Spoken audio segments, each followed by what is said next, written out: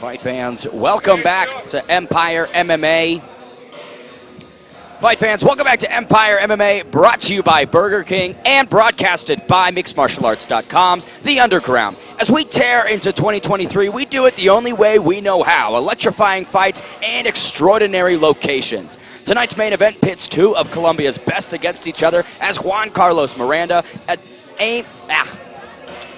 aims to achieve his first career title, and standing in his way is none other than El Lobo, Ronald Vasquez. I'm Ben Davis. Joining me in the broadcast booth is John.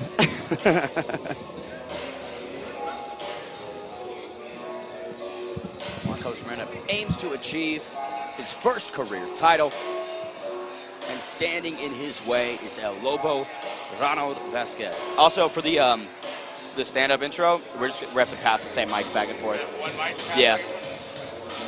Little goofy.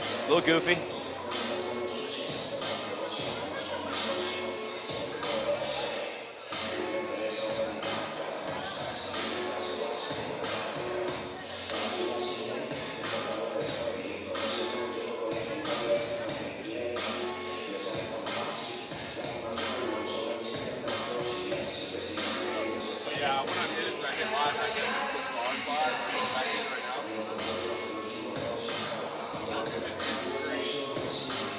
That is a fun one. It's not like StreamYard, right? Like once you're in the StreamYard, like you can never use that destination again. It's not the same, right?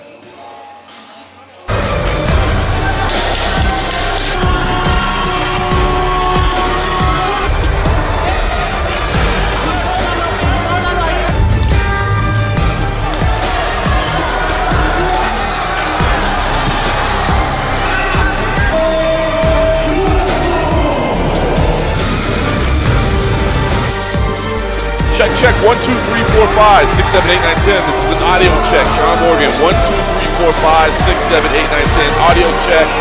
Color commentator, English broadcast, John Morgan.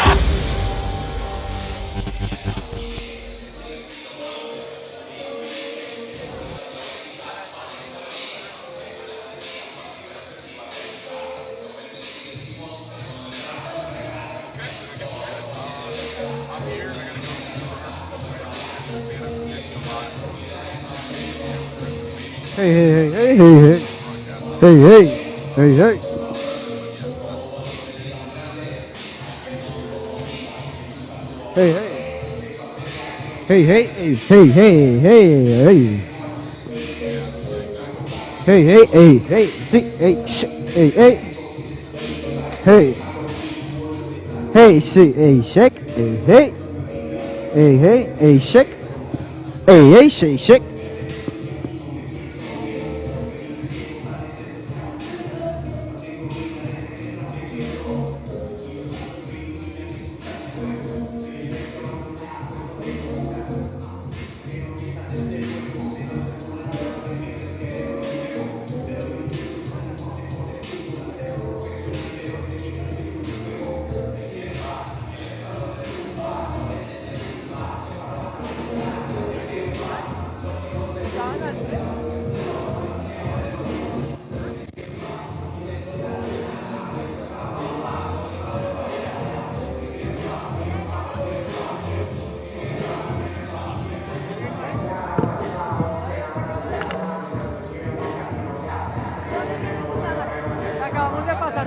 cable o la cámara?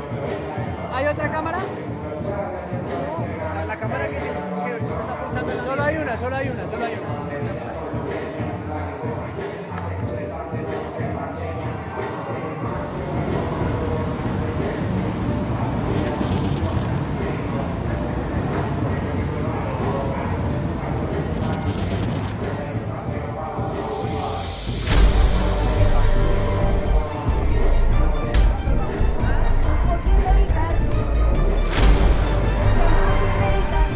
Botar un pedacito cualquiera.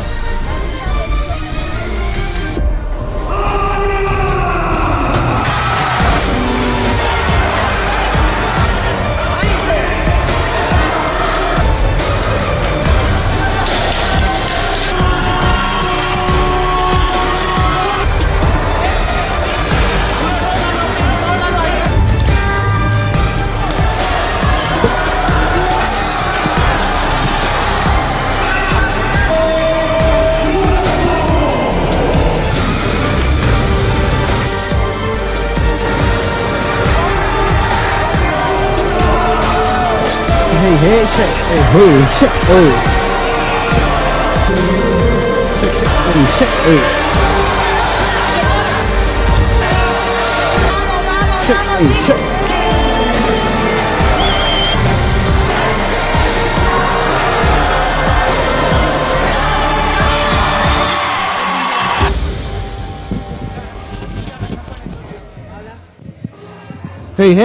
Hey, shake, hey.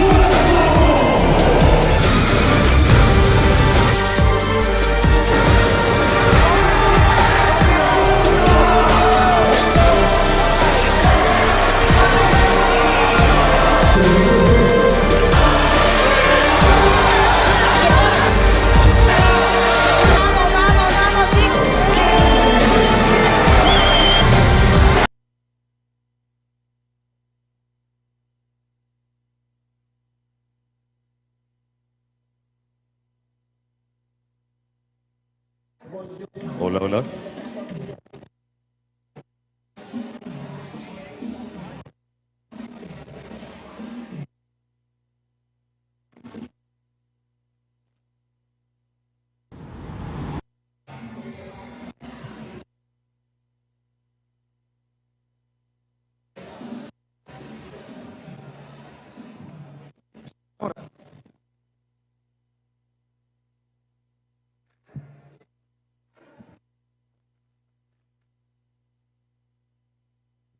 Hola, hola.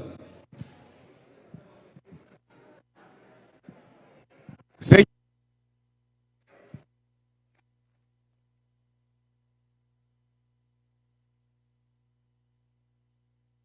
Hola, hola.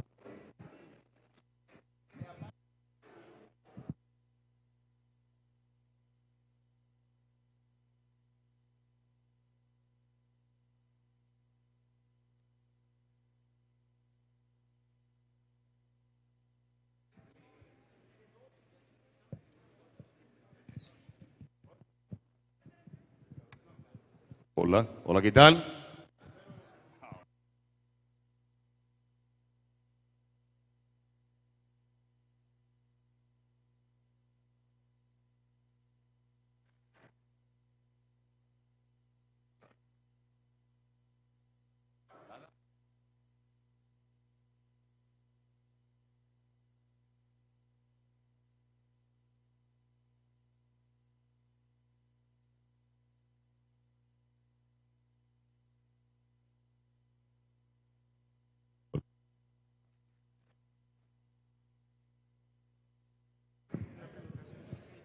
Ey,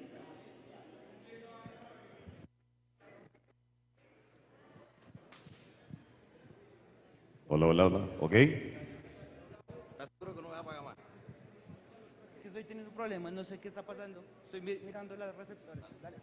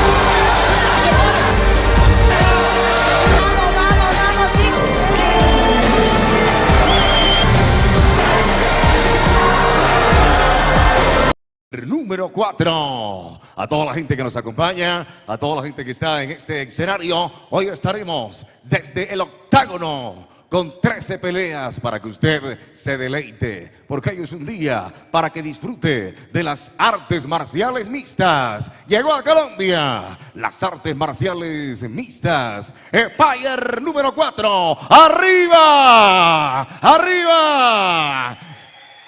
Eso. Vamos rápidamente con el primer combate. Israel Álvarez de Bogotá, apodo Apolo, de la Academia Club Equipo Serrano. 57 kilogramos. Así que hacemos el llamado a los combatientes para que hagan el arribo hasta el octágono. También hacemos el llamado a Brandon Sánchez de Bogotá, Academia LADC, 17 años. 57 kilogramos. De poder a poder en esta noche. De poder a poder en esta noche. A la gente que nos acompaña, y gracias. Un espectáculo que llega a ustedes para que lo disfrutes, para que siga disfrutando de este entorno de las artes marciales mixtas. Israel Álvarez de Bogotá. Le hacemos el llamado al octágono. Apolo. Su seudónimo es el Apolo de la Academia Club Equipo Serrano. 57 kilogramos. Así que de esta manera, de esta forma, le damos el arranque total a Empire número 4. Así que la gente que está acá, por este ladito, a ver por acá, arriba, Empire número 4, arriba, arriba, arriba, arriba, arriba. Eso. A la gente que está por este lado, Empire número 4, arriba, arriba, arriba, arriba, arriba, arriba, arriba. Damos comienzo a este espectáculo de poder a poder. Ya viene Israel Álvarez de Bogotá, Apolo de la Academia Club Equipo Serrano, 57 kilogramos. Ya viene. Ya viene. Ya viene. Ya viene haciendo la entrada. Ya viene haciendo el arribo. Vamos al octágono. Israel Alvarez, first one to the cage here for Empire MMA 4. At 32 years young, he's just dipping the toes into the competitive combat sports scene with a victory in August of last year over Brian Gonzalez. That was a decision win, I'm assuming, here in Bogota. John, he's going to want to find a stoppage potentially. Hola, Benjamin. Está una noche de peleas? No, just kidding. We're doing this in English. It's great to be down here in Colombia for Empire MMA 4. Yeah, starting things off here in the amateur ranks. A little bonus action on the stream tonight. We were originally just going to tape these, but we were ready to go. So let's fire it up and let's go. So Israel Alvarez making his way in there. I will say, even as an amateur, carrying professional level ink, I will say. There's some phenomenal tattoos there. He's ready to go to the professional ranks just with that alone. Excellent ink, excellent physique. I mean, this is a guy who, while maybe not the most tested in combat sports, clearly has an affinity for physical prowess and preparation. I mean, those abs didn't build themselves, John. No question about it. See what he can do here tonight. We'll take a look at the tail of the tape there. Both guys from Bogota. You can already see quite the age gap here. You've got Israel Alvarez, who's 15 years the elder. Slight reach advantage to the youngster Brandon Sanchez, but everything else pretty much equal. Yeah, it's that age difference that stands out. The first of two different teenagers that we've got competing tonight, which I'll be honest, I think it's pretty cool. They actually had to have their parents sign waivers for him to step in the cage. I mean, that's pretty incredible to go to your parents as a teenager and say, hey, I'm ready to get in there for a cage fight. You cool with that?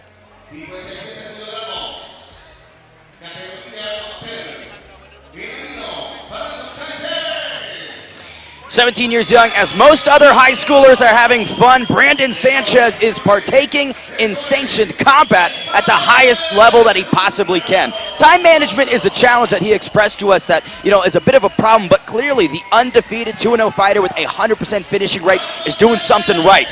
Taking on a fighter 15 years or elder, John, that's a Herculean task, but if anyone's up for the challenge, it's Brandon Sanchez. Yeah, I mean, the fact that at 17 years old, he's already done it twice. As you said, he's got the finishes in there as well. He's got a submission, he's got a TKO as well, so he's shown different skills in getting it done. And to really be starting to build towards a career at just 17 years old, the type of experience that you can get is phenomenal, and that's what Empire MMA is here to do. There haven't been a lot of organized kind of scenes down here. Obviously, Brazil has a phenomenal ranks over there, but the rest of South America is still a little bit behind, and that's what Empire MMA aims to do, is kind of bring those together and give athletes like this a platform to learn and to get better and to build that experience to hopefully one day be in the UFC, to be in Bellator, to be in PFL, One Championship, all the big organizations. The layers of Latin American mixed martial arts, quite deep, quite unique and diverse. And like you said, you just got to be given the chance. But this first fight of the night, obviously biggest storyline is going to be that 15-year age gap. How does Brandon Sanchez, overcome that? You got to think that Israel's going to be a little bit more developed, physically mature and everything. Well, that's it. I mean, the muscular strength just continues to develop as you get older, right? But, you're going to have some speed on your side. You're going to have some youthfulness on your side. And you know what? You don't know what you don't know yet. Sometimes that can be helpful.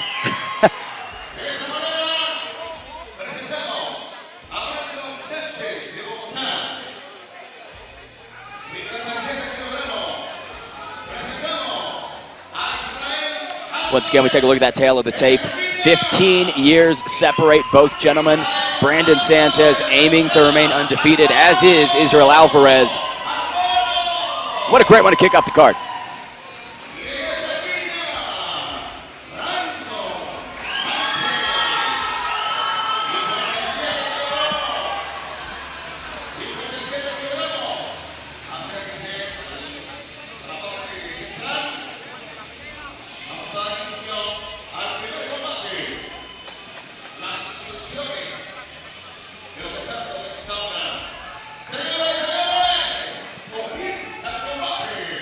Sanchez enjoying a significant height advantage here in the early going. You can see Alvarez in the yellow and black trunks. Brandon Sanchez, the red and black.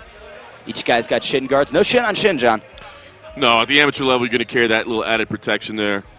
Don't want to do damage. One guy's got to go back to work, and the other's got to go back to school. Good touch of gloves, some respect shown at the outset. Brandon Sanchez opens up with a leg kick, taking the center early as the 17-year-old. There's a big land on the chin of Alvarez. Yeah, and you can really see the height difference early. Alvarez doing a good job of trying to gate that by moving in, moving forward, landing a big right hand over the top there. Excellent shot connected to the dome of Sanchez, now clinching up here. See, Israel's got a bit more control. But Sanchez, right, staying composed. He hit that big shot, didn't really seem like it unnerved him. Yeah, you'll notice here, of course, 3-minute rounds for the amateur ranks. Some places across the United States do 2-minute rounds to start out, but here, 3 minutes across the board. So you'll see that for all of our amateur fights tonight. And once again, at elevation, I mean, Bogota, Colombia, 8,000 feet up in the air. That's about 40% higher than Denver, Colorado, which is what many would consider, right, those tough tasks for the cardio. Yeah, definitely worth a mention and worth monitoring all night long. I'm not going to lie, when I booked a flight down here, I did not realize it was at that, as we see the big takedown. Nice work off the cage there. Bit of a half guard right here for Alvarez. Keeping it in tight, not wanting to give Brandon any room to scramble and pop out. 1 minute 48 left on the clock. A lot of time for Alvarez to get to work as he slides over into that side control position, John. Yeah, Sanchez was looking for the sweep there. Unfortunately, he cleared it. Now steps over to mount as well. Nice work here for Alvarez early, controlling. You see Sanchez trying to get his back to the fence, trying to buck and roll. He's doing a good job of not staying flat on his back, but he's in a bit of a precarious position right now. Brandon Sanchez just clasping the hands behind the back, trying to walk the wall a bit. Oh, big reversal for the youngster. 17 now in the driver's seat, John. I mean, look, that's savvy from a teenager to use the fence to his advantage that way, to kick off there, and now setting up in top position with a little bit more than a minute remaining. I like to see that out of a youngster. Big difference in the guard. You had Brandon Sanchez trying to keep it closed. Alvarez operating fluidly with it. Not able to get much going, though. Yeah, now he's posturing up a little bit. That's the thing is, of course you want to establish the position first, but you got to let go. You got the shoulder pressure early on, but you need to posture up. A little shoulder strike there. I'm telling you, the kid's creative.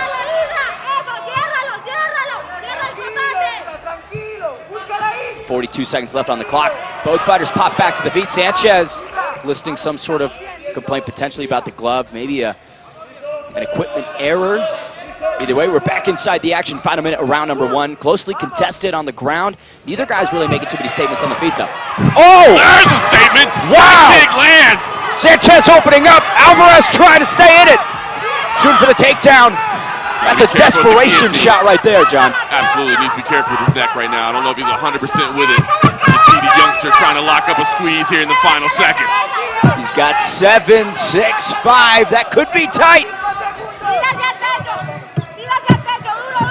There he drops down to it. Hard there to try to get this last squeeze. Wow, saved by the bell. is Israel Alvarez. It was a pretty competitive opening frame until it wasn't. Huge strikes by Brandon Sanchez just swung the momentum heavily onto the 17-year-old side. Yeah, no question. That one sequence alone, that big high kick, that wins in the round. I don't care what else happened there. It was a very competitive round as we take a look there into the corner, but that high kick changed everything. You see Alvarez's cornerman trying to shake the arms out, get the blood flowing. If you're Alvarez, how do you bounce back in round number 2? Well, listen, I mean, you got to be careful in this range as we watch the replays of the action here, because it was this range right here where the taller man was able to land that big high kick. And listen, Alvarez popped up well, but he had to deal with this guillotine as well, so very, very careful. This was good. When he got to mount, this was great work for him. It was just that they were up against the fence, and that allowed the escape. So, try to look for the takedown again, but try to do it back towards the center of the cage. Brandon Sanchez looking calm, cool, and collected ahead of round number 2. Certainly going to be confident as we approach these next 3 minutes. Yeah, I mean, you talk about that mindset at 17 years old. You drop somebody with a beautiful kick like that, that'll give you some confidence. Will be interesting to see if Sanchez starts to pour it on more, right? If he's starting to feel himself inside the octagon. Beautiful little switch kick upstairs. You see, he definitely has the respect of his opponent right now. Oh, front kick tickles the teeth, John. Now he's getting real creative. Misses with the kick, but look at the flurry. Israel Alvarez trying to fire back in the pocket, connects on a couple counters, but simply not enough to steer away the youngster in Brandon Sanchez. Now reversing inside the clinch. This is where he kind of excelled in round number 1. Yeah, I mean, he definitely doesn't want to continue exchanging strikes. That is not going well for him. So working the clinch here, trying to get the outside position again, unable to really establish the dominant spot. The youngster here in Brandon Sanchez is dealing with every position well. Over, under on both sides now. Ooh, careful with the straight arm bar. Got the elbow cleared. Alvarez with some tricks up his own sleeve. Brandon Sanchez wise to it. But that position right there, it's going to limit the movement of Sanchez, right? There's just not a lot he can do with his arm trapped on that side. Yeah, 100%. Just kind of tying things up right there. I mean, initially did have a little squeeze on it, but at least slowing things down. You see having trouble in the clinch there as well against the taller man. There's some knees downstairs from Alvarez. If you're in his corner, you'd probably want him to get a bit busier and try and steal the moments of this position. Yeah, I mean, you see him working these over-unders here and battling for position against the cage, but right now, there we go. Moved it to the ground. Nice work there. Beautiful stuff from Alvarez. Has an opportunity to work from top position. Now, once again, the feet are on the bids. You got to be aware. And another reversal. Same thing. 2 for 2 on getting that position. Reversed excellent. Now unloading a little bit more. And if you're Alvarez, you've expended a lot of energy getting that takedown in the first place. Well, I think you're just frustrated at this point, right? I mean, nothing has gone your way. Now look at, he's still trying to, look at this, attack the right arm from the bottom. So crafty from the bottom. Trying to lock in a submission attempt here. Brandon Sanchez has got to mind his P's and Q's. Trying to sit up on this omoplata. Wow, he's getting it locked in. This could be a problem. Now some ground and pound. Brandon Sanchez needs to pop out of it. Got to get that right arm clear. You see rolling with it, spinning with it. I think he did relieve the pressure there. Nice work. And right into full mount, too, for Alvarez. I mean, he is pouncing on this position. 45 seconds in round number 2. Talk about another momentum swing. Yeah, it really was. The submission attempt there was crafty, but was smart to realize it wasn't working and to get the dominant position again instead. And now doesn't have the feet against the cage to use that to his advantage. Oh, still able to find the reversal. 3 for 3. This kid knows what to do on the ground, John. I mean, that's pretty incredible. 3 mount escapes, and at first you say, okay, well, when his feet are against the cage, he's pretty good at that. Here, didn't have that option available to him, and he's on top once again. 13 seconds on the clock. However, round 2 comes to a close. I'd say we're 1-1. Big answer from Israel Alvarez in round number 2, but this is when we start talking cardio. This is where the stamina management comes into play. Alvarez, body language, maybe not looking the best ahead of round number 3. No, take a look, a couple deep breaths there as he looks to sit down. Yeah, this altitude does something to you. It's just realistic. You can pretend that it doesn't, but it does. It's pressing you. And listen, these two guys are still early in their careers, so they haven't dealt with this a lot. We'll see. It's going to be a gut check in round number 3 because I think you're absolutely right. I think this could very easily be even on the cards. It is a young man's sport at the end of the day. The 17-year-old Brandon Sanchez. John, take me through these highlights. Yeah, I mean, listen, once again, the youngster on the feet was dangerous. And you look at this, I mean, had this landed, I mean, come on, we're calling Sports Center and sending the clip over to him, you know what I mean? Didn't quite do that, but here was the crafty submission attempt from the bottom as well, and I think at least that gives a little confidence. But yeah, as you look in there, you can see the look of, I'm a little bit tired right now. One's got to wonder how much energy Alvarez put into that omoplata submission. Good sign of respect at the beginning of round number 3, touch of gloves. Brandon Sanchez, right? Maybe feeling a lot more adversity than he has in his career prior to this point. Yeah, 2 finishes now going into the 3rd round. We'll see what he can do. Seems to have plenty of energy, still firing up the kicks there. Seems to be the fresher man. But we'll see. And Alvarez is going to want to try to make something happen because it may be even on the cards, but that round 2 was close, so I wouldn't guarantee it. Lots of pressure from Brandon Sanchez. There's the shot from Alvarez. Israel Alvarez just pushes him right across the octagon. Yeah, shot from range, didn't set it up, and now has to be careful with his neck. Sanchez so close to finishing this guillotine in round number 1. Could potentially have another opportunity here. Yeah, trying to get his hands clasped. You can see Alvarez trying to keep the space minimal so he can prevent that from happening. But he's in trouble right here. Drops it down to the ground, has to let it go, but now setting up on top position. Nice work there from Sanchez. 2 minutes remain in round number 3. Okay. Israel Alvarez with his own reversal. What an answer. I can do that as well. It's still a lot of time left on the clock. So if this is even, although he wants to be careful with this guillotine that he's stuck in once again. But if he can get his neck free here, has to be aware of it right now. Dangerous position here, a little bit precarious. Sanchez displaying no love for his elders tonight, doing everything he can to finish Alvarez. But Israel, really a tough competitor. Steps over to mount. That'll force the release of the choke. Nice work there from Alvarez. Bit of a wall, not walk necessarily, but wall posturing attempt from Brandon Sanchez on the bottom. Look, he's going to try to attack this left arm here as well. Looking to isolate it, can't quite do that. Sanchez able to pull it free and now trying to hit this sweep one more time. You saw him planting the right foot there, trying to buck over. This is where the pedal meets the metal. Brandon Sanchez, 4 for 4 with 60 seconds left. Time to start unloading and get this around in the books. Careful with the arm. I love it. Alvarez not giving up here. I mean, certainly exhausted, but it's still turning to the arm once again. He's got that right arm isolated. If he's able to pop that out, John, that could be tight. Full guard right now. Trying to push that out behind the back. See Sanchez pulls it free there. Danger averted here. 30 seconds left, and yeah, he says maybe want to go back to the feet a little bit. Wow. Once again on the feet, closing frame, Sanchez goes high. Didn't give him the space. Look at that front kick to the face. Brandon Sanchez wants to put a stamp on round number 3. Alvarez trying to answer, but he's eating everything Sanchez is throwing, John. What a way to finish this fight in the pocket, just trading blows. What a way to start Empire MMA 4. Going at it till the very end. Beautiful. What a conclusion. Opening fight of the card. Could be fight of the night. Who knows? Brandon Sanchez and Israel Alvarez extend themselves through the full 3-round affair. What a way to start the night. Take a look at that kind of final flurry there from the youngster Brandon Sanchez. That push kick is just disrespectful. And then unloaded the punches as well. What a way to finish. And credit to Alvarez as well. I mean, look, we saw his body language coming into round number 3. It looked like he was tired, yet he stood in the pocket. I mean, looking down, he's so tired, but he's throwing till the very end, putting on a show for the fans. Swanging and banging, that's the definition right there. Gotta think, if we were gonna judge this one, I'd have to assume Brandon Sanchez has done enough. Yeah, I would think so. I mean, 29-28 at a minimum, maybe even 30-27, depending how you look at that round number 2, although his opponent really did have the nice submission attempt. But if this goes the way we think it will go, 17 years old, 3-0, I mean, what a prospect. Someone's O has got to go in this battle of undefeated amateurs. Will Brandon Sanchez advance to 3-0, or will Israel Alvarez find himself 2-0 at the conclusion of this one?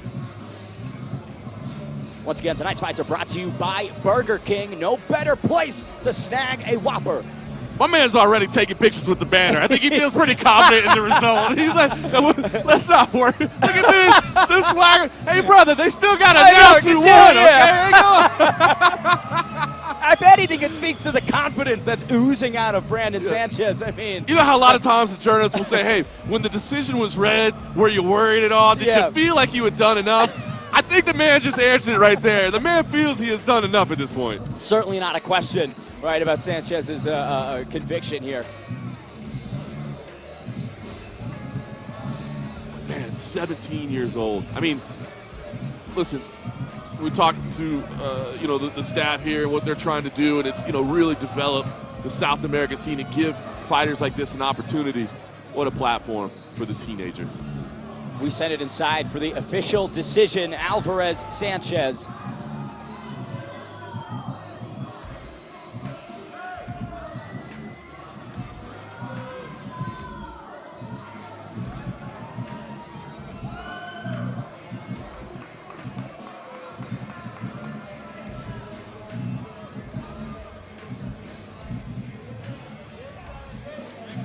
Still tallying the scores ringside. Gotta say, to push that pace as well. I mean, he was in Alvarez's face the entire time. You could see it. The top of Israel's head is smoking. That's incredible. This steam is pouring off of it.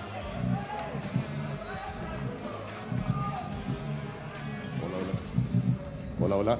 Hola, hola.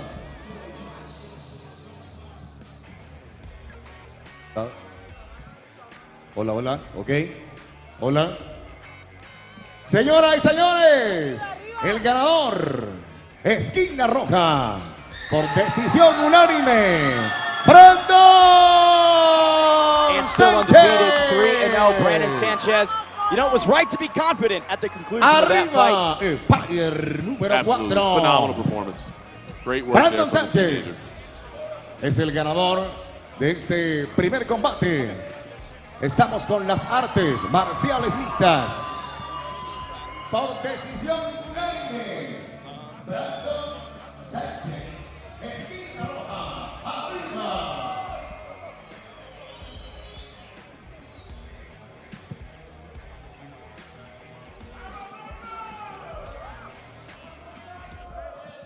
Doing a little producing on the air. Like I said, we were just going to tape this earlier, but we went ahead and brought you live. You take a look at some of the action there. Phenomenal performance there again from the teenager. Just, I get excited when I see this next level talent.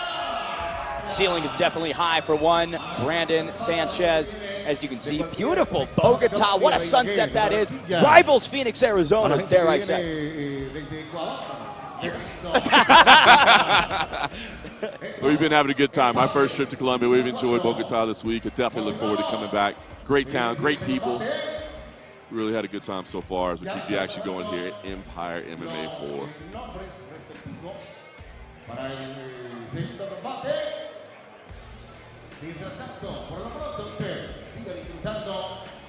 His next fight contest at a bit of a catch weight here, 140 pounds, between Laura Acosta and Carol Duarte. Yeah, I know, by the way, you thought it was, wow, they had a 17-year-old competing. Can you believe that? What? That's amazing. Well, guess what we got next? Got a 15-year-old. 15-year-old making our way to the cage. How incredible is that? We've got a 7-year-old in our main event, John. It just keeps going down. Look forward to it, man. We tell you we're looking for the next wave of talent. I mean, we're looking way in advance. We mean it.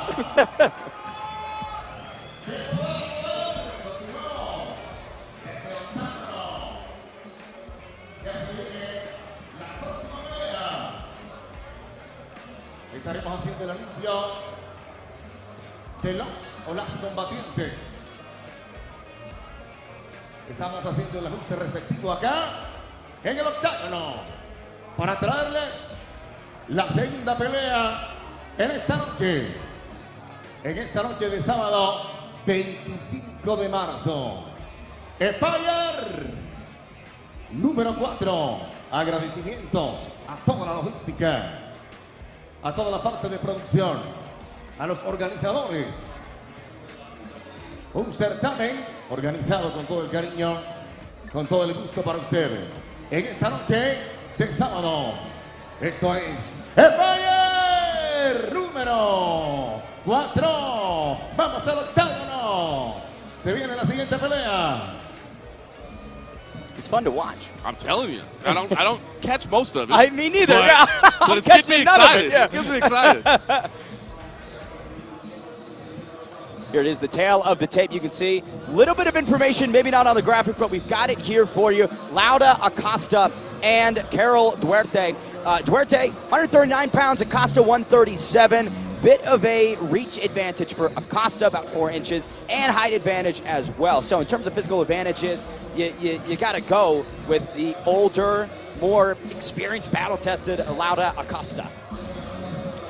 Yeah, I mean, again, I'm just impressed that you got a 15-year-old stepping in here. That's unbelievable.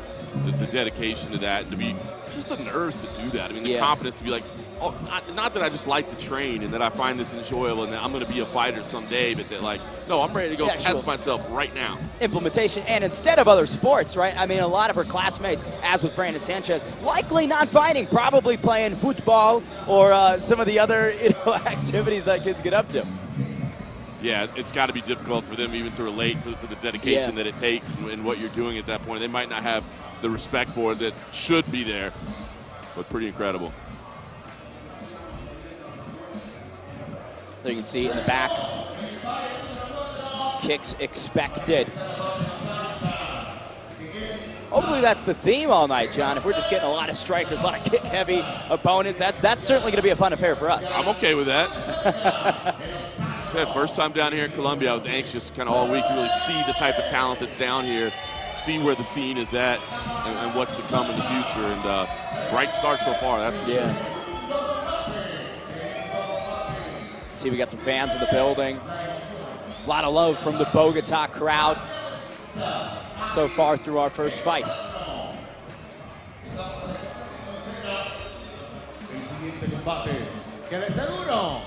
You know, I had to stop in November, and it's just been occurring to me the last couple of days. Really wish I had a better finger on the pulse of Spanish. That would be that'd be pretty helpful. It would be beneficial. You got some homework to do between the next time you make it down there. Todos juntos hemos traído a ustedes este espectáculo. Empire número 4. Siente de poder a poder, arriba, de poder a poder.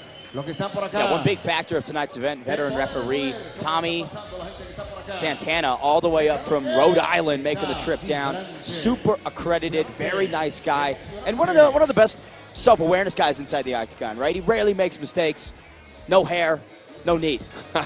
Very passionate about the sport for sure. Wants things to be done the right way and holding everybody to standards. So he's got a long night ahead of him. We're certainly putting in the work all week long. I'm liking the kicks on the ref we have inside the octagon here. Some slick A1s downstairs, maybe. Great observation. Skinny jeans too. That's a look. He maintains that dexterity despite a lot of tightness in the downstairs. It's impressive. I wouldn't be able to move that quick. Just looks uncomfortable. I think he's got a chain on as well. Oh, I mean, he's dripping. This guy he is iced out here at Empire MMA 4. Once again, tonight's fights are brought to you by Burger King. Where in the world to find the Whopper? No other place than Burger King. Go grab one today. And a sandwich they named after me, by the way. The Irresistible King. The Irresistible King I saw on the menu while we were there for ceremonial weigh-ins. I was like, look at that. They know my nickname. How about that? Hey, JM was coming down to town, so they had to personalize the menu a little. Thanks, Burger King. You know, interesting additions to their menu, which sets them apart from other fast food chains. A lot of vegetables, right? You got the veggie chicken nuggets, you got the veggie patties. You know, I don't subscribe, but I love the options. Tune in for the fights. Stay for the fast food menu breakdown.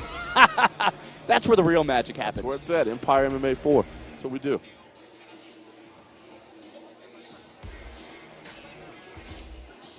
A little last second scrambling here to get everybody in place here for fight number 2. You know, as just mentioned, we want to do it right, as per Tommy Santana, following the philosophy.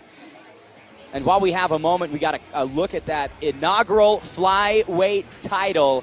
That looks fantastic. Really high quality leather. You've got the Burger King logo on the side. I tried to campaign for them to put the Burger King logo front and center.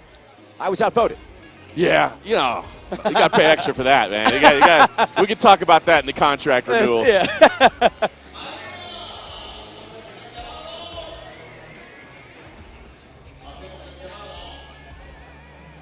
A Carol Duarte.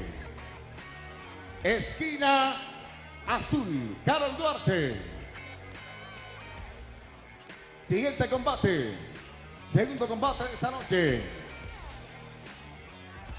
Estamos a la espera de que haga su arribo Carol Duarte. The youngest fighter. 63. The youngest fighter on the card at 15, Carol Duarte, looks to prove that her age doesn't define her abilities as a mixed martial artist. Her lone outing was a setback to Michelle Casamayor, but she extended it to the third round, whereas Michelle's other opponents were unconscious within 30 seconds, John. Under the tutelage of Combate Global's Javier Rugeles, lots of anticipation for how Duarte will bounce back from that evening in August as she pens a new chapter of her combat sports story tonight. Listen, that's what you're trying to do early on, right? You're gonna take those lessons. You're gonna find yourself in some bad spots, but you learn. Okay, that's how you identify what it is you need to get better at, where the improvements need to be made in the gym. You just don't get that without live competitions. The question is, do you go back and fix it? What do you do to make those adjustments? And at 15 years old, I mean, can you imagine the type of strides and changes you can make?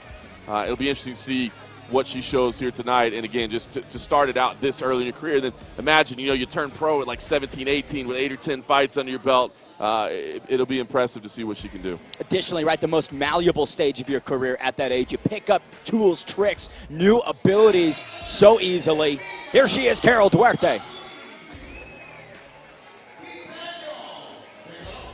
We take a look at that tail of the tape. Again, 15 years old for Carol Duarte, 28 for Laura Acosta. She will benefit from a bit of a height and reach advantage. We'll see how she uses that tonight. A Laura Acosta. At 28, the Bogota native Laura Acosta seeks to snap back-to-back defeats in 2022 and kick off the year in the right way. Again, she fell to Michelle Casamayor in November 2022 before that split decision loss to Catherine Mendoza at MMA FC2 in April. Which is a tough start, right? You kick off your career with a big win, third round TKO, and now back-to-back defeats. Mental game is the key for one Laura Acosta. Yeah, 100%. I mean, you just can't get down on yourself. Again, it is the amateur ranks. You're getting that experience. When you turn pro, it'll all reset. So you can't live with it too long. And I like the fact that she is trying to stay active and continue to get more experience under her belt and to move to the professional rank. So, you just got to put those behind, realize they don't matter in the grand scheme of things. Did you learn the lessons from them, and what can you do here tonight? And it's got to be, listen, it's got to be a little bit weird as an athlete to go in there knowing you're facing a 15-year-old as well. It's like, it's got to kind of mess with you a little bit mentally. Not often do you have a 13-year age gap in the opposite direction, right? Yeah. And sort of like we talked about with the first fight, Brandon Sanchez and Israel Alvarez, will there be a bit of a power differential, some athleticism? Sanchez proved that wasn't the case. Maybe history will repeat itself in our second fight of the evening at Empire MMA 4. One of several women's fights tonight, by the way. Women well represented on this card, which is good to see. Absolutely. Here she is, Laura Acosta, aiming to find her way back inside the win column. Funnily enough, each woman's prior opponent is one Michelle Casamayor, who is also fighting later on tonight's card. Once again, that tail of the tape, biggest storyline is going to be the 13-year differential. Carol Duarte, 15 years young, but really, sure of herself in the fighter meetings. She was a little bit nervous, I would say, but no real uncomfortability. And here inside the cage, she looks laser focused, John. Picture of focus, to say the least. See how this thing starts out. I'm intrigued by this. Since I saw her 15 years old, I'm anxious to see what happens here. Slowly stalking forward as both women could touch of gloves, show of respect. Opening front kick right there from Acosta, but Carol Duarte landing with a crisp combination, John. They're going at it early. Slow pace out there, but they're letting it rip now. Oh, my Ooh. gosh. Duarte pushing the pressure against the cage, now trying to find the way to the back. I think she's got those hands not locked. No, Acosta was looking for that head and arm choke there for a moment. Duarte defended it well. Now she's trying to wrap the body. She presses the thing against the cage. Use that kind of power advantage that she might have here in the clinch. Beautiful work by Duarte. Acosta tried to separate, move out. Carol brought her right back to the cage. Yeah, strong work here, just keeping it in position. Now let's see what she wants to do with it. It's one thing to hold your opponent there to maybe frustrate him a little. You see some wrist control on the right side there. We talk about one of those storylines being the athleticism and potential power advantage that Acosta would benefit from, but Duarte just kind of pushing the pace whichever way she wants this fight to go, then lands with a big right hand on the break. Yeah, nice left hand in there, separated. Her nose is busted up, though. You see blood streaming down there. Oh, Acosta now putting on the pressure. And here you talk about the youth. You know, what's the mindset like in here? Do you panic in this situation? You're bloodied up early. You've taken some big shots. How strong are you mentally at just 15 years old? We shall definitely see where the willpower falls. 90 seconds remain in round number one. Back and forth affair. Acosta, though, seemingly the more effective and more impactful striker so far. But look at that. What a punch by Duarte. Teeing off right now. Shots being landed on both sides. Massive connection by Acosta. You can see some heavy deep breaths from Carol. Lots of blood flowing from that nose. Leg kicks right there from Laura. Big right hand. Another straight right down the middle. She's got to be careful with that. You talk about, you see the deep breaths there. I mean, we talk about the altitude that we're at. Then you get damage to the nose. There's blood streaming down there. That's impacting your breathing as well. So Duarte really being put to the test here early. Winging some wild hammers. Another right hand sneaks its way through the guard. Carol Duarte really displaying some chin here. Yeah, Acosta, straight punches down the middle. Nice combinations, landing clean. 30 seconds remaining. Both of them taking a couple deep breaths there, so fatigue likely setting in on both sides. This has been a high tempo with big punches being exchanged both ways. There's a straight right once again. Just can't miss. Boom, again on the cheek of Carol Duarte. We talk about that height and reach playing a factor. It's certainly benefiting a lot of Acosta. Look at that, Acosta just urging her forward. Duarte answers the assignment. Scrap here in the final seconds.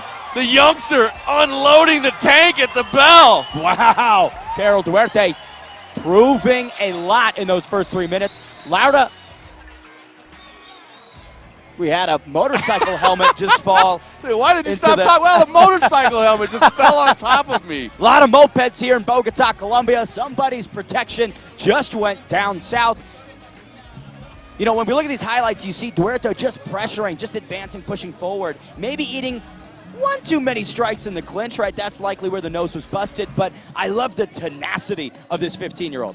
Yeah, I mean, you really had a gut check in there, right? Like I said, where's the mentality at? You're busted up, you're bleeding. Do you quit? Do you fold? I mean, we see that happen sometimes. The answer was no, she did not. She continued to move forward. So I think the key is just going to be distance management here in round number two. I mean, both were sucking some wind there at the end, so the fatigue is definitely setting in. So if you're tired, you got to be able to look across the cage and realize, look, my opponent's just as tired. Let's make this happen. But I think if you're Duarte, the key is do not fight at range, because that's where those straight punches are being landed right down the middle over and over. A magnetized chin on Carol Duarte. I mean, it just attracted that right hand time and time. Evasion is key. But for Laura Acosta, pretty good opening round. Yeah, I mean, I think she took that on the judges' cards, I would assume. But she realizes she's in with somebody that's going to be game. Once again, slow start. A lot of respect. Referee encouraging action 3 seconds in. Big connection, though, by Acosta. You know, despite eating all of these shots, Carol Duarte, great poker face. I mean, she's not letting any of this show. Not at all. She just needs to get into the clinch here. She lands a nice big right here, big hooks over top. This is where I think she's most effective, especially if she can get a takedown. You see the body lock there, trying to slip around to the back. Grips briefly broken but regained, and there it is. Carol Duarte secures the takedown right into mount, John. Beautiful takedown, immediately into mount. You see head on the cage there for opponent. Doesn't have the feet and the ability to push off, so going to try to stand heavy on top. You see Acosta just kind of holding tight right now, preventing the posture, but I think Duarte is happy to kind of set up here, establish his mount, and drive some shoulders in there. A couple of shoulder strikes on top. What a unique weapon that's been really leveraged so often. Now Duarte going to work at the ground and pound. Posture's up there, big punches here. This is the most offensive moment of the fight so far for the 15-year-old. Laura Acosta really not a fan of that ground and pound. You could see a couple winces as those punches connected from Carol. A lot of time on the clock right now, too. And as it stands, Acosta was trying to buck her on. Now she's turning over. She's going to expose her back as she tries to escape here. Settled back down. That's going to allow Duarte to posture up and try to punch again. Acosta doing a good job of tying up the wrist underneath to slow down the pace. Looking for the sweep here. Unable to get it. 90 seconds left on the clock. John, if you're Laura Acosta, what do you do to get out of this position? Well, you've got to trap the wrist like she's doing right now. Now look at this. Beautiful spin here. She's got her feet on the cage. That's going to allow her to roll over. Well done there. Great awareness of where she was, putting herself in the proper position to escape. And now turning to the armbar. Carol Can she Duarte extend this? deep in on the armbar. Acosta trying to defend effectively. Oh, the hands. She's trying to clasp the hands. Can't quite do it right now. Difficult to see exactly where the pressure is on the elbow. Has she cleared the pressure? Definitely tenuous spot here. 40 seconds remain. I mean, there is enough time for Carol Duarte to complete this submission. Yeah, you see right now Acosta is trying to step over. Now there's no pressure on it, so she's in a good spot here. Beautiful work by Laura Acosta to evade that. Probably one of the most significant moments of the fight, and Acosta passed it with flying colors. And look at this, knee on belly and steps over to mount a reversal of fortunes here late. Couple hammer fists, 20 seconds with which to work. Can Laura put a stamp on round two? Left arm dangling there. Will she look for the armbar right now? Just wants to have the hammer fist from the mount. Left knee pinning down. My Those goodness. are impactful shots to close out round number two. Laura Acosta and Carol Duarte just in an all-out firefight through 2 rounds. John Morgan, round number 3. What does each fighter need to do? Well, first of all, can I just say how bad I feel for the judges right now? I mean, that's a back-and-forth round right there. If you look at some of the replays here, I do think, as we saw here, that the most effective position was Duarte was on the ground. Had this near armbar here, which was beautiful. Acosta dealt with it well, was able to defend. I just think, once again, if you're Carol Duarte, I'll be honest, I don't know which way that round went. I mean, I think that armbar was pretty significant. I think she had mount, but then her opponent finishes the mount doing some damage as well. Yeah. I think this is even going into the third, but I don't know that for a fact. But I think what you did see there from Duarte is that the clinch and the takedown is much better for you than trying to stand at range and the longer, taller opponent with the nice, crisp, straight punches down the middle. On the flip side of it, I think Acosta's got to be thinking exactly that. Like, do not let her get close to me. Stay away, punch. Just stick and move, We'll see. Each fighter on the stool in between rounds. Laura Acosta, seemingly the fresher one. Carol Duarte, some grimacing ahead of round number 3. You got to think also, if you're Carol Duarte, similarly with this first fight, you have to mitigate those reversals. I mean, when you secure that takedown, keeping it is the most important thing. And I will say, they did throw that stool inside the octagon. I'm not sure if you saw. They just tossed it up from the side. Curious, I don't know if are we missing a mouthpiece or there's a little bit of delay. I thought maybe, that Duarte doesn't have her mouthpiece right now. I don't know what we're waiting on. I think that's what we're waiting on. Oh, they can't find it. The corner's looking around. They're saying, I don't know. We'll take a look as well. See if we can see it from our vantage point. That looks like a mouthpiece, but Maybe I think it's right here. Yeah, it looks like it's right here on the ring. Yeah, they found it. That was the mouthpiece right there. They found it. We're good to go. You know what? Black mouthpiece on a black top platform. Unsurprising that they lost it. Round number 3 between Laura Acosta and Carol Duarte. Each woman looking to bounce back inside the win column. They have 3 minutes with which to make that a reality. Could have maybe given that thing a quick rinse, but we're going at it. A little Aquafina. Just something. A little Club Columbia on it. I mean, just a quick rinse might have been nice. Hey, Duarte doesn't mind. She's game. Let's go. No sanitation needed for the 15-year-old. Really slow start here in round 3. Again, each woman trying to figure themselves out. Big shots from Acosta, but Duarte powering through like a linebacker to secure that position. Smart work here again. I mean, this is where it was best for, and you see her right away trying to work on this trip. She's got the hands clasped. She's trying to turn to the outside to her right for the trip takedown. Doesn't quite get it there. Nice adjustment from Acosta. Excellent balance from Laura as well. And we talk about those hammer fists, right? Maybe they're not the most impactful, but it's causing some significant damage on the face of one Carol Duarte.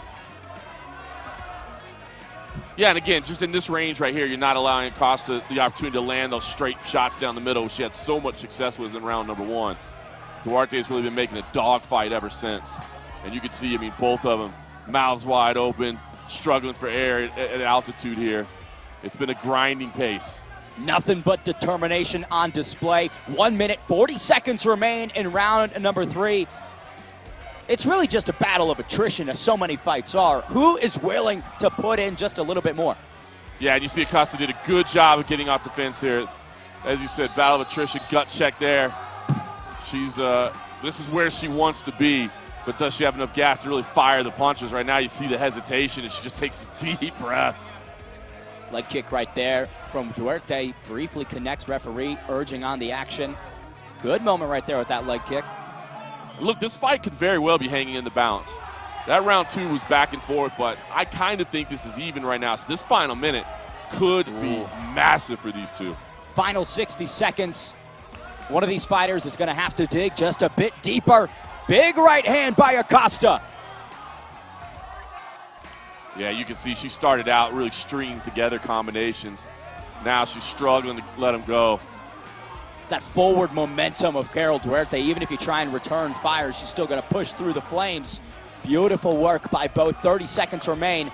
Somebody's got to put a stamp on it, John. Really do. I mean, I think a big takedown here. Duarte could be big. Front kick just missed there. Couple left hands connect as well on the break. Carol Duarte. Wow. Blood streaming down again. You see, I just don't think she has any energy left in the tank at all. Couple right combination there. Duarte trying to move in. She's just eating shots, no regard. Carol Duarte pushing forward the whole fight. What a fun scrap that was. That catchweight bout between Laura Acosta and Carol Duarte, you can see embracing after the war. John, take us through these highlights. Yeah, you take a look at some of the replays here, and again, in this third and final round, Acosta was able to work at range a little bit more. You see her framing away, landing those right hands. And I think, honestly, that's kind of the tale of what happened here in the third and final round, was better strikes on the feet and was able to prevent the takedown, prevent too much time in the clinch. And you see both of them were just absolutely exhausted. I think those are kind of smiles of pain at each other. Like, I can't believe we're out here doing this right now. So I think Acosta probably did enough to take home the decision. But I'll tell you what, Duarte at 15 years old is as tough as they come. You know, I think maybe a little work on the cardio will help as she moves forward. I think there's some opportunity there. Again, not minimizing the altitude. It's a real thing here. As you said, I mean, about 3,000 feet above Denver, you know, which we think what that does to athletes. The altitude capital of the States by many people's regard. And at 15, extending a 28-year-old all the way to the scorecards, you know, and having so many good moments and being a physical presence inside the octagon. Seems like they're clearing out the nasal right there. Yeah, no, I love it. It kind of reminded me of getting COVID tests back in the day. The smile, you saw the smile, you saw her wag the tongue out a little bit, you know, gesture to the camera. I think, you know, there's going to be your winner right there in Acosta, but I do think Duarte can, you know, take some solace in the fact that she turned in a great performance. She showed guts, and at 15 years old to be willing to go in there and push yourself to the limit like that, that's a nice place to build from. Talk about the reality of where Carol Duarte will be in 13 years at Laura Acosta's age. I mean, the opportunity is endless, and with the increased awareness and eyesight on Colombian mixed martial arts and Latin American mixed martial arts in general, she's only going to benefit from it. Absolutely. To be testing yourself at this level at that age, I mean, you just don't normally see that. We sent it inside to find the official decision between Laura Acosta and Carol Duarte.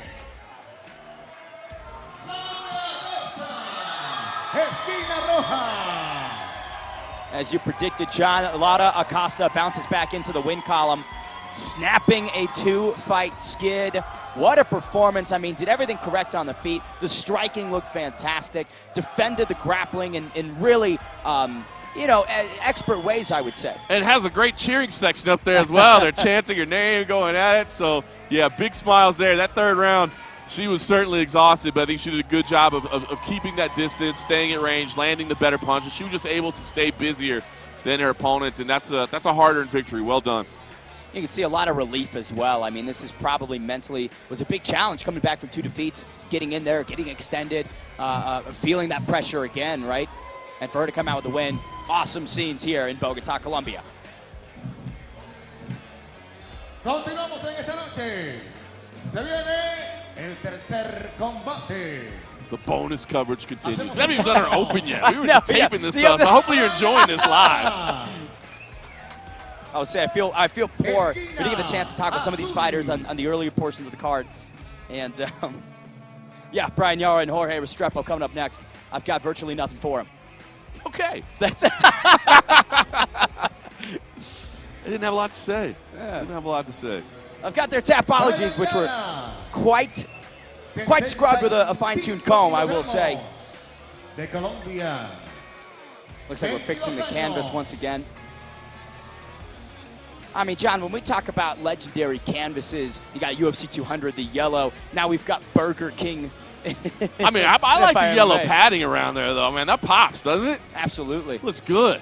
And is that what I see on the postmixedmartialarts.com's The Underground? I mean, I see it there. You see the logo looking sharp. Appreciate everybody that's joining us, watching us there. The old school UG, mixedmartialarts.com. We appreciate Empire MMA allowing us to broadcast their action this evening. You see it right there on the left side of the screen at the UG. Follow. Beautiful. Everybody Beautiful. Give it a follow. follow. Stay up to date. You guys have like a notifications bell on the website or some sort of... ring it. Ring it.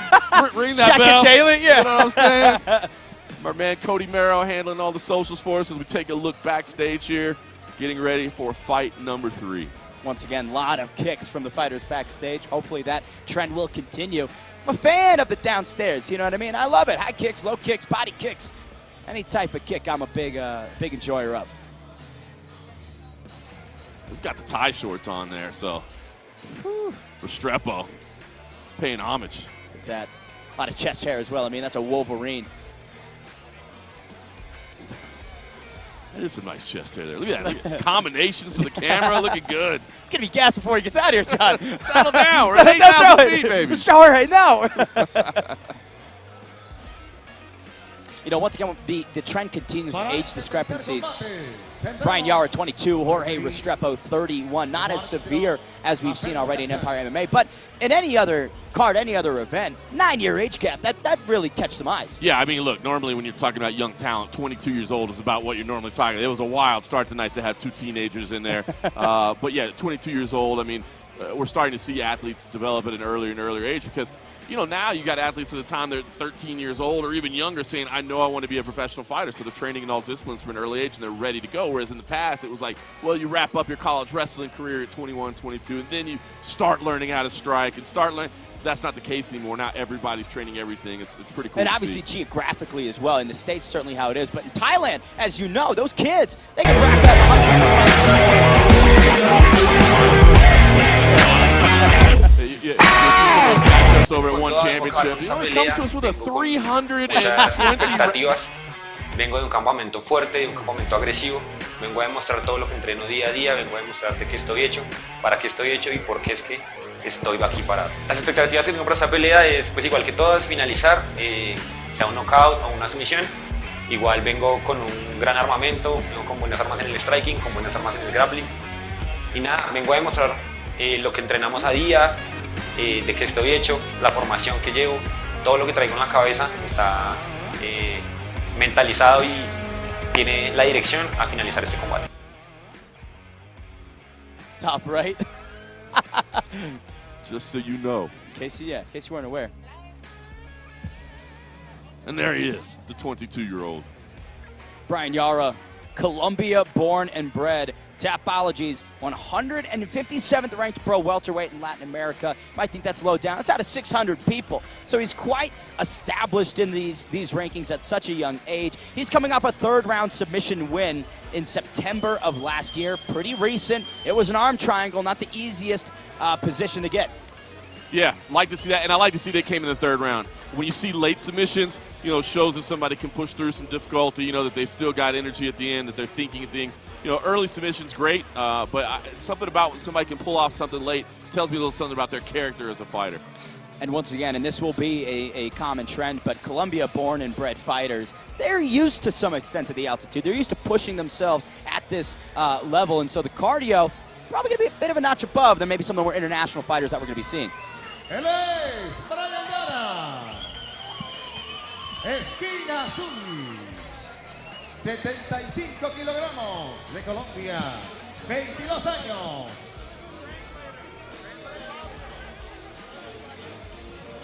Take a look there at the tail of the tape, and you do see the number that stands out to you, the 22-year-old.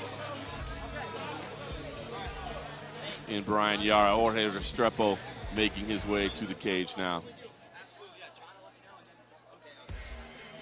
Haciendo el arribo al octágono, Jorge Restrepo. 31 years old for Jorge Restrepo, also 1-0. His lone fight thus far, a TKO finish, so we saw that striking in the warm-up room. He showed it in the cage as well. Also in the third round, which I like to see that. Again, the late finishes, pushing for something. Hey, I'm not cruising to a finish here. Hey, I know I'm being pushed to my limit, but I'm still able to find something. So interesting to see that both of these coming off third-round finishes in their debuts. A lot of intensity from both competitors at the weigh-ins as well. I mean, laser-focused, just staring daggers into each other's eyes, John. Yeah, they provided some early energy at those ceremonial weigh-ins. They really did. You can see the tail of the tape. Each guy 1-0. 9-year age differential is going to be the biggest story of the fight. Jorge Restrepo has a bit of a height advantage, but you've got Brian Yara, who has a little bit more reach. It's the alcance and the estatura. I'm going to start adding it into my vocabulary.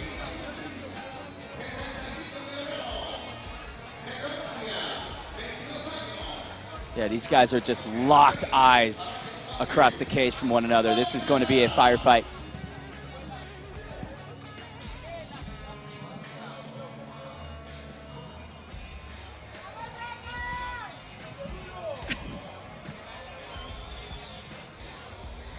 Tommy Santana making the debut in Bogota here, refereeing the first fight of the night for him. That bald head is shining. Sir. Is a carefully manicured. Call the man bald. It's a definition, John. True. All right, I'll let it slide. Jorge Restrepo and Brian Yara, 9 years separate these men, but no real distance inside the octagon. Meeting in the center right in that. Oh, big connection right there from Restrepo. My goodness. What a flurry to start things. Came out of the gate swinging. If there was any big takeaway from that initial exchange, these guys are throwing hammers. Leg kick briefly stumbles Restrepo. Yeah, a little sweep on that low kick. Restrepo right back to his feet. Oh. Back to the well he goes, John. Yeah, Yara wants to attack those legs. Of course, you do have the shin guards there. Does soften the blow a little bit, but it still hurts. You land that thing full power, Good still beat do some game. damage. Bit of a feint right there from Yara, trying to draw out some reactions and then counter off for those movements. Restrepo not buying into it, but eats another leg kick. Those are going to add up, John. Yeah, and you see Restrepo there kind of signaling Yara to come on, but you got to address those leg kicks right there. Restrepo flexing in front of him. He's saying, let's exchange hands. I think Yara says, why? I'm chopping your leg. I'm good with that. Throw out the axe kick. Spinning kick return right there from Restrepo. Each guy misses. Now goes high. Jorge trying to find the distance. I mean, smaller guy operating at a disadvantage, and Yara chopping those legs. I mean, you got to think his stature is going to be a bit more destabilized. Restrepo's come up just short on a couple different strikes. Now he moves in. Right hand did sneak in there, and you see him saying, come on, let's do this. Yara going to keep chopping the legs. 1 minute, 35 seconds remains. Jorge Restrepo with tons of gamesmanship, but not necessarily an answer for the leg kicks early. No, and he's got to be very aware of that. You can gesture all you want. You can signal your opponent to come in and exchange hands, but you got to address those leg kicks. A lot of patience in the pocket by Brian Yara. I mean, when Restrepo unloads, you can see him thinking about what he wants to throw instead of just running off instinct. Yeah, absolutely. I mean, Yara, even at a young age, is showing that he's comfortable in there. You see the feints that he's throwing out there. I mean, taking the time to commit those. 1 minute remains. Lot of significant strikes, but those leg kicks definitely the story of these first 3 minutes. Yara, a bit of an unorthodox exchange right there. Stumbled off of his balance. Yeah, but Yara's showing nice composure. You see Restrepo does land to the body there. Rushes forward with punches that miss. I mean, Restrepo is being the aggressor for sure. But Yara has been dealing with it pretty well thus far. 30 seconds left in round number 1. The blitzes of Jorge Restrepo not paying dividends, but showing moves. You know, he's getting inside the pocket, and with the hooks that he's winging, if just one of those connects, John, might be lights out. Yeah, he's certainly throwing some nice shots in the middle. You hear the clapper there for the final seconds. And listen, the judges might like the aggression as well. He's the one generally moving forward. He's the one on the attack. You see Yara there with a little jog there in place. But, you know, what do the judges see? Are they really assessing the shots as they land? I tend to think Yara landed the better shots here as we take a look at that axe kick that just missed. I tend to think he did, but Restrepo was the one that was the aggressor and that was moving forward the whole time. And judges do seem to award aggression quite often. And I love the work between these two, the gestures back and forth, like, come on, let's go. Brian Yara, a lot of handiwork downstairs, but would kind of love to see him reverse that momentum, push the pace a bit more on Jorge Restrepo. In terms of who's the better or more sophisticated striker, I'd have to lean Yara through 3 minutes. Yeah, I completely agree with you. Again, the composure that he's shown on the feet has been incredible. And looks calm in there. Looks to be processing all the information he's being given. You see Restrepo on his feet, staring his opponent down. That's intensity defined. I love it. He's like, I've been staring at you since the face-offs. We're going to do it again now. Once again, each fighter's lone victories have come in round number 3. We are on the precipice of round number 2. Tony Santana gets us going for the next 3 minutes of this one.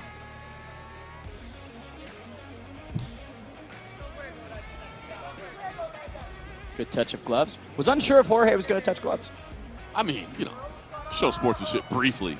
And then we go back and try to beat the heck out of each other. High kick attempt right there by Restrepo. Now trying to show levels, maybe feint some sort of a takedown, but no shot so far. Big right hand lands on the guard of Brian Yara. Yeah, Yara doing a good job of staying just out of range, but as you said, would maybe like to see him a little bit busier. He looked downstairs for the takedown, wasn't there, but I like it, changing things up a little bit. Oh, that right hand of Restrepo caught the attention of Brian Yara. Yara activating the grappling, hands locked behind the back. Yeah, that was a nice flurry by Restrepo, maybe his best combination thus far, but ended up wading in a little bit too close. You see Yara right now, body lock, driving into the fence. Restrepo doing his best to pummel under and find some sort of advantage inside the clinch, but Yara wise to it. 1 minute, 55 seconds remains in round number 2. Those knee strikes can't feel too good, John. Yeah, Restrepo doing all the right things against the fence right here. You saw him overhook on the left side, now he's let that go. Sprawling, countering exactly as you should, looking for that wrist control to try to spin away, but he's trapped here for the moment. Nearly had the trip there. Extracted the left leg immediately. So Restrepo, you can tell he's comfortable in this position. He's drilled this position. It's evident, but he needs to get out of this position as well. In terms of exiting it, would you say pummel in and break? 100%. He's got the idea, but you got to spin. It's one thing to address everything, or you can just jump up in the air like that. I mean, that's one you see recommended a lot. Like just jump up. Just air Restrepo, you know, why not? I love it. First class ticket. Yeah, and you see that ended up being a mistake because now Yara's able to clasp the hands. He's going to lift him and slam him to the canvas. Wow. Great work there. That resonated throughout the arena and elicited quite the reaction from the combat sports fans here. And that's, you know, credit to Yara's patience in there, right? Restrepo was doing all the right things, but as I said, he's addressing it well. He's not getting out of the position. Because he remained there and then made that mistake of letting go of the proper positioning that he had, that allowed Yara to get the takedown. And so Yara did a good job of staying patient in there, not panicking. Again, we talked about his composure on the feet in the opening round. Now I'm going to talk about his composure in the clinch game as well. His prior victory was an arm triangle in round number 3. three. Setting up the signature, right? Brian Yara looking to repeat history here. He's got 20 seconds left. If he wants to find this finish, he's got to have a little bit more urgency, I'd say, John. El Triangulo. I don't know if that's actually right or not, but we're Hey, going with I it. believe you. I mean, if you just say it with confidence. Right, yeah, I'm not okay. I'm not the guy to say, no, that sounds wrong. But I love it. I mean, clearly that's one of his go-tos, right? I mean, he set up the arm triangle quickly. It looks like he's going to run out of time. I like it. Beautiful. No, he doesn't have it, so why not go ahead and punctuate it with a flurry? Nice clock awareness there. If you know you're not going to get the submission, hey, why not let me do a little bit of damage? Really late? solidify. Look at the handiwork of Brian Yara once again. Clasps the hips, or the hands under the butt, rather. Up goes Jorge. Down comes Restrepo. Yeah. And it took one mistake. That's like it. you said. And I think Restrepo just got impatient in there. You know, I think he was frustrated that he couldn't get out of that position, and he made a mistake. And unfortunately, it didn't cost him the fight. He was able to battle out of that arm triangle and outlast it. But I think he's probably down 2 rounds to none right now. One of the anecdotes about that arm triangle position is because of the against the cage and how Yara had it, he was just wailing on the body. We don't know how that's going to affect the stamina of one Jorge Restrepo. Yeah, I mean, it certainly can't help. I mean, he looks pretty calm, cool, and collected right there, but that doesn't feel good, that's for sure. You can see in the corner of Brian Yara, John Tacha Rodriguez, one of the brightest prospects on the scene here in Latin America. Tommy Santana gets us prepped for round number 3 once again. This is the round where these guys get it done. We'll see if that happens again tonight here at Empire MMA 4. Yeah, pretty unique situation that they both had third-round finishes in their debuts. One by TKO, one by sub, clash of styles. Oh, big shot right there from Restrepo again. Those blitzes are the best path to victory on the feet. And he really does a great job of moving forward with combination, throwing heavy shots. But you see Yara does a great job of not moving straight back. He moves out laterally so he gets out of the way. And that's what's been able to help him throughout each of these exchanges, the way he moves out of that.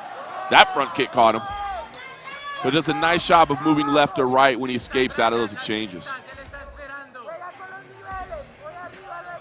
Restrepo still maintaining a lot of speed. Those leg kicks, a theme of rounds 1, 2, and now 3 for Brian Yara. Well, look, there's a possibility that this thing is even. I think it's 2 rounds to none. That first round was pretty close. And again, it was Restrepo who was the clear aggressor, right? And sometimes Oh! do aware that. Now, nice flurry. Big Caught him shots with by that. Restrepo. Brian Yara might be hurt. Yeah, that was his best punches. And Beautiful. Yara wisely changed levels, drove in here. Got to think those hands look to be locked. Yeah, I'm trying to look over there and see if he's got him clasped. Can't quite see it. Yeah, he does. Cameraman on the verge of dropping the camera inside the octagon. That is amazing. That man has faith in his grips. Just look at the top No. of the screen. And that's the shot. That's why this is the shot. That's why he's we hired him. sacrificing This is why for. we hired him. Look at my man. And we threw Nice to it for work. 2 seconds. This is your night, sir. This is the shot you were waiting for all night. And again, excellent positioning by Yara. No mistakes by him. He's just waiting for Restrepo to try and create that scramble. Got to imagine with 1:20 remaining, Jorge Restrepo has got to find some more urgency here. Well, that's it. I mean, again, he's doing the right thing as he was in round 2 before he gave it up, right? He's got the overhook on the left side. He's trying to risk control on the right, but then at that point is when you got to push out. Now he's making an adjustment. Let's see if he makes the right ones. Breaking the grip with that knee to the body. Bit of a collar tie there from Restrepo, trying to throw some knees inside. Yara working to the body. Restrepo maybe kind of running out of time a little bit. He is landing some strikes, though. I mean, he did have the best punches early on. Knees to the midsection by Jorge Restrepo. Wrist control by Yara. See Restrepo trying to maybe work his way out to that side, but Brian Yara doing a great job of elevating. Oh, Yara unloads and then goes back in for the takedown. Nice work there, but Restrepo defends again. Let's see if he can stay upright. Landing some hammer fists in here. Those are heavy shots on the skull of Brian Yara. 30 seconds remain. Restrepo doing good work, but just still locked in this position, John. Yeah, he is, and he'd like to be able to get it. But if I'm being honest, he's landing the better strikes. I mean, he had the nice flurry on the feet. He's landing better shots in here, too. So I think this is a round potentially he's winning even though he's defending against the cage, because is effective grappling simply holding a man against the fence? I don't think so. Now, we don't know what the judge is thinking. They are using the full ABC unified rules here, so they're supposed to be using that criteria as the round comes to an end. I'll tell you what, for me, that third round goes to Restrepo. Have to agree I with think you. those were the best strikes as we take a look at some of the action here. Round 2, clearly a Yara round. Now you go to round 1 and see how they felt that out. So I'm going to be interested to see what the judges take a look at here as we take a look at walk through again some of that action. There was that nice front kick as well. There were some heavy punches up top, and that was before we got into the clinch situation. The leg kicks never really paid attention. That was the best shots right there. A couple of those really got through here. You see some of the knees from the outside, but Yara didn't do a whole lot with this position. So to be honest with you, even though he's the man in the quote-unquote dominant position on the outside from there, I don't think he did enough with it. So my own personal scorecard, I would still give this to Yara, 29-28. I gave him those opening 2 rounds. However, I'm a little bit interested to see what the judges thought about round number 1. Got to give some credit to the 22-year-old Brian Yara's composure, eating that big shot from Jorge Restrepo. You saw, I mean, it brought the head down to the side, and for him to stick to the game plan, have that cage awareness, and not, lose his wits, it says a lot about his future. Yara Camp feeling confident once again, taking pictures before they even had the decision. I love it. Hands are up. He's posing to the friends and family. I mean, unsure. I feel like Laura Acosta had a bit more of a claim to the confidence, but we'll see if Brian Yara's dreams here get manifested. I think he did enough, but we'll see. I do think that round 1 was awfully close. Lots of leg kicks, man. That's the story of those first 3 minutes, was just Brian Yara hammering downstairs. You can see, opposite body language. Jorge Restrepo not as confident. Tommy Santana will render the official decision in just a Señoras y moment. señores, y el ganador por decisión unánime, Brian Yara, esquina azul. And still undefeated, the 22-year-old Brian Yara advances to 2-0. Beautiful display of grappling. The striking was quite sophisticated. The leg kicks, I mean, the dedication at this age to throw that strike time and time again really is impressive. I was very impressed. At such a young age to be that composed in all aspects of the game. Maybe a little bit more busy in the clinch next time would be something you can take out of this. But, when you can take lessons out of victories, it's a lot nicer than taking lessons out of defeats. Once again, tonight's fights are brought to you by Burger King and broadcast by MixedMartialArts.com's The Underground.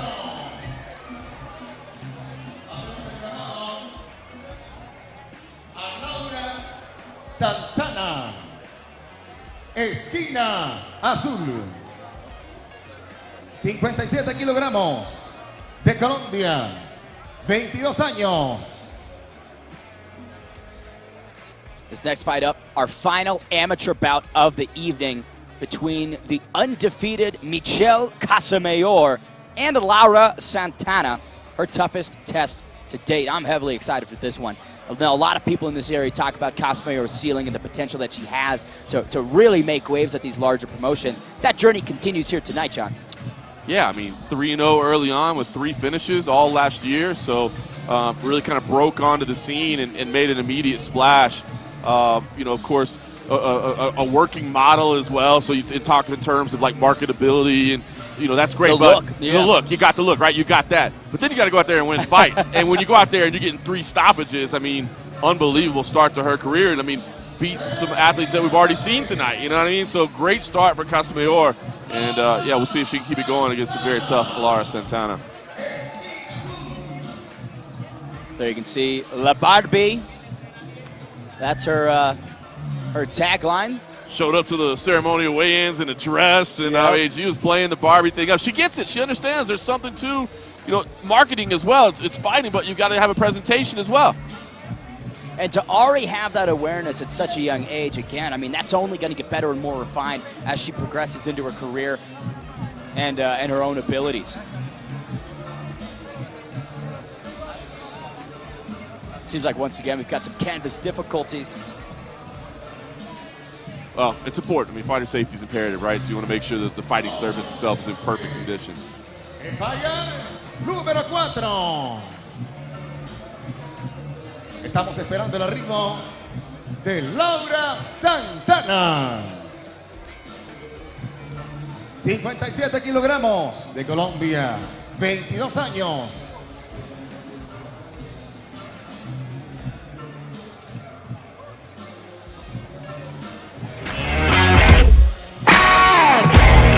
Soy Michelle Casamayor, me dicen la Barbie del MMA y vengo de MMA Colombia. Yo peleo para demostrar mi fuerza, mi valentía y realmente que para demostrar que no solamente podemos ser bonitas y ya, también podemos ser bonitas, femeninas y también saber defendernos y hacer un deporte que considerado para muchos hombres, no para las mujeres. Realmente el físico. El físico, creo que el clima de Bogotá, yo viniendo de zona costera, y Medellín, que es un poquito el clima más cálido, el frío de Bogotá, la altura me pega bastante, entonces la trabajamos bastante antes de la pelea, así que creo que ese ha sido. Señoras y señores, Va a traer un show con ustedes, nunca antes visto, Laura creo. Será algo, una sorpresa, voy a dar una sorpresa. Esquina Y espero venir con otro knockout. Espero venir para mi cuarta pelea con otro At knockout. 22, the Bogota-born Laura Santana makes her Empire MMA debut, aiming to bounce back from a setback just last month. In her debut, she silenced the masses with a huge third-round TKO, and since then has alternated wins and losses. Her most recent opponent is the 5-0 Lina Narvaez. No shame coming up short against that competitor and giving her a tough fight at that. And if history's any indicator, John, she's due for a win here tonight. Well, yeah, I mean, MMA math, right? It's loss, win, loss. But you know what I like to see about Laura Santana, as you said, 2-2, so, had a couple of setbacks. But she's been fighting as an amateur for a year. This is her 5th fight in 1 year's time, and I love to see that activity level. If you've got some injuries or something's wrong, you need to nurse that, fine, take that time away. But in the amateur ranks, it's about experience. So at the professional ranks, you want to make sure I need a full training camp. I need to make sure. Okay, great. That's when you're getting paid the big bucks to do it. At this level, you're just trying to get the reps in, get the experience in. So if you're healthy and you're feeling okay, stay busy. Get 8-10 amateur fights under your belt in, maybe 2-3 years, that sort of thing. I think that helps a lot. So that's what I love to see is, despite maybe a couple setbacks early, 5th fight in 1 year's time. Now, we'll say in terms of concerns, lingering effects from a second-round TKO loss just 4 weeks ago. I mean, we know how sometimes difficult it is for these athletes to regain their full 100% status. I mean, 1 month removed from that stoppage, we'll see what version of Laura Santana enters the octagon, but clearly she feels like she's back at it and 100%. Yeah, and the athlete, I mean, they're the ones that are going to know, and they really have to be honest with themselves about it. She felt confident, felt like she was ready to go. Guess now we're addressing, is the addressing of the piercings correct there? It looks like maybe they're going to make her take it out rather than just taping over it. Feels like that maybe could have been the first course of action. Just removing. Oh, wow. Can't get the earring out. Cut the ear. I guess he can't get it out right now.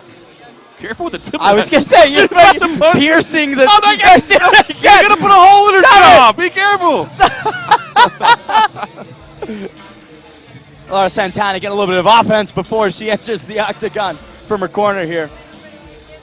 Struggling to get those piercings out. That's double-edged sword of piercings, John. I mean, once they're in, difficult to get them out. I mean, I've got 13 across my body, and boy, they've been there for at least 14 years. A Santander, pie y puesto, una ciudad garrotera. El nombre de la academia es Monkey Beach Gym, nuestra especialidad Jiu-Jitsu. Me gusta pelear porque me reta a hacer algo nuevo, a ver cómo me desarrollo en eso y me encanta todo, me encanta desde el corte de peso hasta cuando ya salimos de la aula.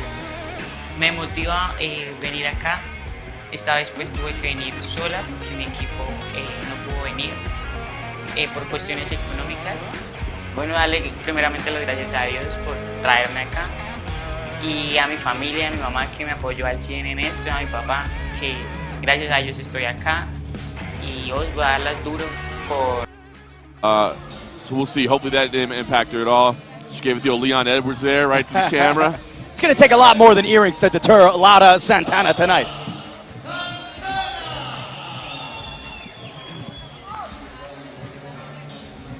Take it to the tail of the tape once again. Definitely doesn't have 2,000 draws. I just want to put that out. Not 3-2 in 2000. 2000. But I like you're saying, a lot of experience, a lot of activity for Laura Santana. 2,000 draws, man. She's really put in the time. 4 years of age stand between these two women, with Michelle Casamayor being the elder. 3-0 versus the 2-2. I think that was probably her birthday. Maybe, yeah.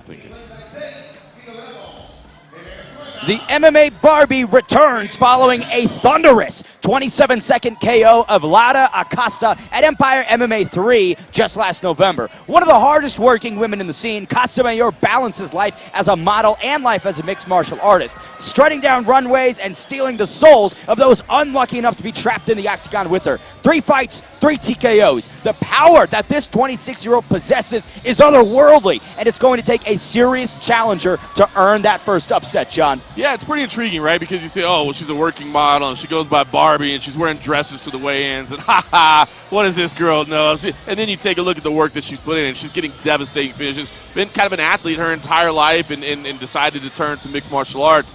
And is having some early success with it. And listen, I love the fact that she embraces it. Again, I mean, this sport, of course, it's about wins and losses. Of course, it's about record. But it is about marketing yourself as well. And you're telling me she's not committed to the gimmick. I mean, she's got Barbie everywhere, like I said, sporting the dress, the ceremonials, but then going there and doing damage in the cage as well. If there's one thing that Michelle Casamayor does not lack, it's confidence. She is so sure of herself. She knows her strengths. She knows her weaknesses. And up until this point, has been immaculate. Here is, once again, La Barbie Michelle Casamayor. That tail of the tape, big advantage in terms of the physical stats for Michelle Casamayor. We'll see how Laura Santana answers that call.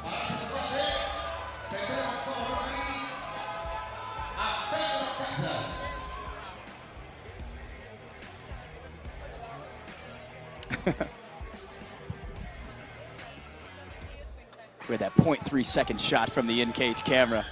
You need it. That director over there trying to earn his paycheck tonight, you know what I'm saying? Like, did you not go to camera 2 at all tonight? Oh, no, I did. I did. I'll show you. I'll show you. Boom, right there. Michelle Casamayor and Lara Santana. Santana, former power lifter. There is a lot of power that this young 22-year-old possesses. That's going to pronounce itself inside those grappling sequences if we get there. Again, Michelle Casamayor, 2 knockouts within 30 seconds. Oh, big fast start from both women. Seems like Santana. No time. Look at the right hand lands. Lara Santana eating a lot of shots here, clinching up. Trying to work the posture of Michelle Casamayor. Downstairs they go. Casamayor in an advantageous position, John. Beautiful work. Kind of fell into the scarf hold, stepped over to mount. Now going to try to attack this arm. A little bit too high. Lara Santana pops up, but for how long? Casamayor finds the sprawl. What a torrid start to this matchup. And now they separate and reset. We'll see if they do it again. First exchange. Michelle Casamayor stunned. Lara Santana. Santana eating these winging shots from the Barbie. Threw a right hand to the body as well after that crisp jab up top. Look for the takedown. Got it again. The head and arm throw. Bit of an awkward positioning. Santana finds a brief moment of reprieve. Santana's doing everything right in defense on those. She's turning to her knees, escaping, but now she's giving up mount. Casamayor just powered through that position. You know, you look at maybe the lanky arms and legs, but there is so much strength that the Barbie possesses. Now some serious hammer fists. Big hammer fist there, trying to sink the hooks in on the back here. Going to sink this rear naked choke. Right arm is potentially close to being under the neck. You can see Michelle Casamayor taking her time with this potentially fight-ending position. Yeah, Santana, who countered very well in those scrambles earlier, is trying to peel the choking arm away right now. But she has to address a game switch there, going to try to crank the neck. Santana trying to turn in. Tense moments here. She wrenches on the neck. Not underneath, but you can cause a lot of pain right here. A world of trouble for Lara Santana. This is as uncomfortable as it could possibly get. Oh, now she's got it locked in. Now she's got it. Oh, she's a little off to the side, though. 1 minute remains. Can Michelle Casamayor find the rear naked choke? Lara Santana displaying a lot of grit in this position. Great shot right there. She's checking to make sure she's okay. She is okay, Santana. You see she's a little off to the side. She's got her chin tucked just a little bit there. Casamayor, though, keeping the squeeze on. Now just flattening out the body of Lara Santana. 40 seconds remain. That is a lot of time on the clock for Michelle Casamayor to work. Santana doing a good job of remaining calm in a bad situation. You see her trying to push up on the elbow there. Oh, to beautiful. clear herself. Reset from Casamayor. And she's out the back, John. Wow, Casemiro just stood up. Said, all right, let's take it on the feet where I think I can finish you there. Final 20 seconds. Lara Santana trying to get herself back inside this fight. Michelle Casamayor firmly in the driver's seat through one. Yeah, another nice left hand scored there. You heard the clapper there for the final 10 seconds of an action-packed round number one. I think Santana is kind of second-guessing herself right now after being put in some very precarious positions. What a beautiful display of mixed martial arts by Michelle Casamayor. John Morgan, the highlights. Unbelievable. I mean, you see the straight punches on the feet. Thought she might be cruising to another 27-7 knockout.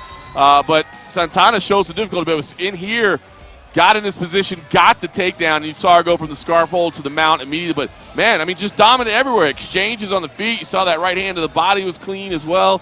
Looked good on the feet, looked good on the ground. And, look, Barbie can fight. Now, here's where we start questioning, right? Did you blow the arms out trying to find that submission? At the conclusion of round number one, I saw her briefly sit down without the stool. You know, we can't really see her from this vantage point what her body language looks like. But Lara Santana, you said maybe she's questioning herself. I would almost say she passed the test. She really did. I think she just doesn't know where she best wants to attack. She was being a little bit hesitant there in those final seconds. I think it's because, look, I know that on the feet, Casamayor has the range against me, and so I don't want to fight there. But as she got inside, she had troubles as well. See Michelle Casamayor getting the arms worked out. We'll see. You know, as you said, she's had these finishes. What's the gut check like for her? She hasn't been here. Is there second guessing? Does Casamayor think, man, I did the best I could, and I couldn't get her out of there? With a little tape issue on the glove being addressed. Casamayor does have one stoppage in the third round. She's gone to some deep waters in the past, but I mean, again, when you think that you've got the fighter out of there, you start pushing the gas tank, and they're still there. That's when you start answering questions. Absolutely. Round number two between Michelle Casamayor and Lara Santana. Santana, against a lot of odds, makes it to the second frame. Jumps into the pocket, though, as she did in round one. Big right hand from Santana. Yeah, once again, those long, straight punches in the pocket. Oh! Wobbles are there. Another right hand lands clean. You see Casamayor just pushing forward. Lara Santana's on the bike. She does connect right there. Briefly pushes Michelle Casamayor back. Casamayor circling out in her own right. Maybe she's feeling the power of Santana. I think she definitely did. There was a big shot there. Oh! Oh, my goodness. The Barbie floors Lara Santana. Beautiful combination, set her down, and now she's swarming to try to get this finish against the cage. Tough positioning for Lara Santana, but she's working her way out of it, as she did multiple times in round number one. Look at that. Oh! Was able to advance in the transition and now moves to top position. What a reversal of fortunes for Lara Santana. Now we talk about where Michelle Casamayor may not have been before. On her back with Lara Santana on top of her. Certainly a spot she didn't anticipate being in. No, and you can see right now she's flat on her back. She needs to get to a hip. She needs to get the turn. I think there she goes. Now she's turning to the left hip. Going to try to clear all the way around. If she can spin out, she can actually take the back. Santana addresses that, makes the adjustment. Now she'll control from the back. Flattens out Casamayor. Wow. Gets a little bit too high, though. Yeah, she's going to pop out the back door. She does. Wow. Now see if she wants to go back to the feet.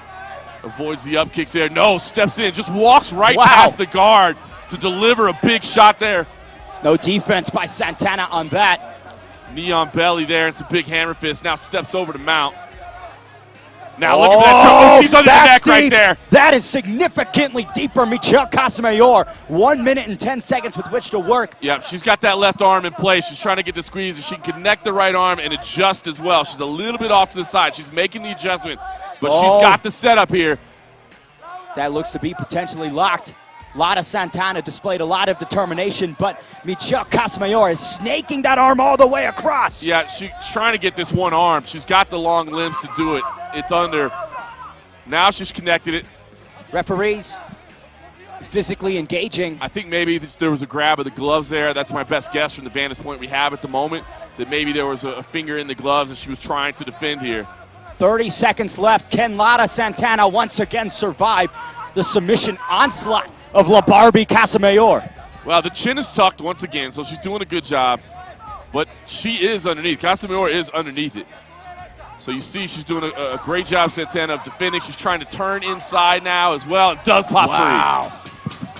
Gritty Excellent toughness. Defensive ability. You know, one of the things that maybe nobody could have expected from Lala Santana, but she is showing up big tonight when it counts. A lot of heart, a lot of heart. And again, we talked about it, 5th fight in a year, you know, finding herself in some troublesome spots and being able to survive. As we take a look at some of that action from round number 2, which once again saw some nice strikes on the feet from Casamigor. We also saw that big right hand from Santana as well.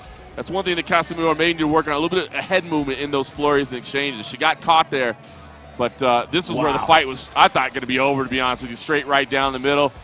Santana did have that reversal to get back on top. I mean, Santana deserves a lot of credit for her toughness and her scrambling ability, and you see some deep breaths over there in the corner of Casamigor. Casamigor might be experiencing that age-old problem of, I've thrown everything I can at this fighter, but it's not working. They lose in that mental game. You have to be careful with that. You have to trust in what you got, and you do. I mean, if you look at the mindset, it does seem a little bit like some frustration potentially there of, listen, I've done everything I can, and for whatever reason, this woman will not go away. Lala Santana, silent confidence from that side of the corner. Round number 3, we're about underway. I love that they got the lawn chair in the corner. I mean, I like it. Maybe we Good seat. talk to the UFC, see if maybe they want to think about that. Put a little Prime bottle on it. Seems comfortable. Michelle Casamigor, all of her victories have come by way of TKO. Issue with the shin guard there that Casamigor is pointing to. Casamigor, again, deeply frustrated in this moment. One big theme, though, is Lala Santana just jumps inside the pocket with that leg kick, leaves the chin kind of exposed. Good connection right there upstairs, though, by Santana. Nice jab there from Casamigor, still trying to fire out those straight punches. Right hand just missed behind it. The nice long jab, up 2 rounds to none on the scorecard. Doesn't have to take too many risks, does Casamigor. Meanwhile, Santana fighting like somebody that knows they're behind. Aggressive, moving forward. Oh, great footwork by Santana. She goes backwards, but she's eating a lot of shots upstairs, John. Yeah, big right hand landed clean there. Casamigor pushes the action against the fence. The Barbie knows where she's best, and that's at striking and range. Disengaged from that clinch and probably comfortable with where it's at. 2 minutes and 20 seconds with which to work. Santana once again tries that front kick out of range. Yeah, I mean, listen, the onus is really on Santana right now to engage. Casamigor, I think, is clearly fatigued at this point. So if she wants to stay on the outside and just keep catching deep breaths, she can. She has that luxury. That front kick did connect to the breadbasket. Now Lala Santana putting on a bit of pressure. Michelle Casamigor, hands are just dropping due to the fatigue. Yeah, Santana. Oh! Right hand, another one there. Casamigor answers back with the flurry. Lala Santana. The challenge continues. Not what Michelle Casamigor may have expected. Now Santana really embracing the pocket. I love it. She needs to keep doing this. Casamigor, tie clinch, moves to the outside, looking for a potential head and arm throw here. And you can see kind of grimacing in there in that position. And then Casamigor is just exhausted, hands completely down, deep breaths. She is as fatigued as you could be. Can Lala Santana capitalize on it here late? 1 minute, 20 seconds. Big right hand by Lala Santana. Santana now pushing Casamigor against the cage. Nice work there. Casamigor showing herself a chin, though. I mean, she's hurt right now. She's fatigued, but she's grabbing the underhooks now and slowing things down after taking that big right hand. Gut check time here at 8,000 feet with 1 minute left. Woo. Both individuals impressing in a lot of different ways. 45 seconds remains. Unsure if that 100% stoppage rate will be intact after this one, John. Lala Santana's been a tough customer. Absolutely. She has shown her durability. She's shown her experience level early. And having some trouble with the range, having some trouble with the strikes, but certainly no trouble with the heart. And we talk about the activity of Lala Santana. Whatever result comes from this fight, I'm sure it won't be long before we see her back again. Yeah, I mean, see, oh, look at the key moment there. Late takedown. She's going to try to finish this on top. But no, Santana counters exactly. Does exactly what you're supposed to do. Turn to your knees and move to get up. She did that so well throughout this fight. Found herself in bad positions, but got out of them every time. Wow. Heck of a fight. Heck of an effort between both these two ladies. Gotta think Casamigor is going to stay unbeaten. But it did not come easy as we take a look here at some of the action there in the third and final round. A lot of heart on display from Lala Santana. Michelle Casamigor experiencing that stamina, man. When you when you're running on fumes, it's certainly not the place you want to be, but when you stay composed and stick to the game plan, even in that moment, that's where you really prove your mettle. Oh, and you saw Santana landing some late strikes here. She found a home for that right hand. I mean, Casamignola was struggling to keep the hands up in defense. She was just absolutely exhausted, and understandably so. That's not any critique of her fatigue level. I mean, it was a high-paced fight, and again, can't make enough of the altitude that we're fighting in here, so you understand it. And, she got her heart checked, as well. We're talking about Santana showing her toughness, but this was a late takedown at the very end to, help her secure it. I think she already had the first 2 rounds in the bag, but, again, showing that she's got heart as well. Look, wow. Laura looked like she's ready to go again. Let's line somebody else up. Let's go again. I'm throwing leaping front kicks at the camera. Meanwhile, Michelle Casamayor on the ground. They're elevating her legs. I mean, she really left it all in there during those 3 rounds. Kind of would be a question. I mean, Laura Santana doing a lot of jumping, doing a lot of shadow boxing. Could have been useful maybe in that 3rd round. Nate Diaz thinks Laura Santana won that fight. This. Casamayor's on the ground right there. Laura Santana's jumping front kicks at the camera and telling the nurse to back off me. But listen, we've said it. She's got this Barbie persona, and I think a lot of people want to write her off because they look of that. To discredit. Right? It's not. It's a pretty girl. What does she know how? She showed her heart in there, and you talk about leaving it all in. You left it all in there. You can't even get to your feet. I mean, she left it all there, and hopefully she's okay. A lot of people over there taking a look at her. I mean, I would think it's simple fatigue. Right. But, it looks like they've got her up, seated against the cage now.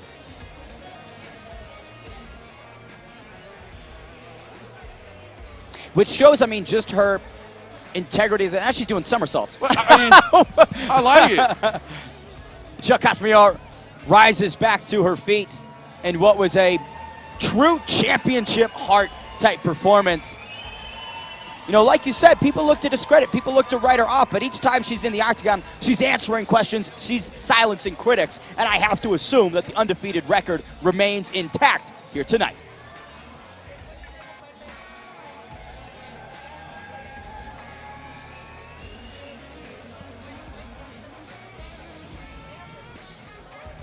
Laura Santana waving off the waters. She is ready to go. Telling you. Señoras y señores, por decisión unánime, Michelle Casamayor!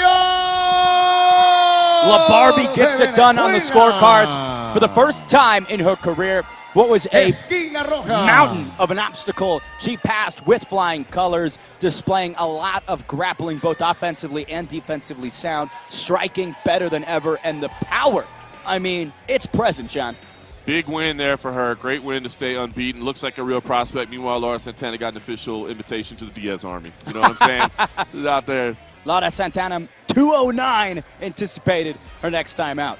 Great stuff. Our final amateur fight. Amateurs put it on. I was excited to come down here and see what kind of talent was here in Colombia. Amateurs did it, and now we'll shift over to the professional ranks here shortly. Professionals. Once again, tonight's fights are brought to you by Burger King. We'll have a brief pause in the broadcast just so we can set up for our intro, which we were supposed to. This was all supposed to be taped. Yeah. Hopefully you enjoyed the bonus content tonight. We were going to tape all this. We showed it live. Let's go get this thing done.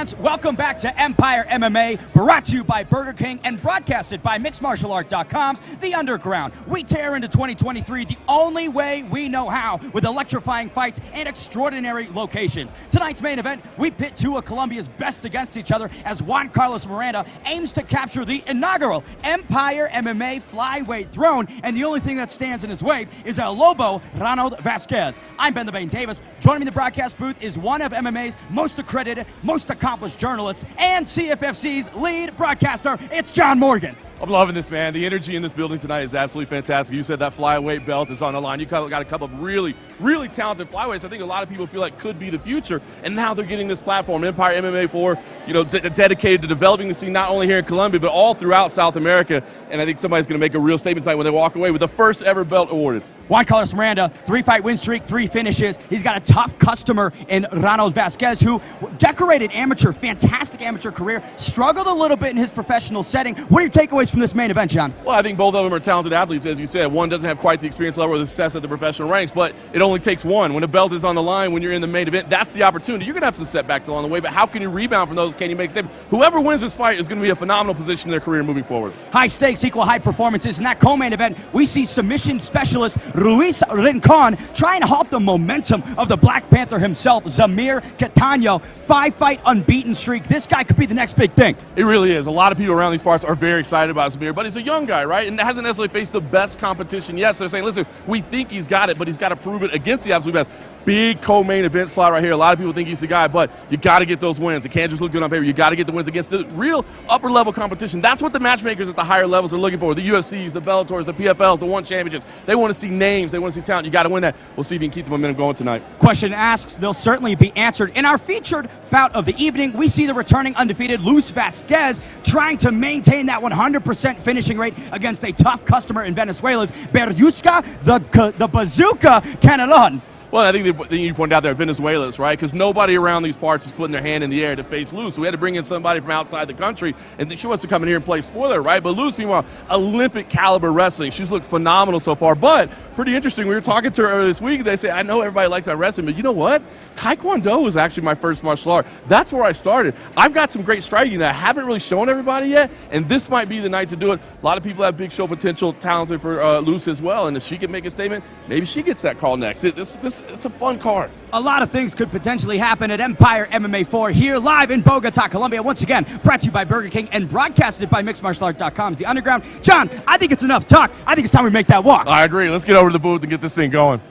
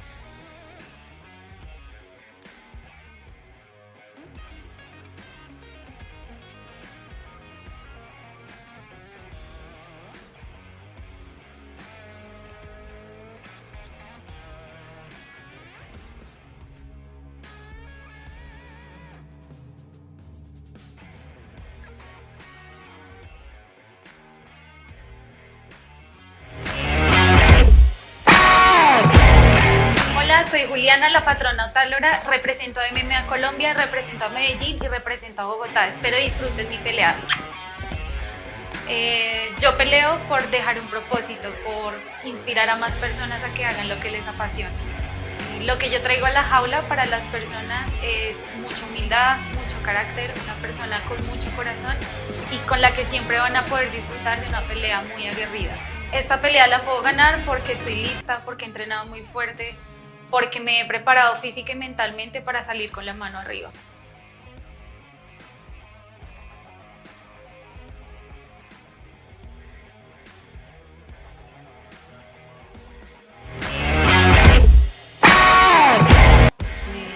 Me encanta el deporte, siempre me ha gustado desde pequeña y esto me llamó la atención y empecé a practicarlo. Me di cuenta que era buena y seguí adelante. En realidad se siente muy bien pelear en Colombia, me gusta que me hayan invitado, les agradezco mucho todo eso. a la empresa Empire por darme la oportunidad, al profesor Alfredo Cueva, que cree en mí, me ha traído hasta aquí y daré todo por eso. Puedo ganar porque sé que haciendo lo mejor que tengo me irá bien.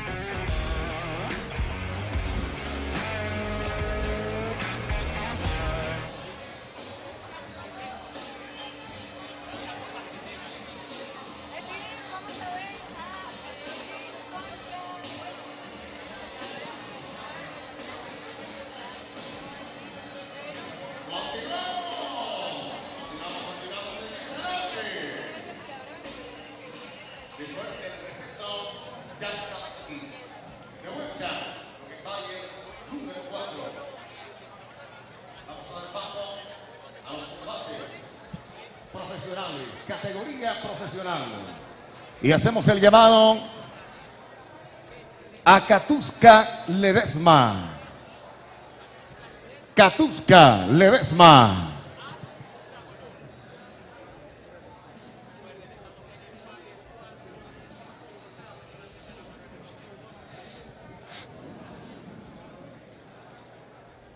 Señoras y señores, ya viene Katuska Ledesma. Here's Katuska Ledesma making the walk. First fighter Azul. of the evening on Empire MMA 4, our main card. Representing Venezuela at 28 years old, has accumulated a record of 1-0. Sophomore appearance inside the octagon. Not a ton on Tapology. Didn't have the chance, unfortunately, to chat with her, but on optics alone, John, what are we taking away?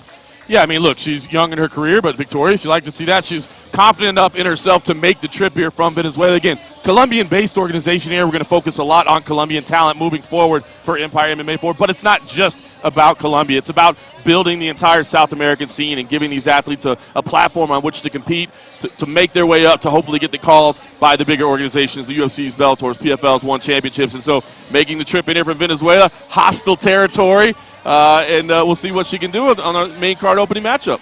Definitely not in her own backyard. She will have a significant height and reach advantage, I would say. 1 inch in terms of height, but a lot of reach with that 1 inch, and 2 years older. Unsure how that will help young Katuska Ledesma, but we are about to find out here at Empire MMA 4.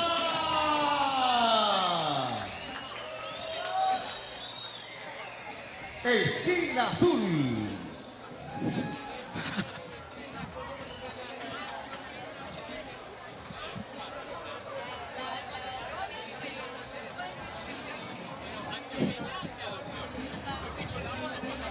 Hacemos el llamado a Juliana Otálora.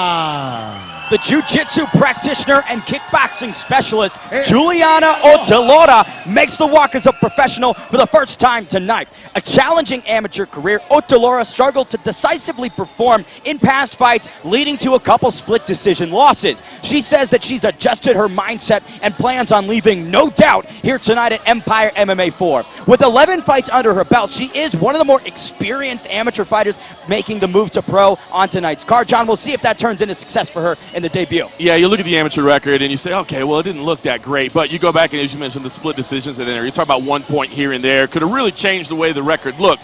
But more important than anything, I really do think that kind of 8 to 10, she actually had 11 amateur fights. I think right around there, 8, 10, 12 fights as an amateur is great. That's the kind of experience you need. Put yourself into different spots, just things that you're going to see as a professional that, you know, if you've seen it all, you know how to adjust. If you haven't, you panic, you don't know what to do. And guess what?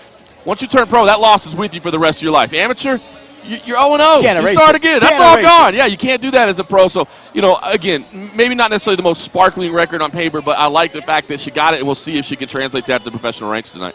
And still here, still making the professional debut. After that amateur career, the challenges and setbacks that she's faced, I feel many competitors would say, you know what, this might not be for me. Time to walk away, time to pursue success elsewhere. Not Juliana Otálora.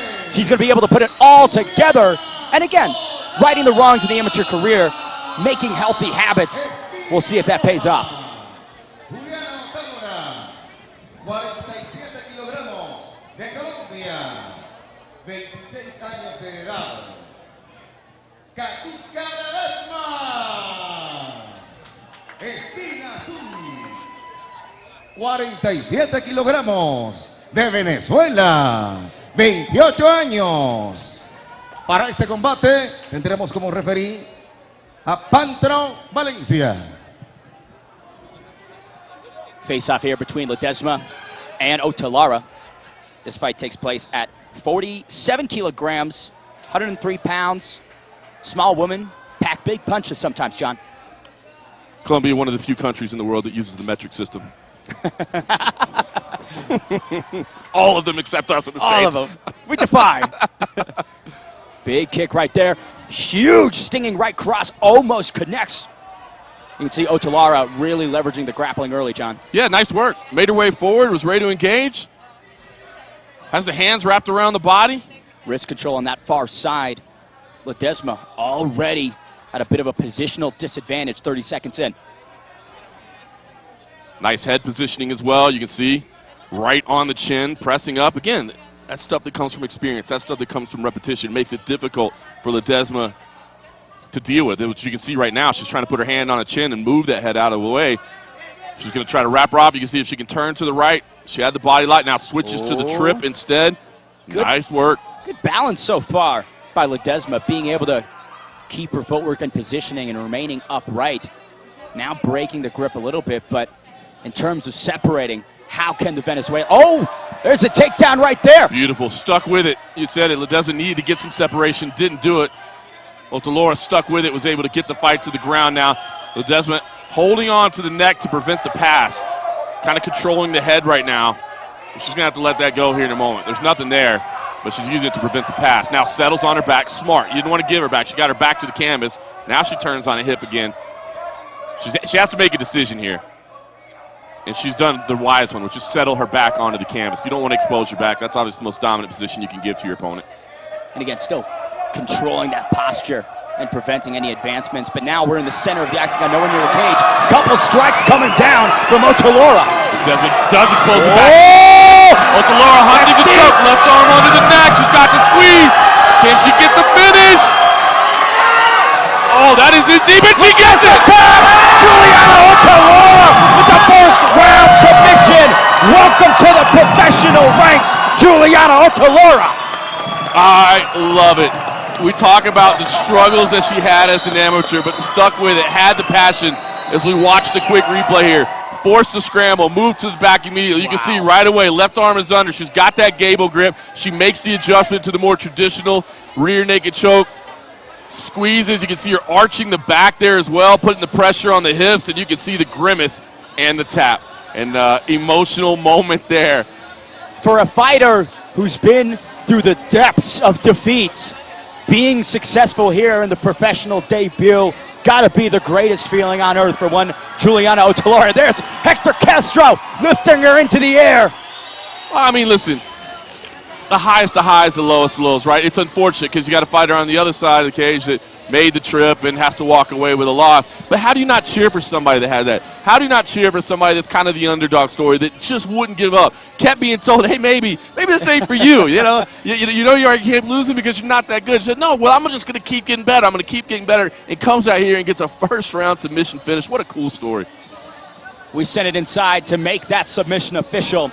Juliana Otalara walks away 1-0 with a first round sub. That's an undefeated professional, sir. Amen. Amen.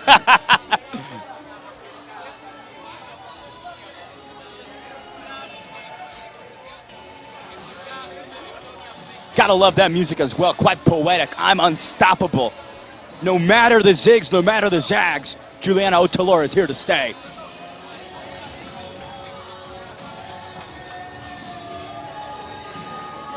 Señoras y señores, la ganadora. Este combate ha sido detenido por sumisión por la vía de Mataleón. La ganadora es Juliana Otalora.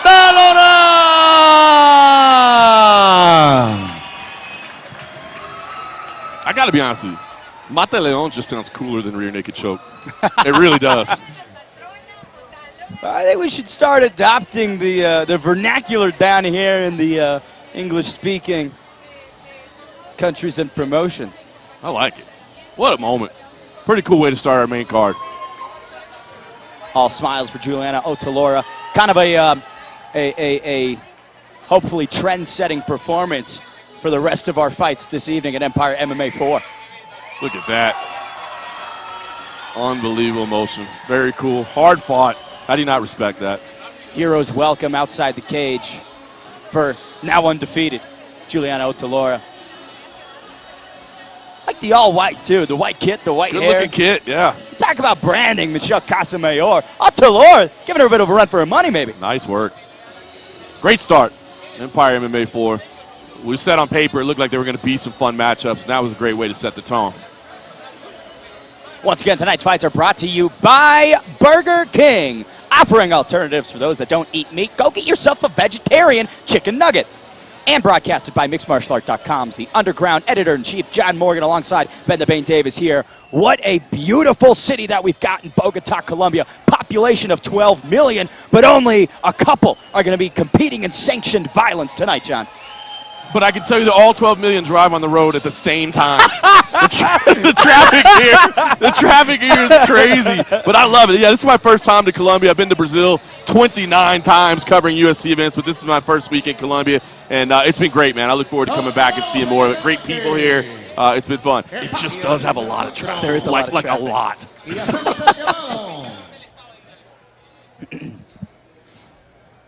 Alejandro Mendez. Alejandro Mendez, professional debut. Give him a moment to start coming out. Peleador profesional, vengo representando la Academia JM Team. Vamos a hacerlo de la mejor manera y vamos a dar el nombre y la bandera en alto. Peleo por un legado, peleo por que me gusta más que todo y porque pues encontré en esto una manera de vivir. The layoff was welcoming anybody and everybody into the cage. Lots of notable success at OCAM tournaments in 2018. Made it all the way to the finals, but came up short that evening. John, I doubt he plans on that history repeating here tonight. No, you said stayed busy early. 3 fights in 2017, 4 in 2018, and then kind of slowed down a little bit. Hey, little thing called the pandemic happened, made it a little tough to get in some fights. But now making the move to the professional ranks. And again, another fighter similar to our first fight that did have some setbacks as an amateur, but that's what it's about. You always feel keep your head up. Don't worry about the losses as an amateur. That's where you're getting the experience. Just make sure you take the lessons from it as well. Now, if you lose and you just go, that guy got lucky or the referee did me wrong, okay, then you're not really doing what you need to be doing. No, you need to analyze, see what mistakes were made, and make sure you address them, correct them, so that when you come to the professional ranks, you're going to be well aware of anything that you might face. All academic setbacks or set-ups, as some would say.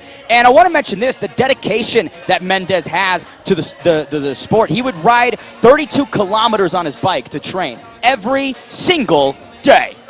Now, you're going to assume that I know how far 32 kilometers is. I should have Googled it.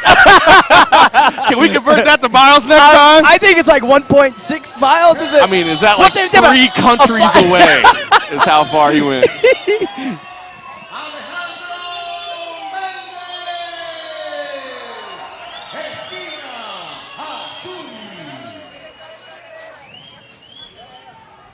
You see the tail of the tape once again. Javier Hernandez, 3-2 in 2000, baby. 2,000 draws to his record. It's an incredible mark, but it shows you the type of persistence. No, I think that's incorrect information there. But he's not 2,000 draws, but just 22 years old. The amount of young talent that's here this week has been amazing. Javier Hernandez, the lone Mexican on tonight's card. Hernandez carries his country into Colombia with one thing to prove. He is not an easy task for anybody. Javier looks to lean on the recent successes of his countrymen and women as motivation, willing to walk in their footsteps and find the same combat sport success as one Brandon Moreno, Alexa Grasso, and Yair El Pantera Rodriguez. Hernandez certainly going to have to leverage all of the tools of his idols to find a victory here tonight, George. Yeah, I mean, that's all right. You can call me George. It's fine. What a time! Yeah, what a time to be a Mexican mixed martial artist, right? I mean, if you're looking for inspiration, I always say, when you see somebody that looks like you, that talks like you, that lives where you do, achieving success at the highest level, that's just motivation, inspiration. Hey, I can do the same thing. I can put in the work and I can do exactly what they did. So it's a great time for Mexico. Obviously, the UFC is about to open a performance institute in Mexico City. That's going to be amazing. Should be noted, too, I think it's worth mentioning. We'll see if it has any impact on the fight whatsoever. But he had some trouble getting here. There was some travel delays, some flight cancellations, kind of stuff that was all out of our hands as an organization. Obviously, we all know what travel delays are like these days. So kind of late getting into town. We'll see if that causes any impact whatsoever in terms of him adjusting to the altitude here or, just getting full rest and being here. Hopefully it doesn't have any impact, but I think it is worth noting leading in. Worth noting in, and one of the other things that we did hear from him was the weight cut was, because of that, a little bit more difficult than usual.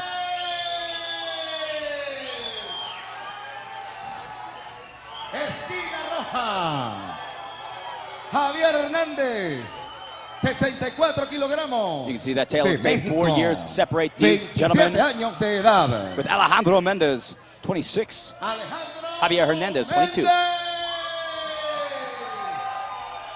Colombia, esquina azul, 26 años de edad.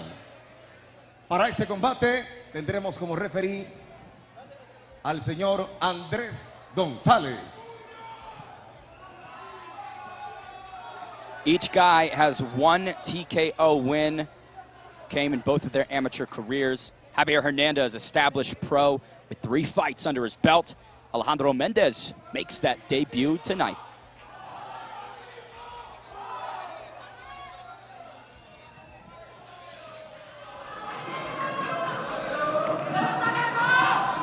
Good touch of gloves. Colombia versus Mexico. Big leg kick right there by Hernandez. See Mendez tries to go high and give one back, but just unable to. Yeah, there's another one, same spot. 2 stinging leg kicks to start. See if Hernandez sticks with that strategy. No shin guards to offer some additional comfort inside the octagon here. That's right. We saw a little bit of that earlier tonight in our amateurs, our preliminary card. That's shin to the thigh right now. Oh, Mendez gets one back with that leg kick of his own. Standing really upright. I mean, that posture is up and down for the Colombian. Yeah, kind of a traditional Thai stance there, A little more square at times, upright. Bringing that knee up to the chest and feinting with it. Beautiful shot. Slips Mendez, a bit of a stumble. Back to his feet. Those leg kicks are really going to start adding up unless Mendez can start checking or evading them. Yeah, such a dangerous weapon to stick with. Hernandez does a good job of pulling his leg free there. Almost had to pay the price there. Mendez caught that kick briefly. Now Mendez with a combination up top. Hernandez tried to load up. Mendez wise to it, got out of the way. Lots of kicks from both gentlemen because we're on the pro rule set. 3 minutes and 40 seconds remain in round number 1. And those 4-ounce gloves, again, if any punch lands, could be lights out. Catches a kick there. Can't quite capitalize on it. Hernandez entering with a lot of looping punches. Not a lot of straight shots so far from the Mexican. Yeah, Mendez kind of trying to turn up the aggression a little bit now. Wisely so. And again, why not test the energy level of your opponent? You know he got in late. You know he struggled with his weight cut. Why not put the pace on him and see if you can capitalize on that? Hernandez tries to go low, just a bit out of range. Lots of kicks upstairs by one Alejandro Mendez. Hernandez gets a bit of a spin. Big jab connects. Got to think as the taller guy, establishing that jab would probably be in his best interest. Yeah, 100%. I'm watching the hands as well. Mendez started to drop just a little bit there. spinning kick there. Fun little striking battle between these two right now. That could have been bad news for Javier Hernandez. It's that on the chin, seems to be unaffected. Once again, those leg kicks, it's just a constant thorn in the side of Alejandro Mendez. Oh! Attached him up there. Nice little combination. Briefly dropped him. We'll see how hurt Javier Hernandez is. Yeah, it looked like maybe a little bit of a stumble there, more than just a clean knockdown, but certainly touched him with a couple of those strikes. And finds himself in a bad position with now works to his feet. 2 minutes remain.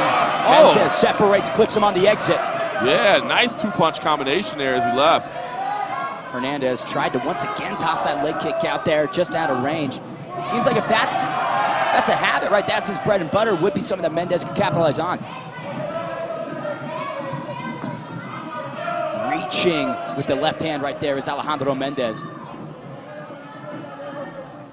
Mendez, once again, 4 years the elder, a little bit more developed in terms of the physique and the strength. I think that that's being presented here in the first round.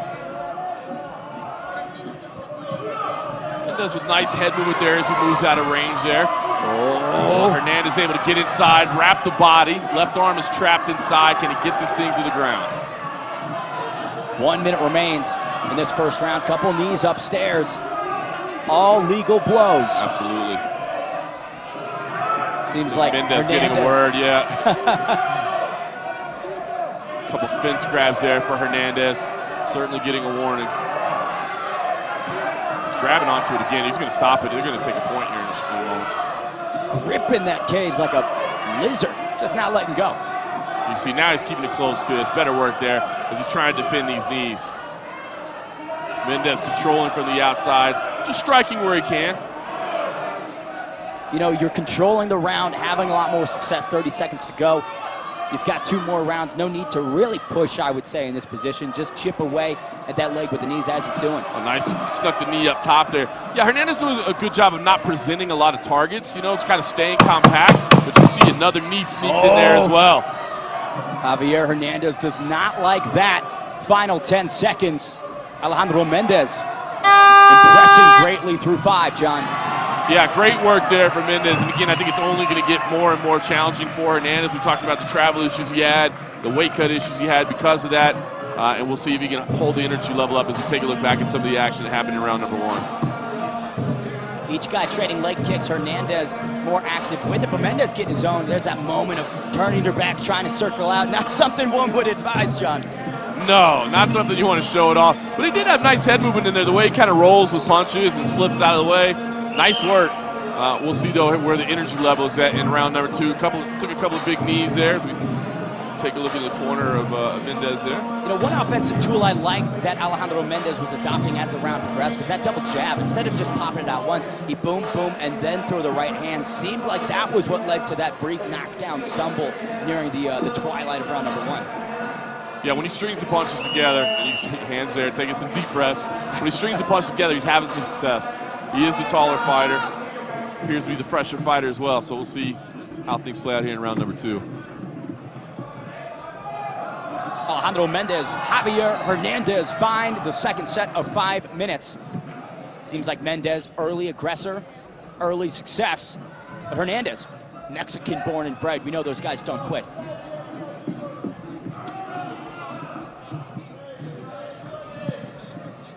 Already established himself in the center is Alejandro Mendez. Big, quick combo right there, John. Yeah, it was. Just missed on the big right hand. Hernandez answering with kicks. Nice stinging one to the inside leg there. Another one comes after it. Really pushing against the cage now. Seems like the momentum of Alejandro Mendez is just picking up. He's feeling more confident there. Absolutely, pushing forward. I think he understands now's the time to turn up the heat. Really buoyed by the confidence he would have had there late in round number 1.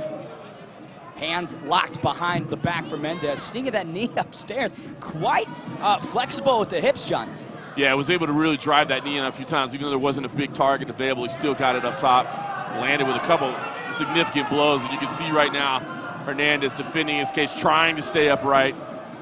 Credit where credit's due. Good defense so far. I mean, Hernandez really not giving Mendez any opportunities to ground him. Absolutely overhooked there on that left side. Now the adjustment, wide sprawl against the fence.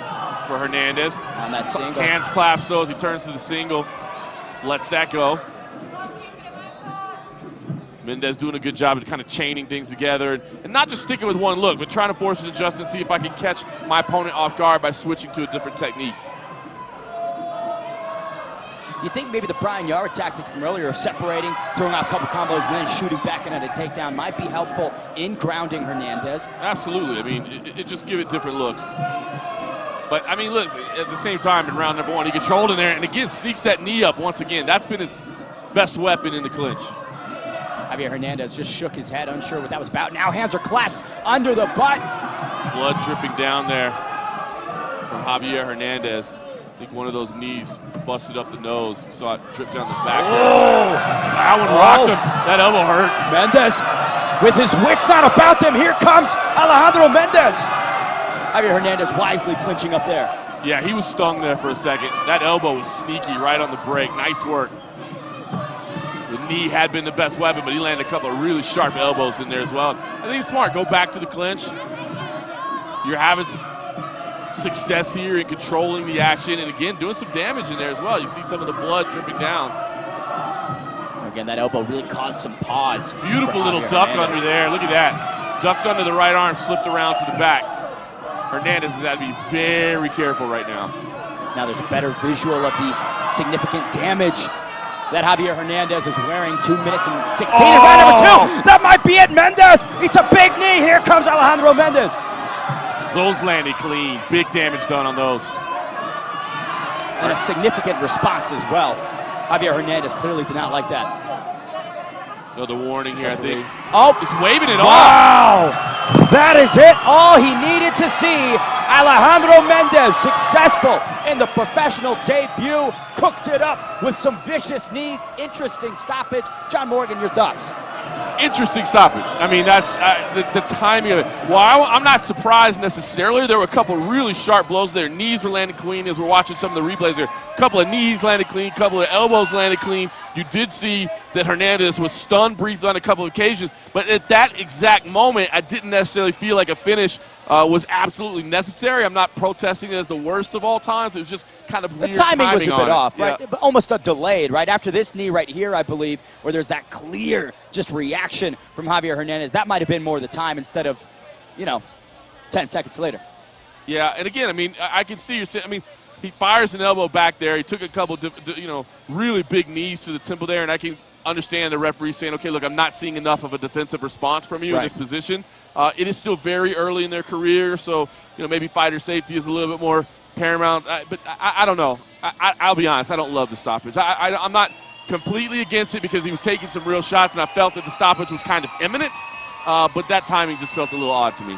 Either way, we cut that cake. Alejandro Mendez finds the second TKO in his competitive career, first as a pro and now undefeated as a professional mixed martial artist. That's got to feel good for the Bogota-born and bred Alejandro Mendez. And credit to Javier Hernandez. I mean, dealing with all of the transportation issues and the adversity that he faced even getting to the fight, got to give him a lot of the respect that he's deserved. Well, and that's why I really wanted to outline it off the top, because it really was difficult what he had to go through. So to still come in here and be willing to compete and want to make it work, even though it was a big challenge, he deserves a lot of credit for that.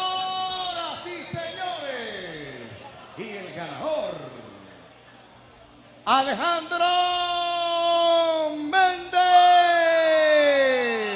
There it is. It's official. Second round stoppage for one Alejandro Mendez. Ha determinado que Alejandro Mendez es el ganador. Really patient performance as well. I mean, he saw the spots where he needed to go, and he went when he did. Can't fault him for it.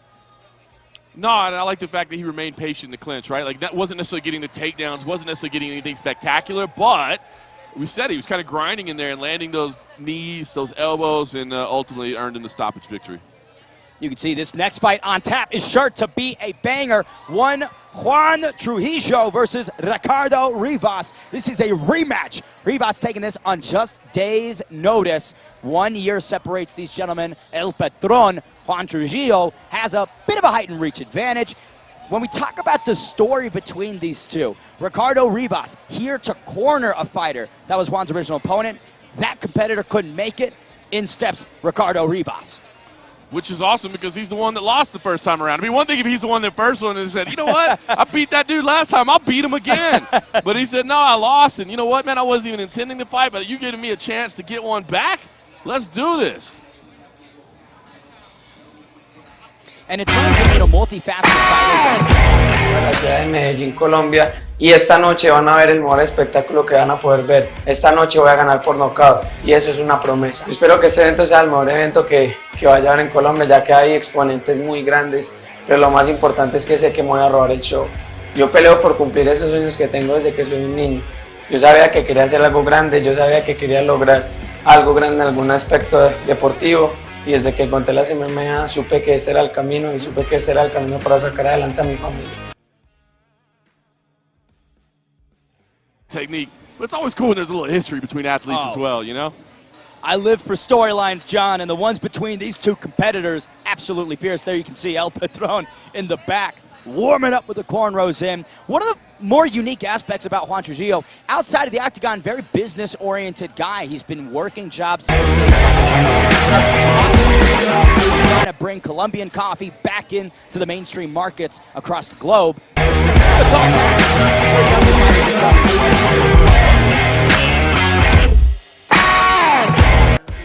Para el mundo.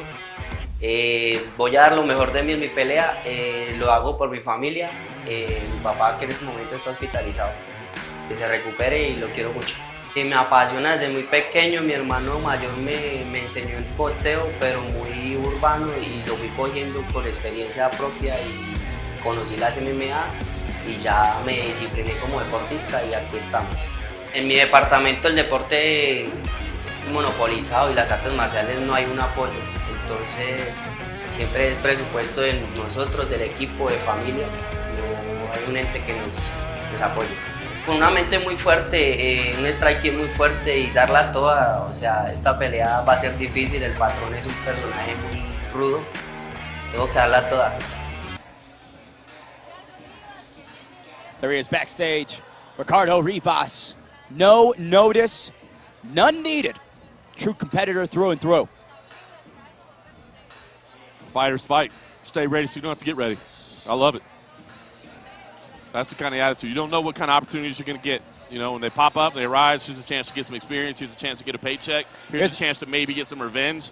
And build some goodwill with the promotion. Absolutely. You know, doing them a favor, scratch their back. Eventually, the back of Ricardo Rivas probably going to get scratched. Hey, that's any promotion worldwide. When the promoter knows, hey, this dude, you know, he's willing to step up when I need somebody, they're going to go to bat for you as well.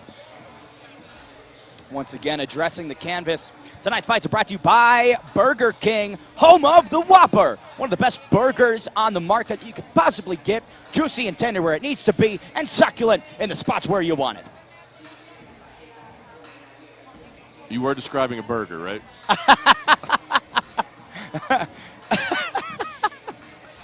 Also home of the Irresistible King. The JM. The JM Burger. JM Special. Appreciate that. We had our ceremonial weigh-ins at Burger King yesterday. That's pretty cool. I mean, they're such a big sponsor of the organization. We bring the ceremonials to on location to Burger King. That was pretty cool.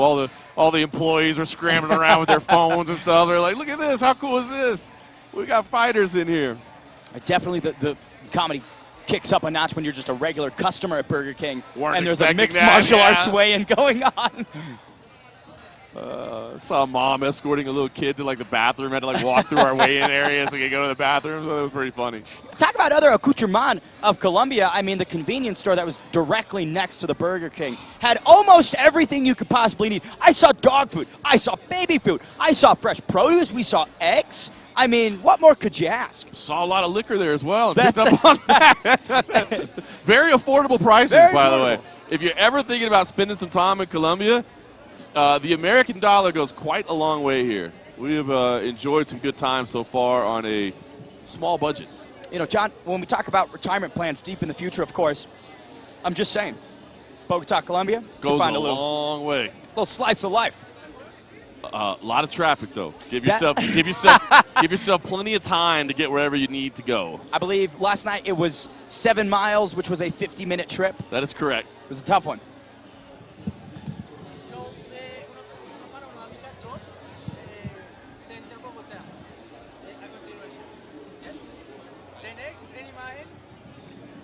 la siguiente imagen es una panorámica del centro de Bogotá.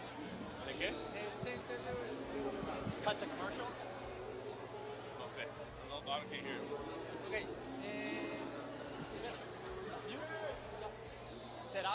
¿Cerrado comercial? No. Es para que comentemos que es una panorámica del centro de Bogotá.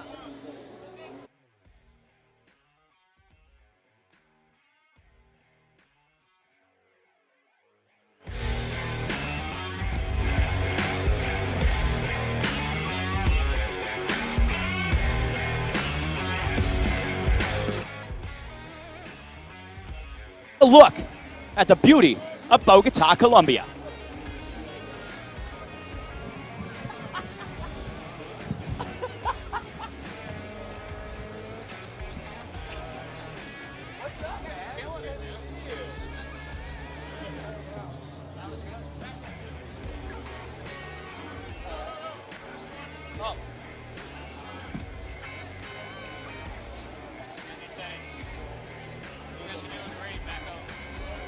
Yeah, I'm doing good. Yeah. You know, we got a lot of good notes. I think that we're operating on, and a couple fights where we didn't get talked to them. I should have done a better job of leadership, but at this point, I've got something.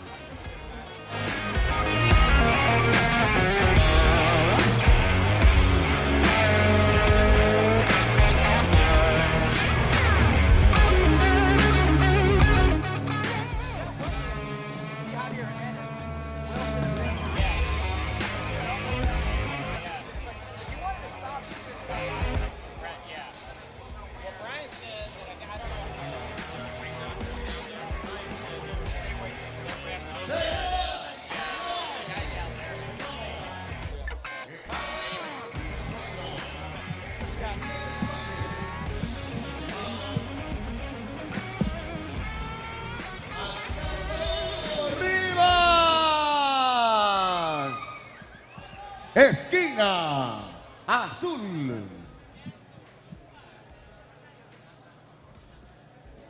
Oh, Ricardo Rivas getting the blackout treatment here tonight.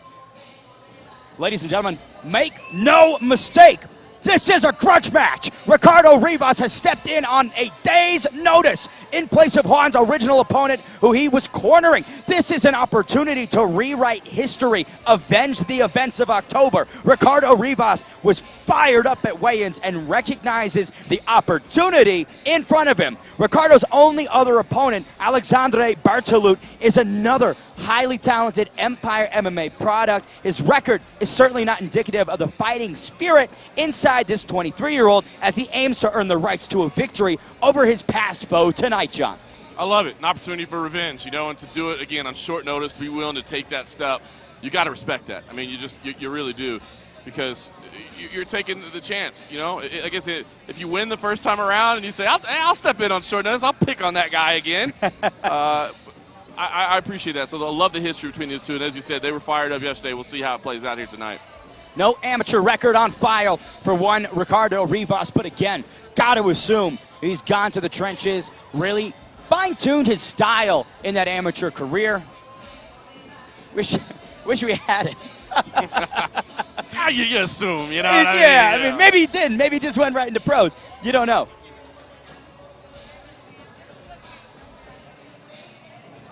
Certainly calm and relaxed there.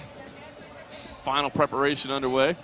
And, you know, he's got the knowledge of what Juan Trujillo brings into the octagon, right? He's been with him before. He now recognizes the areas he needed to fix from October. I imagine that every day since then, he's been addressing those weaknesses and closing those holes in his game. Absolutely. Looked like he got a little Vaseline in the right eye there. Let's hope that doesn't become a problem. You can see him kind of shaking his head a little bit. Like, you got to be kidding me. Okay, yeah, they're trying to work that out. I mean, I'm already a short notice opponent. You want to disadvantage me further? It's Trujillo's cousin working as the cut woman tonight, putting the Vaseline on, you know, kind of like, oh, my bad. Did I get something in your eye there? Sorry. Oh, oopsies. And again, these are those little things that happen. Nothing's perfect in the fight. And hopefully he can block that out, not let it bother him, get the focus dialed back in. You can see the tail of the tape. 1-0 is Juan Trujillo. 0-2 is Ricardo Rivas. 12 months separate these competitors, but Trujillo will celebrate a bit of a height and reach advantage.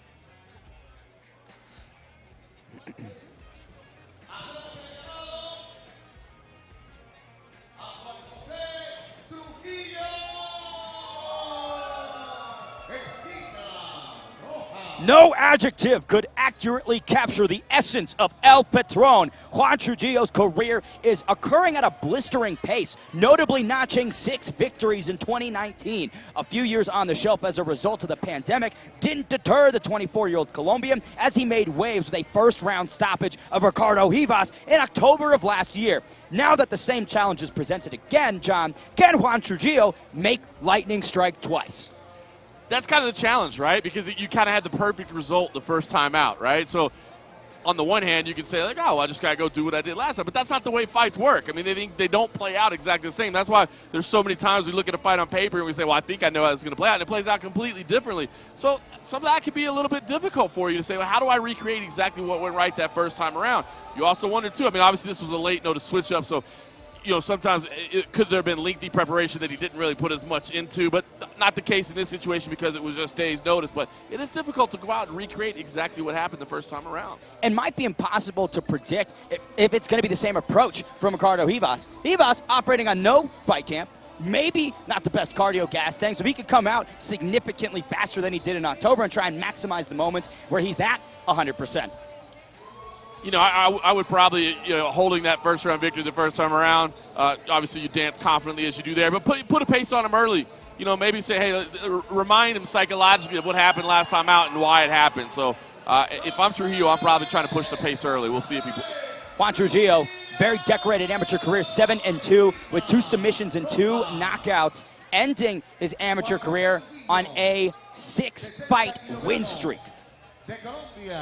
Once again, the tail of the tape brought to you by Burger King. 12 months separate these two. Bit of a height and reach for one. El Patron, Juan Trujillo. 60 kilogramos de Colombia, 23 años de edad. Para este combate tendremos como referí a Pedro Casas. Not to take anything away from the Black Panther, Zamir Catano, but when he was matched up with Trujillo back in 2018, he was able to finish Juan in 30 seconds, but El Patron was knocked out in fight camp 4 days before that and still fought. So not the wisest choice? Not the wisest choice. He told me, he was like, maybe I shouldn't have done that. I would say yes. You probably should not have done that. Juan Trujillo dialed in this rematch. Ricardo Rivas, opportunity of a lifetime. El Patron stings early with the lead hook. I love that stare down there. He was leaned forward. There's been intensity between these two all week since the fight was put together. Big swing and a miss right there from Rivas. Calf kick from El Patron. Stinging the legs early. Oh! Wow. El Patron goes airborne. Now Ricardo Rivas trying to get some grappling going, John. Beautiful moment there. Trujillo slips around to the back. Flattened out. Again, pressing early. Oh, right hand comes under. This could be trouble. Okay, pulls it away there. Boy, he snuck that under fast. Juan Trujillo fights at a lightning quick pace once again. Out, yeah. Rivas in a lot of trouble right now, just covering up, not addressing his referee. Is going to take a close look, trying to buck up. Now he's making the adjustment, exposes the neck once again. Right arm under. He hasn't got that other arm to finish it, but that now is deep. makes the adjustment. He's going to get the squeeze on this. Right arm is under. He's Ricardo got the Rivas. squeeze. This could be just a matter of time here. El Patron done in one. The success continues as he solidifies the victory over Ricardo Rivas. Yeah, and like I said, I think, having the first round victory the first time around, I think the key is to go out there and put the pace on early, remind him of what happened, and he did exactly that. Put the pressure in, that beautiful grappling sequence as we watch the replay here, got him to the back, and then the adjustments that he made here on the choke. You see here, defending well. Look at the left arm, comes free, it sneaks back up, makes the adjustment to sink it in tighter. And, at that point, you kind of just knew it was a matter of time. With that body triangle, I mean, every area of Ricardo's body is experiencing pain. He has no choice. A lot of love between these two competitors. And, of course, like we talked about earlier, so much respect for Ricardo stepping in and keeping this bout alive and El Patron's ability to compete. Well, and you see exactly. I mean, you nailed it right there. It's like, hey, if you don't step up, I don't get a chance to compete. I don't get a chance to add to my record. I don't get a chance to get paid. There goes a 2-month fight camp potentially. That's it. So for him to come in and say, listen, man, thank you for doing that. I really respect you. And, I know it's unfortunate. That's 2 first-round losses in a row to me. We probably don't need to revisit this, but, hey, maybe come train with us sometime. I'll be happy. This chapter is definitely behind us, and thank you for doing that. Iron sharpens iron, and that can't be more true for one El Patron. Juan Trujillo leaping up to the cage to his fans, watching ringside. Lot of ability, and he's got Is my man a little celebratory smoke there? I don't know if that's allowed. I don't know the legality of it, but yeah, he just dropped it. I don't know. I think he just dropped it down. Like, I don't know, what are you talking about? And the guy tried to hand it back to him. He's like, no, I'm disposing of evidence, sir. Okay. I'm disposing of evidence. No time to hit the bloink like after a first-round submission. El Patron advances to 2-0, keeping the 100% finish streak intact. That brings his total stoppages to 6 overall in his career. Quite impressive for a guy that's only 24. Great work there. Got it done early, and respect between these two, both of them celebrating their teams, and you like to see that. Great sportsmanship. First flag for MMA Colombia. They got an amazing facility in Medellin. Several stories tall, weight rooms, mats, cage, anything that you could possibly want as a young talent in the game here in Latin America. You want to be at MMA Colombia. And their head guy who owns it, Damien, was a doctor. It's wild. Put aside his practice to open up a gym. Props to him. Family's real proud. Different type of practice.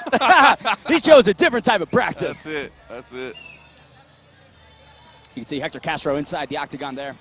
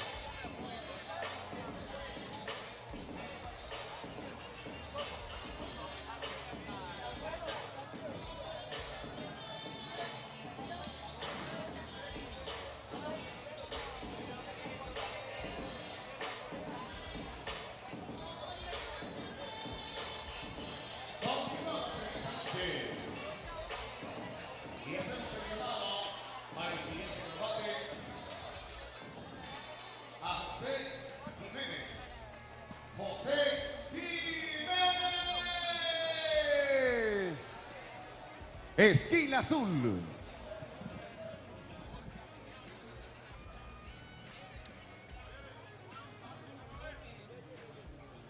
Next on deck, we've got Juan Pablo Gomez aiming to remain undefeated against Jose Jimenez. Jimenez making his way to the octagon.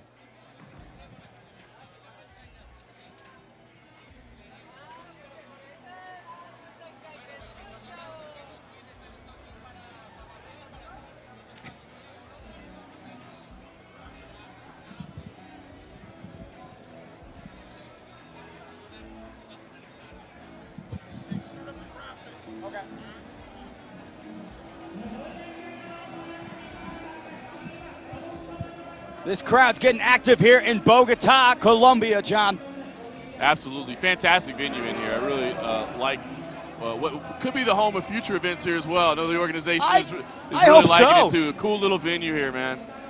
You know, on optics alone, this is like the coolest, I don't know if it's like a high school basketball facility or something, but you've got the screens, you've got terraced seating. I mean, this place does have quite everything.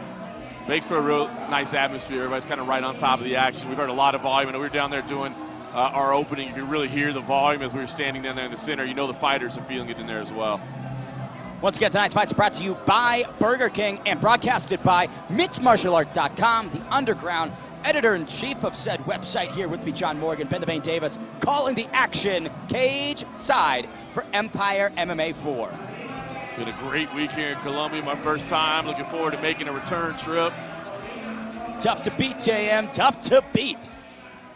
And the fight's been fun. I mean, it's about coming down, enjoying the atmosphere, enjoying the city, but ultimately at the end of the day, what we're hoping for is great fights. And man, I don't want to jinx anything. I'll knock on wood here a little bit, but so far, everything's been a lot of fun. Here he is, Jose Jimenez, 28 years young. Outside of that, largely an unknown combatant here. Came in a bit later, so we didn't have the chance to speak with him, but seems like he's got a lot of close relationships with the corner, as one would imagine. Certainly dialed in and focused. Great squad around him. Great training partners. It's a big opportunity. Juan Pablo Gomez is a large name. I mean, very decorated amateur, 5-1 overall before he made the transition to pro. If Jose Jimenez can really stun the masses here tonight, that sets his career in motion. Yeah, what a way to start it, right? You're being given a real opportunity to come in and make a statement in your first fight as a professional. A tall order, to say the least. Not an easy task for him to accomplish. But again, looks focused and ready, and that's what these opportunities are all about. Señoras y señores, con ustedes, José Jiménez, esquina azul.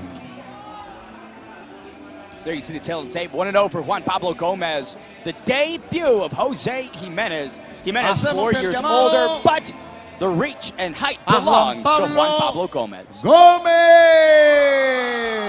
Hot off a first-round stoppage at Empire MMA 3 in November of last year, the Bogota-bred Juan Pablo Gomez is committed to keeping the perfect record intact here tonight. Gomez's martial arts origin dates all the way back to grade school when a classmate of his brought an old pair of gloves, and the moment that Juan Pablo put them on, he knew that this is what he is destined to do. With 4 submissions in 5 of his amateur wins, we know that knockout power isn't the only wrinkle to Juan Pablo Gomez's game job.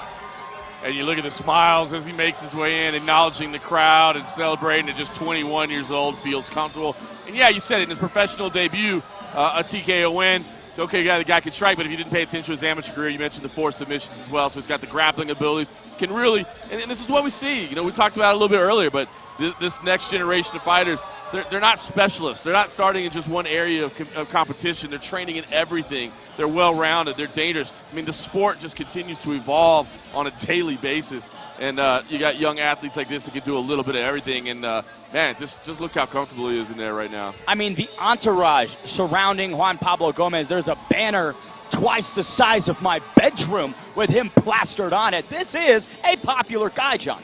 Very much so. Looks to have a bright future ahead of him, and so, you know, he wants to come here and make a statement. You know, really the Empire MMA organization is committed to doing some big things here in the Columbia area, and he wants to take advantage of that.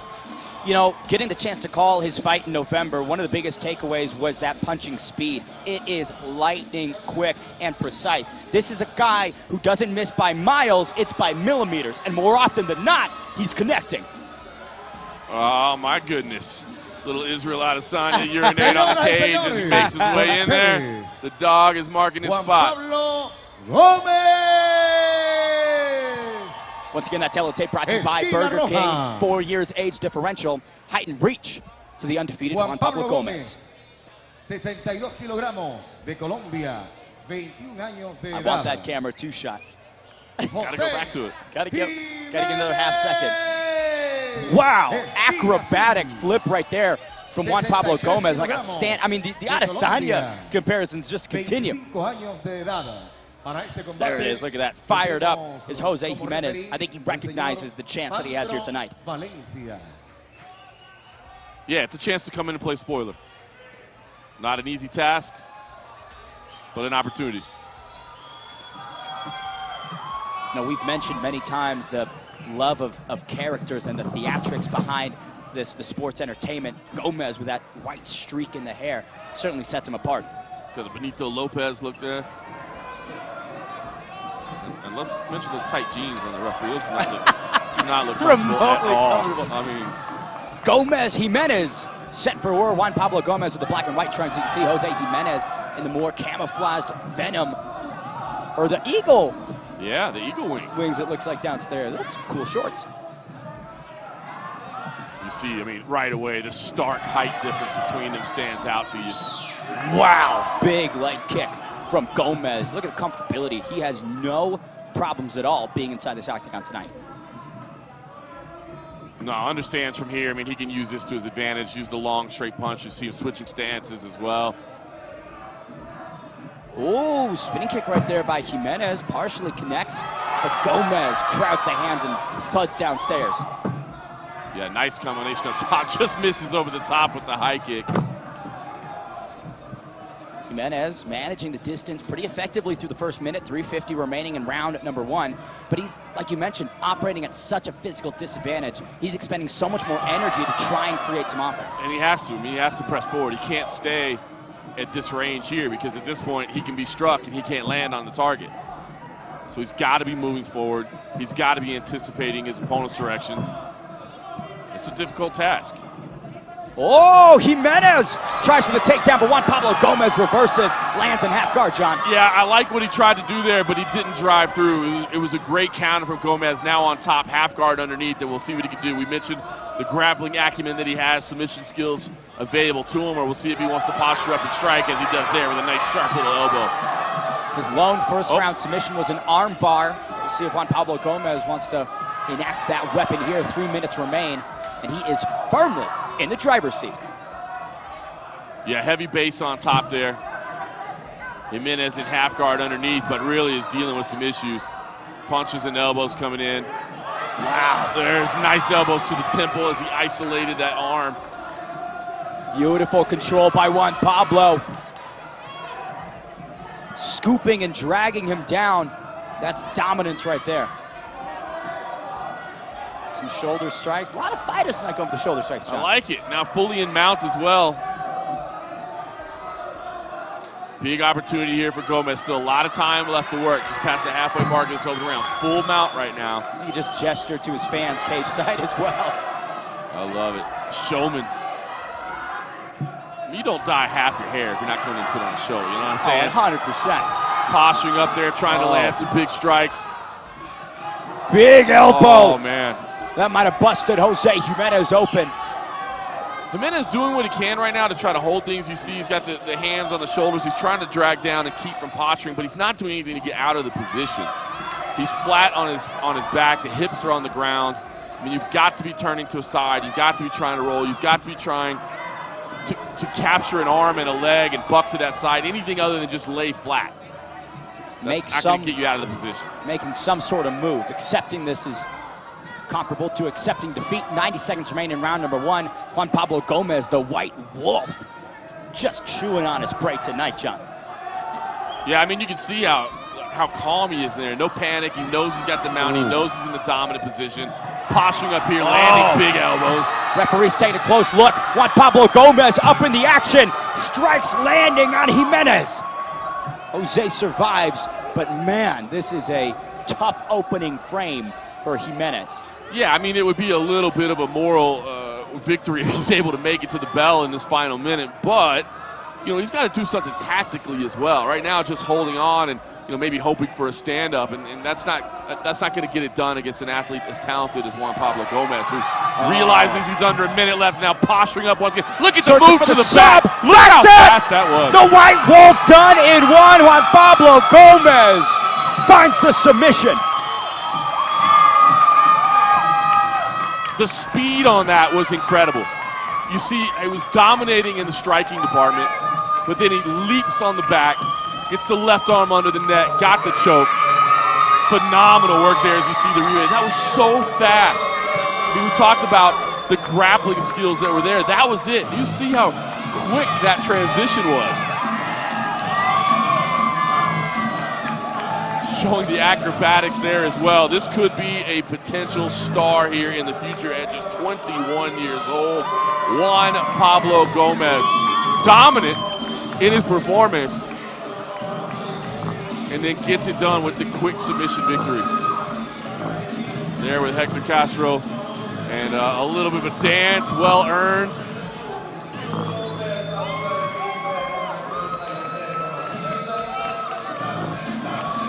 here to find the stars of South America, and this man looks like he may be one.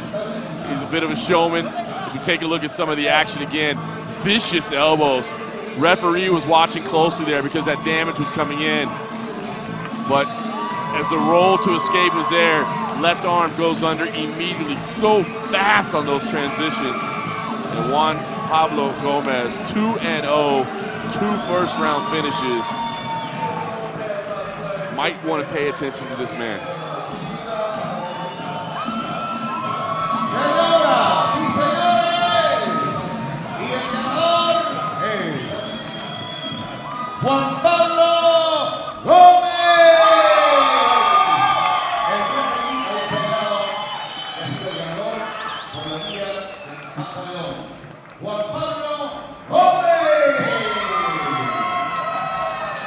Juan Pablo Gomez, your victory, and our own Ben Davis has made it into the cage. We're going to have a few words with this potential budding superstar.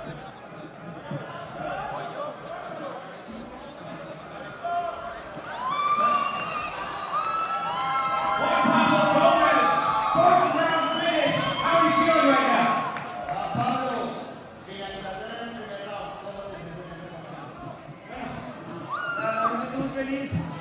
Tuve mi debut en Medellín. Sentí que me guardé muchas cosas, tenía mucho por mostrar. Rodillas, codos. Entrené mucho. Acá están los verdaderos profesionales. Nada, estoy muy contento por mi desempeño, por mi equipo. Espero les haya gustado a todos. Creo que por esto vienen, por un show. Espero les haya gustado y me siento muy feliz. He feels really good right now. He worked so hard. He wanted to show a lot of things like elbows, knees, but that's how he works. And he says here are the best, the pros, and that's what you guys come to see here. With 1 minute left, you looked up at your corner and they seemed to encourage you to find that finish. Was that the moment where you decided, I'm going to get this done?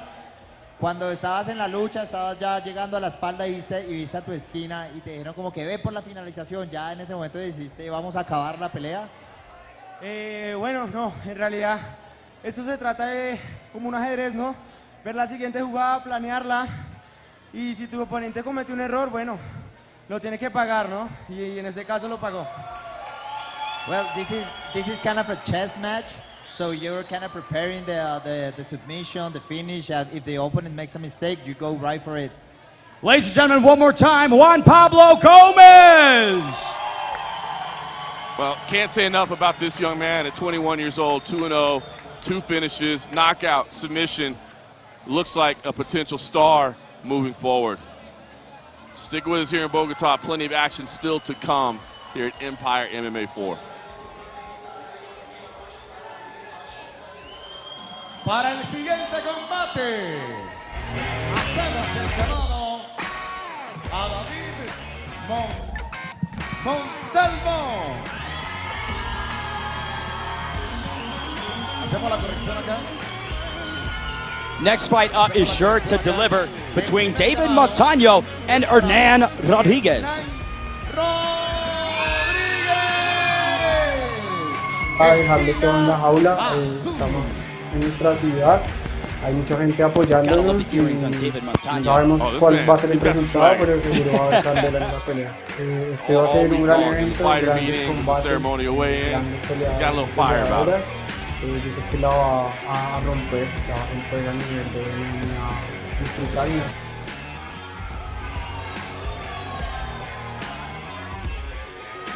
El primer llamado, Hernan Rodríguez.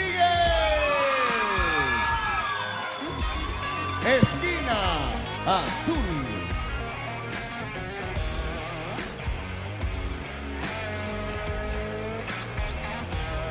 After a hard-fought win over Jose Correa at Empire MMA 3, Hernan Rodriguez returns hungry for another victory. The 3-fight unbeaten streak includes 2 TKOs, and the 22-year-old's only loss was in his amateur debut to Mateo Lauda, who was 13-1 at the time. Rodriguez closed his amateur career as Tapology's 36th best flyweight in Latin America. Only question is, John, where will he land following his pro debut here tonight? Well, let me just first off say I love the flyweight division. It is probably my favorite division in all the sport, and I hated when UFC President Dana White was toying around with the idea of getting going away with it. So, yeah, I love the flyweight division. These are two talented prospects here. Obviously, a big age difference between them. A lot of excitement here around Hernan Rodriguez based on exactly what you said. And, you know, was here in the Empire MMA cage as well, so a familiar face. And, look, you know, the loss he had was to a very, very talented athlete, and now he's here to make waves in his professional debut. You know, analyzing the outlook of 125, one Connor Burks popularized the flyweight unders in expectation of these fights not going the distance, John. Not at all. And, you know, okay, tape issue there. I didn't know if we had a mouthpiece issue, what was going on. I did not have the glove tape. Probably should have taken care of that in the back, but that's okay. We'll get it done. That's why we got tape, John. That's why we got it. We'll get it done now. And, yeah, hopefully, you know, Hernan, again, we always talk about these things. When things don't go exactly the way you meant for them to, you visualize the walkout. A lot of fighters you'll see, and they'll come out early, and they'll do the walk, and they'll, you know, and then something goes wrong like that. Your corner forgets a mouthpiece, or, oh, my gosh, we forgot to tape this glove. You know, does your mental focus stay there, especially your debut? That's such a special night for you, right? You've worked to get here. Hopefully that doesn't have any impact. It didn't seem to. It seemed like he was staying centered and focused, but we'll see. It speaks to the mentality of an Olympian, visualizing the success every millisecond of the moment until they capture that gold medal. Again, yeah, you have something that in reality doesn't go the way you envisioned it. Could throw you off, could destabilize you, but boy, is it going to take a lot to destabilize one young Hernan Rodriguez. Yeah, to speak to your point on the flyweight unders, he got a lot of flyweight unders in his amateur career, so we'll see if he can do that as a pro. Let's take it to the tail of tape, brought to you by Burger King. Each guy making the professional debut. David Montano, 10 years the elder, and does have a bit of a height advantage. Reach, largely the same, unless I'm reading the opposite. I don't know. Ready for the trenches of Hernan Rodriguez, it's the Mountain himself, David Montano. Montano stated he's prepared for a step up in competition and enjoys the challenge of pushing his potential to its limits. Representing Freedom Fist Academy, the 32-year-old is committed to the phrase, live to fight and fight to live free. No question about it, David the Mountain Montano is anything but an easy hill to climb in his professional debut. Respect to Ben Davis for using Google Translate to find out what Montano meant. Nice work. Good job.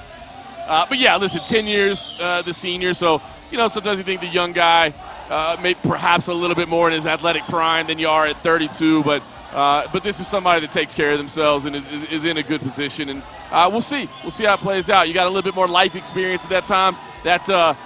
I'm a very old man, so I don't want to call it old man strength, but it is old man strength. At 32, you're not an old man. John Morgan, you're 25, 26. A couple of times. So we'll see what Montano can do here. Obviously, both of them extensively tattooed as well, so a nice little battle there over who's got the better ink. I mean, it's a really close match. I mean, the Mountain, he's got the half back piece, but Rodriguez, the full chest and belly. It's more of a personal preference. Montano's strong on the earring game as well, though. True, so that gives the edge. That does give the edge. And the hair, he's got the cool hair. It does have that is quality ink right there, too, man. That's looking good. John, what does your back piece look like? I'd rather keep that to myself. David the Mountain Montano and Hernan Rodriguez set to battle in their debuts. Once again, the Burger King tale of the tape. Big difference in the Alcance. Yeah, which one? So Alcance is... we know. Yeah. We talked about the disadvantage on Matt James. J-Mo is fucking this battle. Big guy, a little casual there for a minute. We're keeping it professional. These Red Bulls are getting to me.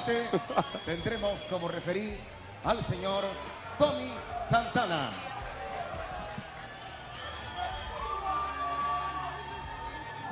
Tommy Santana once again back inside the octagon, answering this assignment at 125 pounds.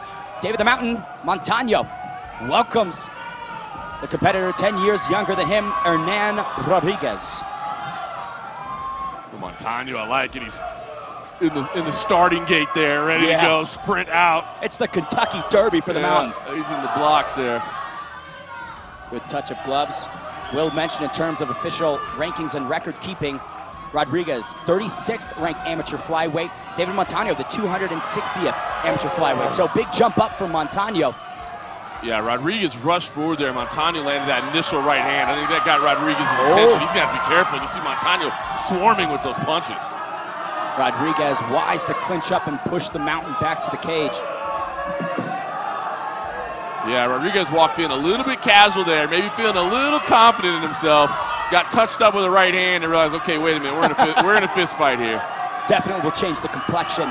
One of the things that he did back in November was grapple. Utilized that weapon effectively, led to that big win. And putting the pace on, a lot of pressure from Rodriguez. Oh! Over the top with the high kick there. Nice flurries being exchanged. You see Rodriguez the one controlling the center, setting the pace. Right hand landed there. The mountain briefly stumbled, potentially.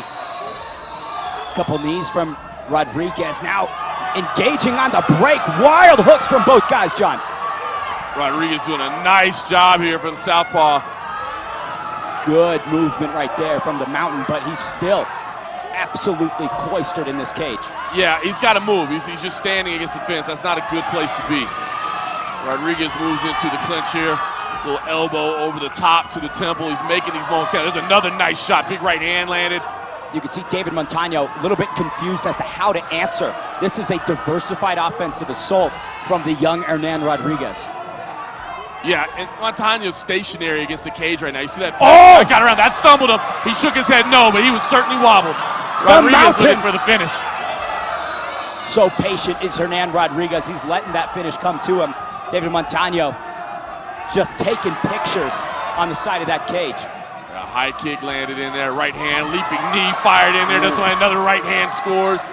Montano wagged his tongue out a few minutes ago, but he's taking some damage. And again, that right hand, or right leg, I should say, rather, just right against the fence. He's got to get out of this position. Now chopping at the legs as well. Oh! Big return potentially right there from Montano. Briefly snaps the head back of Rodriguez, but Hernan is just a masterful economic striker. It's really hard to get an advantage against him. Yeah, Rodriguez really does have to pay attention here because Montano is swinging back with some power, so he has to be really careful in these exchanges. He's dominating the exchanges for sure, but Montano is swinging back with power, so you can't wade in there carelessly and just unleash. Still got to show some respect.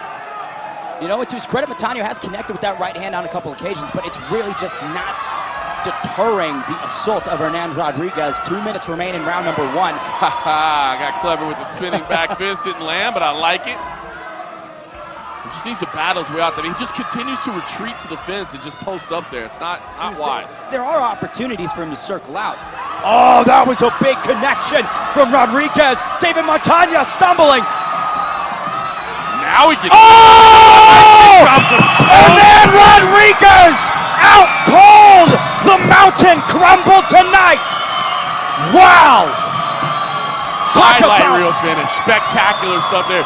You know, invested in everything, was showing diversity in his attacks, but then finishes it in highlight reel fashion with a high kick. And we take a look at some of that action.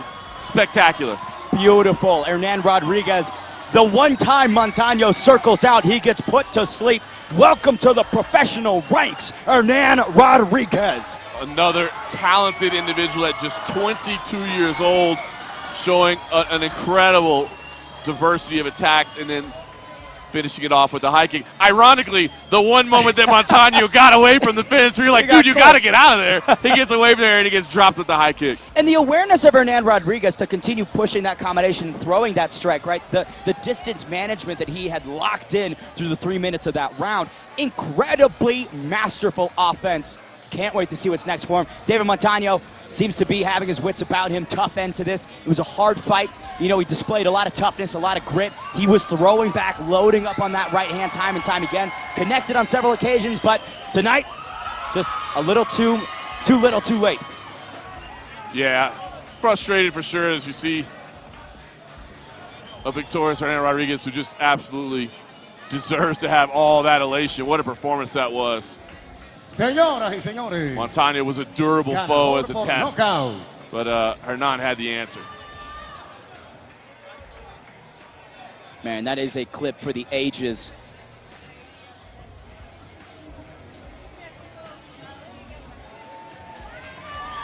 Good respect shown by both guys. The Mountain back to his feet and displaying the love. A lot of sportsmanship here in Colombia. These Bogota guys, you know, they leave it all in the octagon, but outside of it, it's nothing but respect and admiration. Hernán Rodríguez.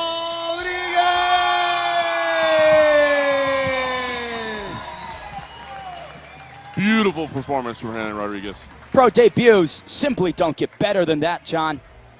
Gotta love it. We are going to take a brief moment. Freddie Serrano has an announcement inside the octagon. We want to give him a moment to make it. Before, though, we take a look at that KO. Hernán Rodríguez, as the Mountain was circling out, tosses up a beautiful lead high kick. Down goes Montano. And that was all Tommy Santana needed to see.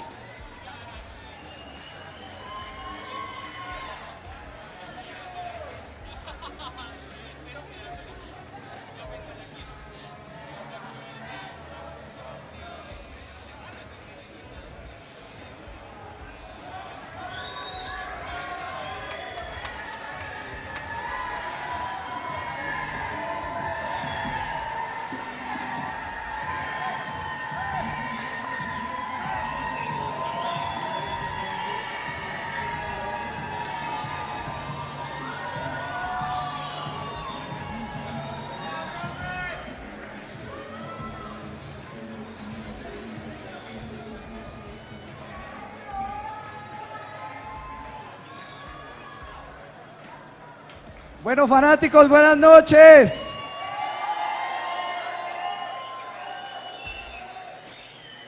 Primero le doy gracias a Dios, 5 años trabajando para tener un evento de estos, para abrirle las puertas a los luchadores, para poder dar palabra, agradecerle a Dios.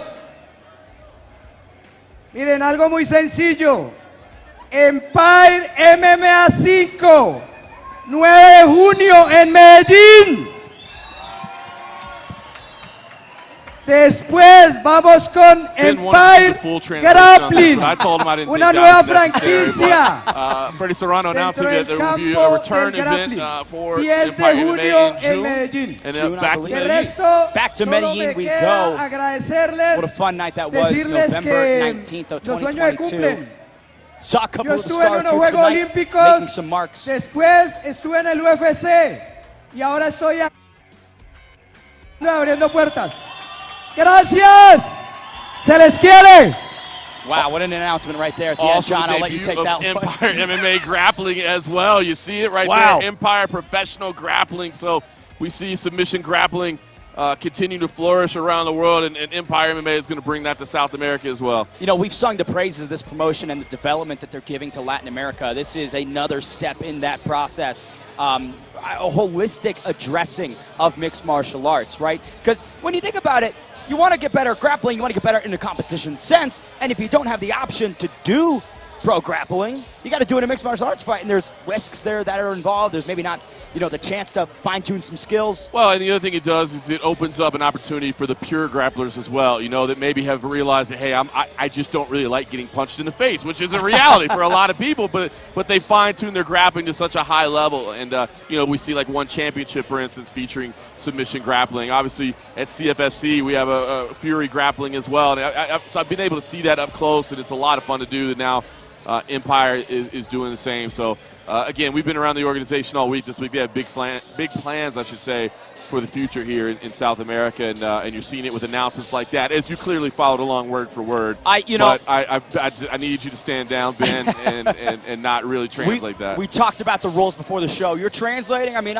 native speaker myself, but I appreciate you giving me the opportunity to showcase a little bit of my Spanish and learn a little bit. Let's talk about pro grappling. One of my favorite moments in terms of the CFFC Fury grappling. Billy Quarantillo's Squid Games walkout when he fought Clay Guida. That was cool. I believe that was December 30th or 31st of last year. It's very cool. Yeah, those Fury professional grappling units are so much fun, especially the ones where we load up on the UFC talent. Not all of them are fun because I love professional grappling, but when we get to bring those UFC stars that we're used to, that's always fun because the atmosphere is so much different. Like, you know, all these UFC fighters that we've covered their careers, but fight week before an MMA fight is just stressful, man. It's tense, you know what I mean? Fight week before a grappling match, That's like fun. everybody's just kind of laid back, and you know. I may or may not have had a beer with Cowboy Cerrone the night before. You know what I mean? It's like he's coming out there to have some fun, and everybody's competitive. Of course, they want to win, but there's just a big difference when you're not worried about, hey, I could get knocked out tomorrow night. You know. Well, and additionally, if Donald Cerrone says we're having a beer, you're probably having a beer. You're having a beer. Newly minted Hall of Famer, Donald Cerrone, by the way. His Hall of Fame announcement was made tonight by the UFC, which I think is pretty cool. Deserving Hall of Famer. We've been obviously calling fights all night, so I haven't seen the feedback. I can imagine there's going to be some haters that come out and say, what? I was never a champion. He was this, he was that. I'm telling you, if you were closely following the career of Donald Cerrone, no problem putting him in the Hall of Fame whatsoever. I mean, just the longevity that had. The guy that embodied anybody, anytime, anywhere. I mean, come on. You know, you closely followed his career for so many years. Talking about what it means to you personally to see Donald achieve that success and that accomplishment. It's awesome, man. Yeah, he had a chance to. I think I counted it up and was like there for like 28 of his fight weeks or 30 of his fight weeks or something like that. I mean, it's crazy. So to see him do that, I mean, the night he retired was a pretty emotional one for me. He stopped at press row, and we kind of had a handshake real quick and thought, I mean, but to see him with his kids and stuff was pretty cool. So great moment, and I'm looking forward to the Hall of Fame induction ceremony this summer. It's going to be Anderson Silva also on that ballot. Jose Aldo, I mean, come on, man. Star-studded. Last year, of course, we had Khabib Nurmagomedov, which was excellent. International Fight Week this summer, always fun. You're going to be there, right? Oh, I'll be there, baby. It's the hometown right there. I don't even have to travel for that. Los peleadores de Anonimato Armado nos caracterizamos por tener un muy buen striking. Claro que pues venimos ya varios años trabajando con la lucha, entonces somos peleadores. Lo que me motiva a pelear es el legado que llevamos construyendo desde hace muchos años. Además de eso, pues mi hijo también ya viene en un proceso competitivo. Todos los alumnos que tenemos, todos los procesos que llevamos es lo que me motiva a seguir peleando y demostrar que somos los mejores. I've got, I mean, on the bounce, Insignatus. Well, Insignatus Garcia. And you know what, man? No offense to Garcia, but Insignatus just sounds pretty cool. You know what I mean? It's got a little flourish to it. A little bit more difficult to say. A little tougher? Maybe we go Garcia. Maybe we go Garcia. We're going to find out in a couple minutes, John. Vengo de Medellín, de la Academia MMA Colombia. I'll tell you peleo what, por talk pasión. about a fired-up competitor. Es un sueño. Emmanuel Escobar was tiene una all mentalidad de ser business grande. all week at the weigh-in. Y no me veo con nada más que cinturón en la cintura del campeón. Es algo por lo que he trabajado durante 7 años, todos los días, sin parar, lesión tras lesión, volviéndome cada día mucho más duro, aprendiendo, formándome, llenándome de traumas, que no es algo fácil, aquí se sufre, y aquí se sangra. It speaks to the bright future of MMA here in Colombia. You know, it's one of those interesting things because you talk about, it's not a lack of talent necessarily, it's just a lack of the awareness and promotion of it to some extent. Like, there are very well-rounded individuals and athletes competing in South America and Latin America, but if they don't have the platform like we talked about, they can't shine, they can't further progress their careers. That's it. That's what this is all about, is giving them that opportunity to showcase their skills and to face top talent as well. You know, to bring in talent from around South America, to find the best in Colombia, so you can really get them tested at these ranks. I mean, that's what the matchmakers of the bigger organizations want to see. Not just that you won, but that you beat talented competition. And gives me the opportunity to call some fights with John Morgan. Gotta say. I mean, that's worth it in itself, right?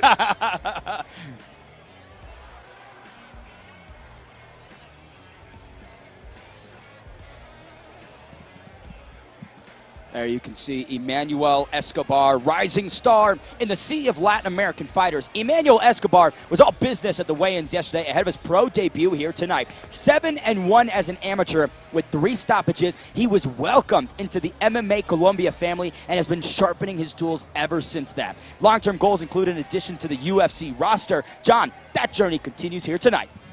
Yeah, and you touched on the intensity, and we're seeing it right there. I mean, just the focus.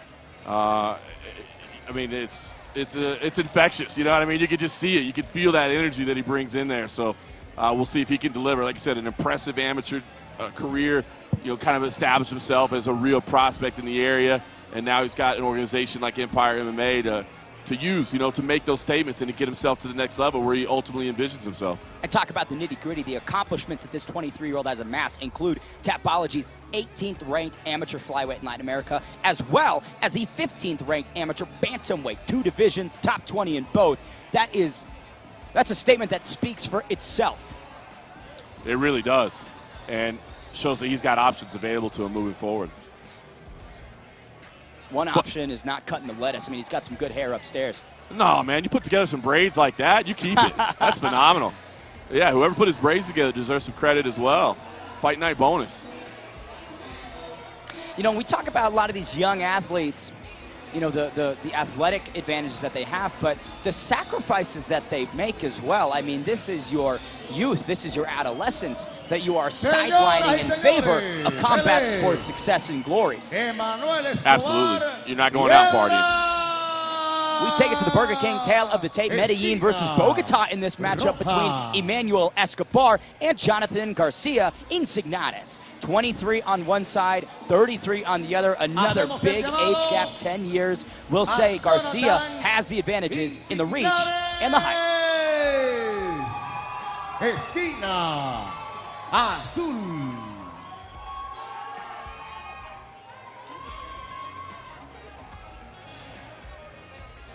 33 years young is the Colombian Jonathan Insignares. He's stepping in on short notice against Emmanuel Escobar. He's the head coach of Anonymous Armed Club, always serving underprivileged youth in Colombia, ensuring that they're developing healthy habits and training and being disciplined instead of becoming wrapped up in their vices. Despite the wealth of experience and being a head coach, Insignares makes the walk as a professional for the very first time tonight, John. It's pretty cool. I mean, the mission that he's out there supporting, I mean, that's incredible, right? I think, you know, as a father, you know, anytime you hear about people working with troubled youth and trying to give them better opportunities, because there are so many kids out there that, man, unfortunately, just through circumstance, you know, don't have opportunities that maybe others do, and they find themselves wrapped up in some troublesome opportunities. And this is something that this man is looking to eradicate. And so that's spectacular to stuff. But then, you know, as you said, stepping in on short notice, you know, to say, hey, I'm not just going to talk the talk. I'm not just going to tell you guys, here's what you should be doing and here's how it should be go. I'll walk the walk, too. I'll step in there and do that. I mean, that's a great message to send to the youth that he's working with. Definition of leading by example. And you think 10 years physically, athletically might favor Escobar, but the experience, the knowledge, the awareness inside of techniques, defensively, offensively, I feel like that would really tip the scales in Jonathan Insignares' favor. That's usually where it balances out. I mean, when you see these type of age gap differences, especially when you're talking about somebody that's like 23 years old. I mean, if you're talking about somebody that's, you know, maybe a 35 versus a 45-year-old or something like that, you may not see the same things. But usually that younger 23-year-old is going to have, you know, significant kind of speed and athleticism and just that youthful exuberance. But as you mentioned, the counter to that is experience. The counter to that is, you know, the more developed muscular structure. And he steps in there with a little leaping slam. 33, but this guy looks physically in his prime. We take it back to the tail of the tape, brought to you by Burger King. You can see age difference as well as height and reach. Slight typo on the record, but we'll look at that. But graphics guy's been busy, man. He's doing a lot going on. Doing a lot going on. It's the same guy that does camera, too. The man's splitting his time. Emmanuel Escobar. Held on that one. 54 kilogramos de Colombia. That's how we got to say it. It's like Joe Martinez. Who are you? I got this. Para este combate tendremos como referí al señor Andrés González.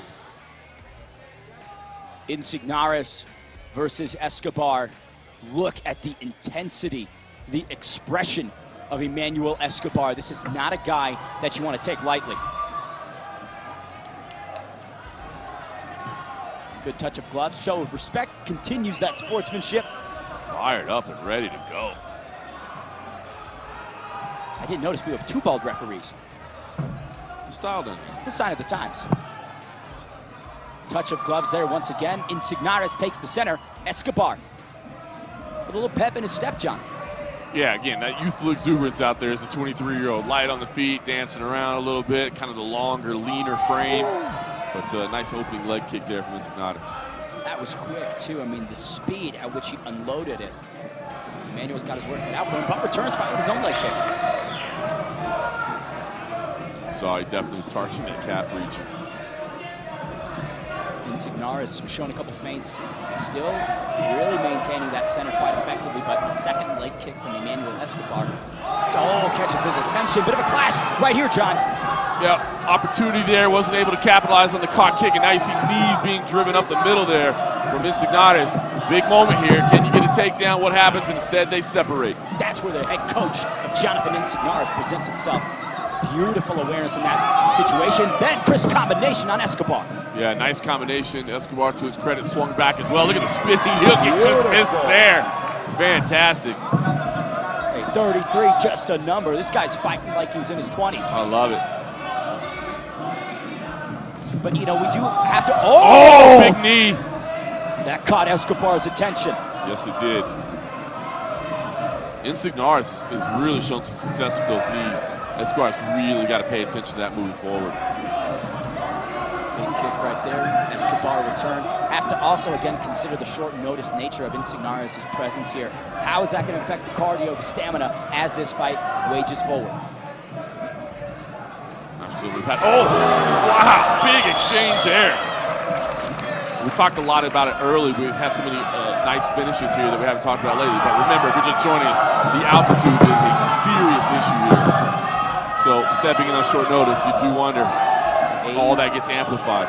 8,600 feet versus the more commonly known Denver, which is only 5,600. And it's crazy that you would say in this comparison that Denver's only that high, right? Exactly. Nice elbow up top there for Insignaris. Good reversal by Escobar, really maintaining control with that lock, but Insignaris just seemingly a bit wiser in these positions, I would say. Oh, mouthpiece fell out briefly. Deep breath right there from Jonathan. Yes, it was. Separations reset halfway through round number 1. Escobar. Oh! Emmanuel laughs that one off, but boy, that one could have been a show ender. Yeah, it really was. It was that nice high kick and then same side punch behind it. Nice combination. I wanted to set up the spinning stuff there, pull it back on it. It's always the go-to when your gas tank is maybe starting to fail. Start throwing spinning stuff. Might as well. Well, I tell you what, I think, you know, we talked about the intensity of Escobar, but I think he's learned to respect Insignaris, and a couple straight punches land there as well. An extended combination. That's what I like to see, the 1-2, 1-2, pushing Escobar backwards. But he blocked it, but you gotta think the bleed through potentially is there. It's more of a UFC term. Wild to see here.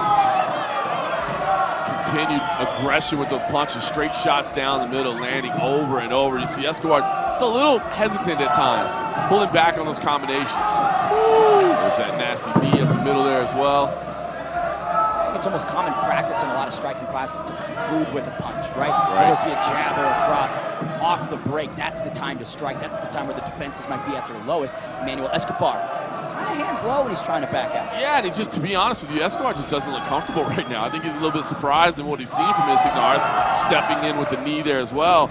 And Escobar just like he's having a little bit of trouble finding his rhythm as to exactly where to attack. The expression has definitely changed. 1 minute remaining in round number 1. Huge opening frame for the head coach, Jonathan Insignaris. Short notice, no notice, long notice, don't matter for the head coach. I think being cautious with his pace here, right? Not want to expend too much energy, understanding the factors that he's facing. But there's a nice combination again, just the left, it's the right hand right behind it, straight punches down the middle. Good head movement too by Escobar. I mean, avoiding the major players of that combo, certainly going to save his durability. That's a winging punch right there. Yeah, Escobar was able to move out of the way of that big right hand. But again, he's moving out of the way well, but what is he offering in reply? Where's the big counter? Just took a right to the chin there as well. Good poker face on one, Emmanuel Escobar. Really ran the damage well, but a huge opening round for the head coach himself, Jonathan Insignaris. Yeah, phenomenal work. As I said, you know, stringing together combinations, kind of attacking on the offbeat. Those knees were very successful along the way as well. A lot of nice work here if you take a look at the replays here from that overhand. There was those knees, and he throws the punches behind it. He's always finishing with something else. Really great work thus far from Insignaris. You know, it's interesting because Escobar is also doing a couple things pretty well, right? The lateral movement is there. He is returning fire, landing a couple of his own shots, but There's a step behind that Escobar's operating at. That's it. If I'm in Escobar's corner right now, I'm telling him, look, man, we need you to be the one attacking. We need you to attack on your rhythm, not on his, because right now Insignares is handling things naturally. He seems to be not breathing too heavily over there. You take a look at Escobar, still got the intensity, maybe a little frustration there as well. Things not going the way he wanted to. We'll see if Insignares can keep the pace up. Again, if I'm in the opposite corner with Escobar, I'm saying, hey, we need you to turn the heat up. Let's see you being the one set the tone. Round 2 of Escobar and Insignares. Time to put the pedal to the metal for one Emmanuel Escobar. Again, 7-1 amateur record with 3 stoppages. This kid knows how to win. Yes, he does. See how he deals with some adversity here in the professional ranks. Big combo right there from Jonathan to open round number 2. That's a nice jab from Escobar. That's it. You know, you touched on his head movement. You touched on his lateral movement. Escobar is moving well, but he needs to get the offense going. It's not kind of like that dancing movement. You know what I mean? He's got a routine in there, John. He's got the rhythmic movements too, light on the feet. But again, needs to pull the trigger a little bit more. Nice face there, front kick out. Bit of a smile right there from Escobar. Now he's feeling it a little bit. Lightning quick right overhand. Could have spelled defeat for Insignares, but head coach knows what to do. Clinch entry, Escobar evades. Keeps teasing that spinning stuff. Oh, that leg kick hurt right as Escobar was trying to throw a combination. You know, we talk about that investment paying dividends. Ooh.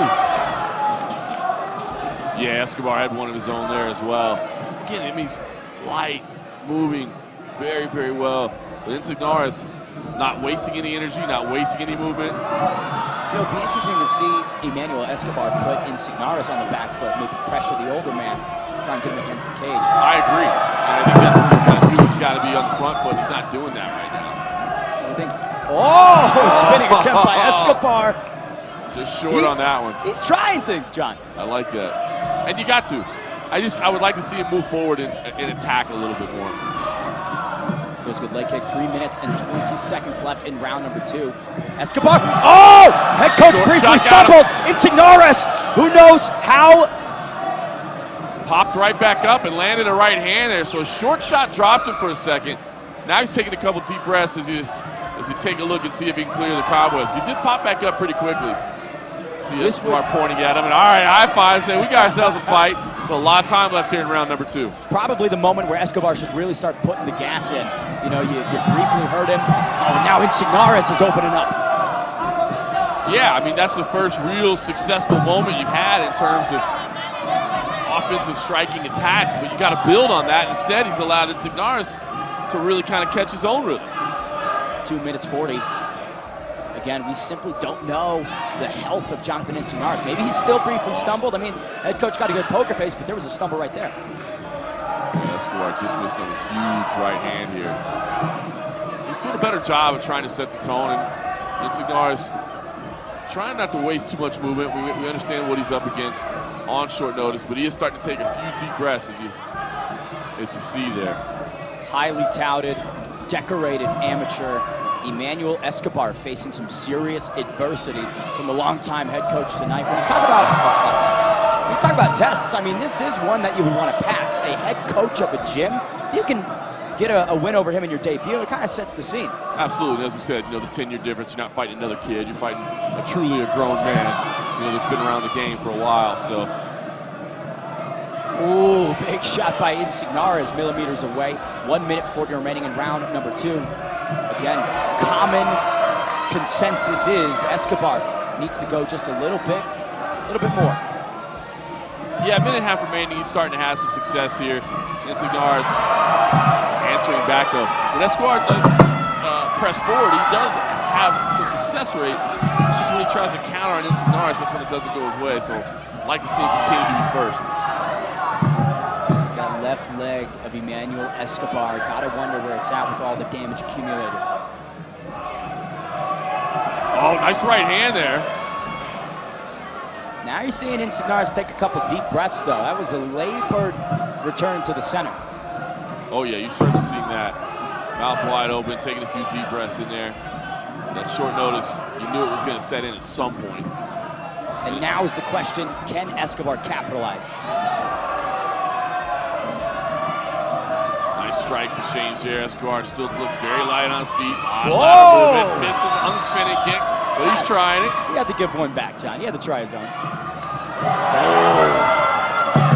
Largely blocked there, but still.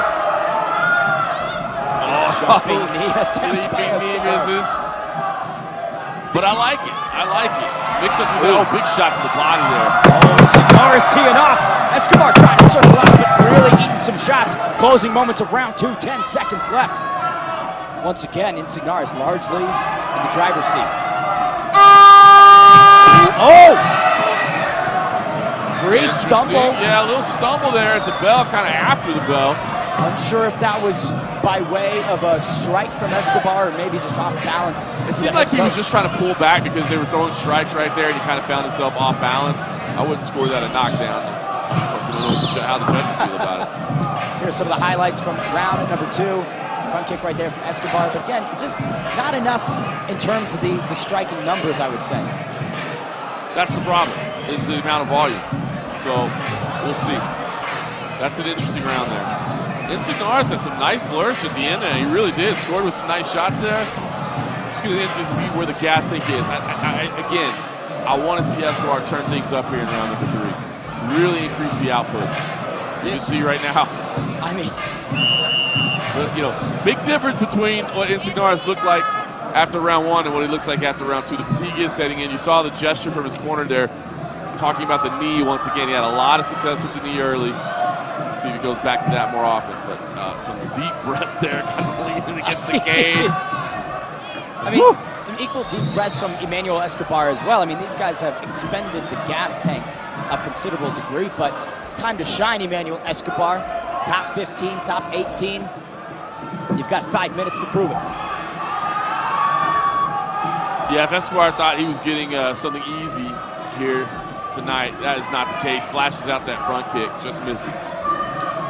Again, on the back foot the majority of this fight. There's that knee from Insignares. If it lands at this stage, who knows what that could do to Escobar. Yeah, just missed on that one. Insignares, to his credit, exhausted as we know he is, walking forward, although Escobar scores with the counter left. Big kick from Insignares, tries that check hook, not there. Escobar circles out, but again, doesn't take the center, doesn't try and reverse the pressure and pace. It just reminds me a lot of like early stages Jorge Masvidal, who was so comfortable kind of fighting off the back foot and countering, but it cost him on some split decisions along the way because judges like to see that aggression and that forward movement. With that Ally Quinta fight, first one that comes to mind, Insignares rushes forward with a bit of offense right there. 4 minutes remaining in round number 3. Escobar needs to get going if he wants to be victorious. Takes a bit of a shot right there. Yes, he does. Gotta love the cupping on the back of Insignares as well.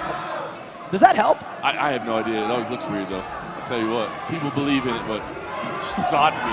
You walk in there, look like a polka dot poster on your back. A Teenage Mutant Ninja Turtle shell. Kind of wild. Each guy colliding with kicks in the center. 3 minutes, 30 remains. Big stiff jab right there from Insignares. Escobar just retreating on the back foot, pedaling away. Yeah, I mean, he's very comfortable clearly. It's not like he's looking for a takedown or anything like that. He's comfortable in his moment, but you got to return the fire.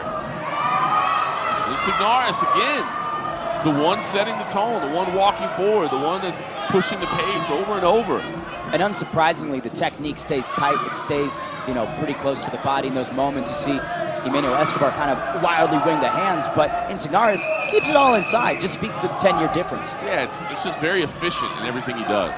It may not be big, crazy, wild movements, but because of that, it's not big, crazy, wild energy expenditures either. Escobar goes high again, blocked. Lots of colliding anytime they're in the pocket. 2:30 remains, midway through round number 3. Emmanuel Escobar gradually just sliding away. Ooh. Caught him low there, but we're going to carry on. Cool technique, doubled up on that kick. Yep. Side kick right to the cup. Hey, Hey, Insignaris has been in the game for a while. He knows he gets at least one. Crafty veteran. Signaris misses on a big right hand there. But again, he's the one walking forward. He's the one setting the tone.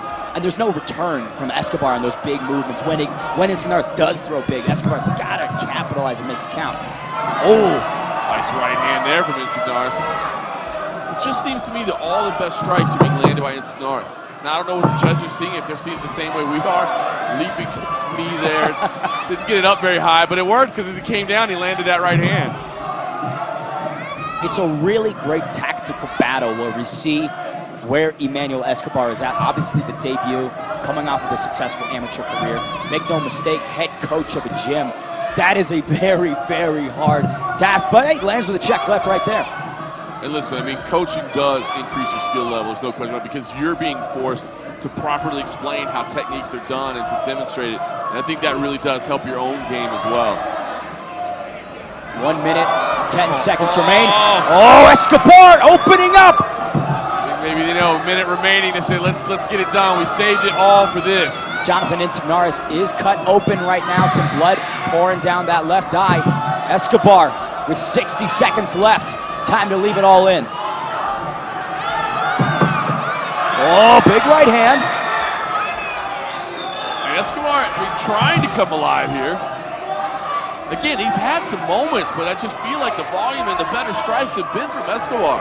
That is a lot of blood coming down from Jonathan Insignaris, though. Yeah, you do see the damage now for sure.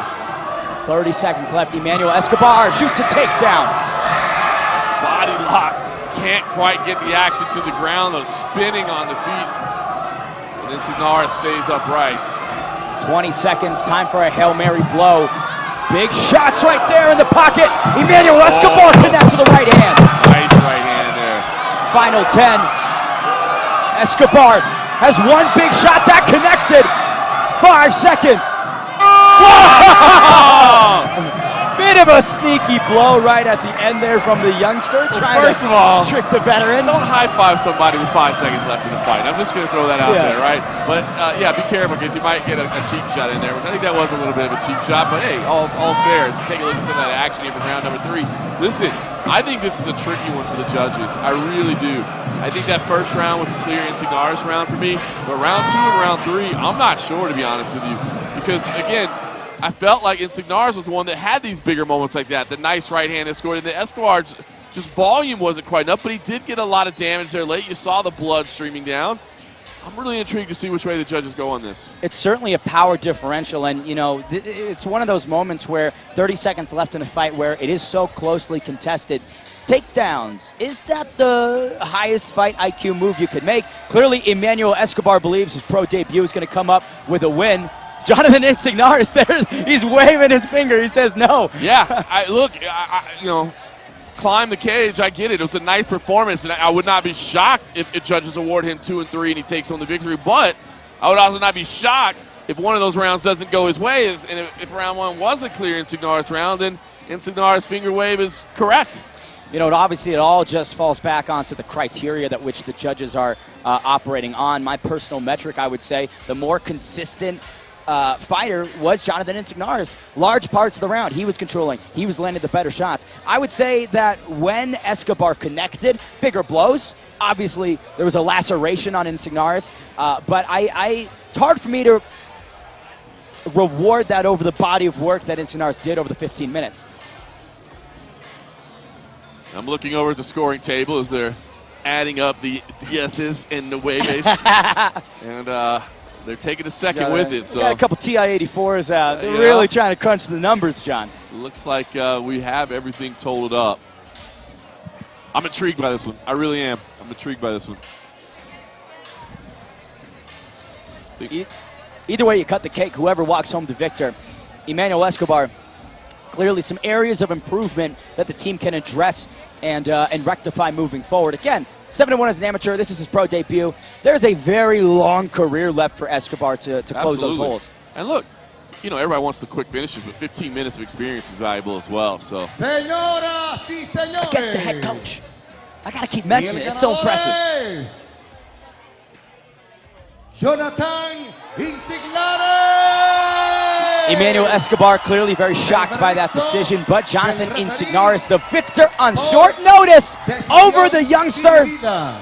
Highly touted competitor in Emmanuel Escobar comes up short in the debut against the head coach himself. Well, I understand. You can see the frustration on Escobar's face, and I get it, right? Because he was never really in trouble.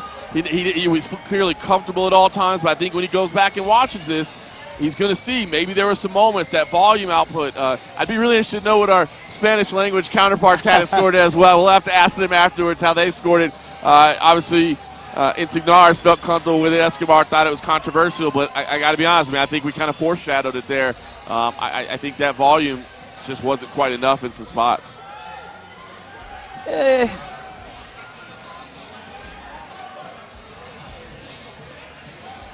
Once again, tonight's fights are brought to you by Burger King and broadcasted by MixedMartialArt.com, The Underground.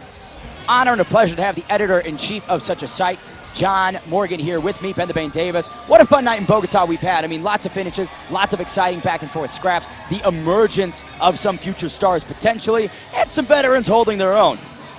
Yeah, it really has been fun. I mean, it's a great start of what's to come in the plans for Empire MMA and, you know, the unification kind of the South American scene and just helping these athletes have an opportunity and a platform to grow.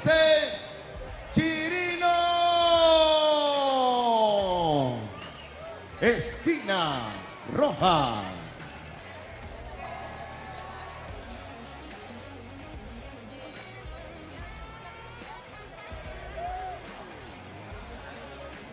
Hola, mi nombre es Emice Chirino, vengo de Argentina, represento a la Academia Magna. Mi preparación fue muy buena, la verdad. Vengo entrenando hace bastante, estoy inactiva hace un año, así que estoy muy contenta y con toda la buena onda para esta pelea. Y yo peleo porque es mi vida, es lo que hago, de esto vivo también, así que nada. La verdad que estoy...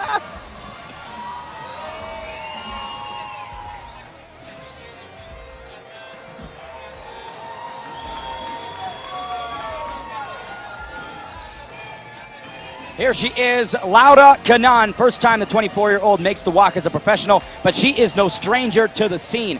Unblemished amateur record at 5-0 with 3 stoppages. She is the living embodiment of chaos as displayed last May when she locked up a first-round submission victory over Jasmine Morales. Canaan puts it all on the line as she makes the transition over. We'll see if that undefeated success continues. I wonder if she's like Luz Vasquez, where she just tells you that everything from Argentina is better. Quite possibly. Those Argentinians, you know, fond of their own country for good reason. Argentina's a great place. Absolutely. Yeah, now, got to throw out the jokes there, you know, but no, this should be a fantastic fight. And then we really get into the featured matchups of the night, so. Couple of ladies matchups back-to-back here. We said the women are on full display here as well. And of course, not to rush past this one at all, because this is going to be a fantastic firefight. But Luz Vasquez returning to the octagon. I mean, she made her debut in May of 2010, then competed again in 2017, finally stringing together some more consistent performances. It's a great card here at Empire MMA 4. Yeah, they did a great job putting action together. Let's take it to the Burger King. Tail of the tape. Making the pro debut on both sides, Emil Chirino and Laura Canaan. 2 years separate these female fighters, with Laura Canaan having the height and reach advantages. Esquina Azul.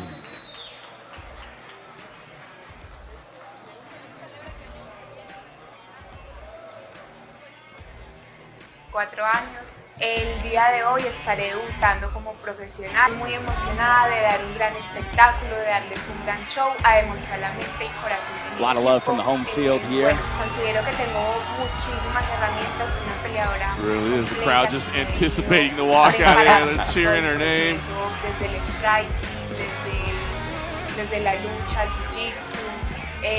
También soy demasiado aguerrida, le meto muchísimo corazón.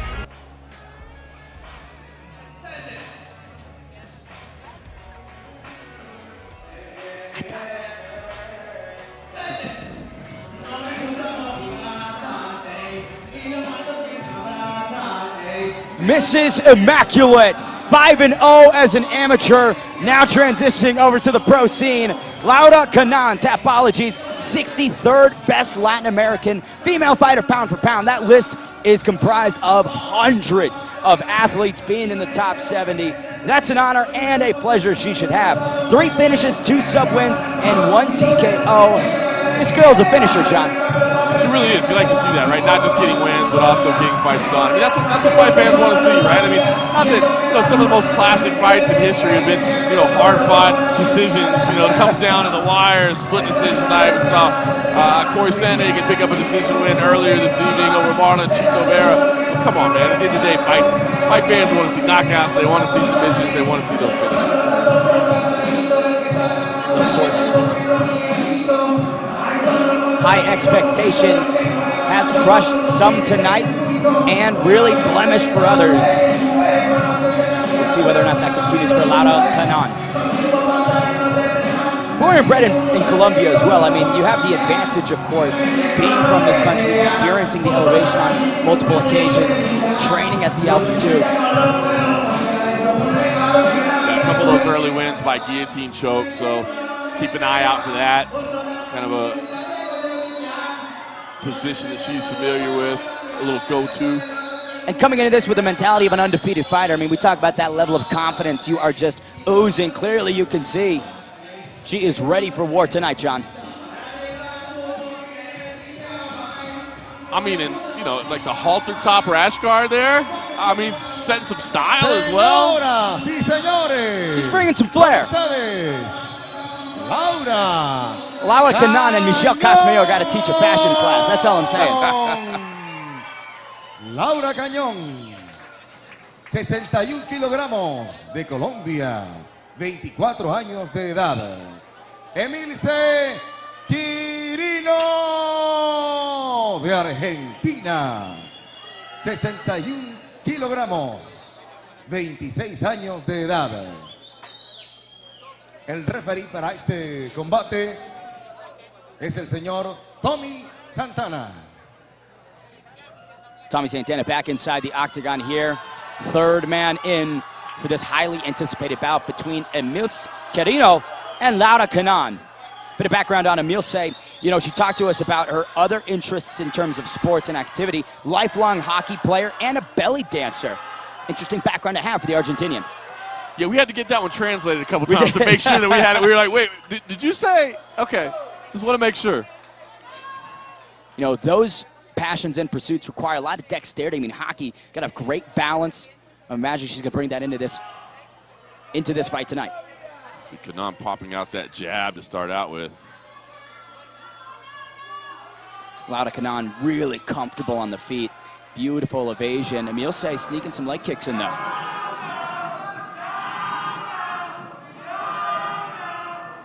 Emilce Quirino, bit of background, of course, coming off of a loss first round TKO to Georgina Tartelliti at Camp 6 last year. 12 months on the shelf. Just, again, addressing those holes, trying to remove the errors. Now she feels confident enough to get back in there. Just look at how smooth Canaan is on the feet, right? Just looks very impressive. She pumps out that jab. Looks like an undefeated fighter. It really does. Impressive. Ooh, Emilce Quirino does connect with a bit of a left hand right there on the inside. Yeah, I think she's going to need to kind of make it scrappy. I mean, you see kind of the reach differential of the two, but also, again, just the smoothness. You see those straight punches landing clean. Another jab over the top nearly knocks the mouthpiece out. Right hand as well. She is slick on the feet. Emilce Quirino now cornered against the cage. Laura Canaan just stalking her prey here in the opening moments. 3:30 left in round number 1. Yeah, and I like it. She's not rushing anything right now. You can see set up right in front of her opponent, patient, picking the spots, and then firing out that jab, right hand behind it. Emilce gets some respect back with a left hand. Analyzing the stature of Emilce, she really, when she connects, has some serious power. Yeah, she does. She's just got to be in tighter. She's got to make it scrappy. I don't think she wants to keep her back to the cage. I don't think she wants to allow Canaan to kind of back away and be at her range and use those long, straight punches. Kanan really displaying a lot of expert cage cutting as well, just removing any opening, any opportunity for Emilce to circle out, but Emilce continually landing inside the pocket. She is. She's certainly not hesitant to engage, which is nice. She's not intimidated whatsoever, and she lands right there as well.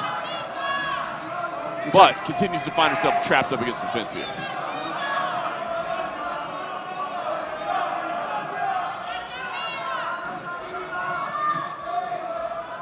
Low kicks there as well. Again, I'd like to see her get off the fence here. I don't think she wants to stay here. I think she's tempting fate. She's having some success in swinging back, but tempting fate in this position. A lot of similar entries for Laura Kanan with that 1-2 popping into the pocket. Well, yeah, when you got a crisp jab like that, why not use it, right? I mean, she's finding success with it. And again, putting that right hand behind. Kanan briefly stumbled. Emilce Carino fighting out of that pocket. Yeah, those big counter right hands having some success. Now out here in the open a little bit, see if she wants to change things up. Instead, kind of waiting back. That jab might have stunned. There's a right hand that clips the chin. Emilce, as tough as they come, but Laura Kanan, unbelievably sophisticated. 1:45 left in round number 1. Yeah, I mean, just stringing the combinations together, working to the body as well. Beautiful digs downstairs for Laura Kanan. And I think that's the strategy. If you're head hunting and the opponent's not going down, mix it up to the body, touch the liver. Absolutely. And that's really what she's offering more of as a target right now, so take advantage of it. Of course, you want the big knockout, you want to go up top, but if they're covering well, go to the body. That jab lands again.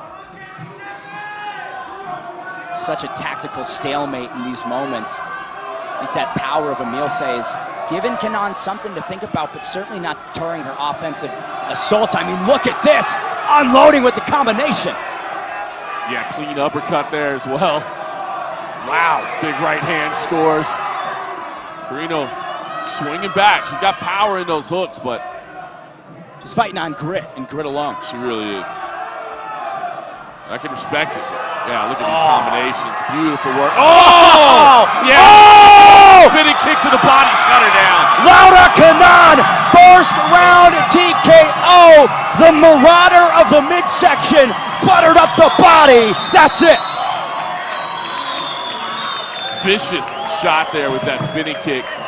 And, you know, maybe pop the rib there, not on the liver side. You know, we talk about how these extended combinations, they open up areas of weakness. Laura Kanan recognizing where the hands were and expertly placing. Beautiful shot. That's all Tommy Santana needed to see. Yeah, I mean, not defending herself. What great replay of the finish there. I mean, certainly at that point, she's not defending herself in a fighting fashion. She was just in a lot of pain. Justified stoppage there. Nice work. And she is fired up. I mean, unblemished still. And with a first round stoppage in her pro debut. The ceiling's high for one Laura Kanan.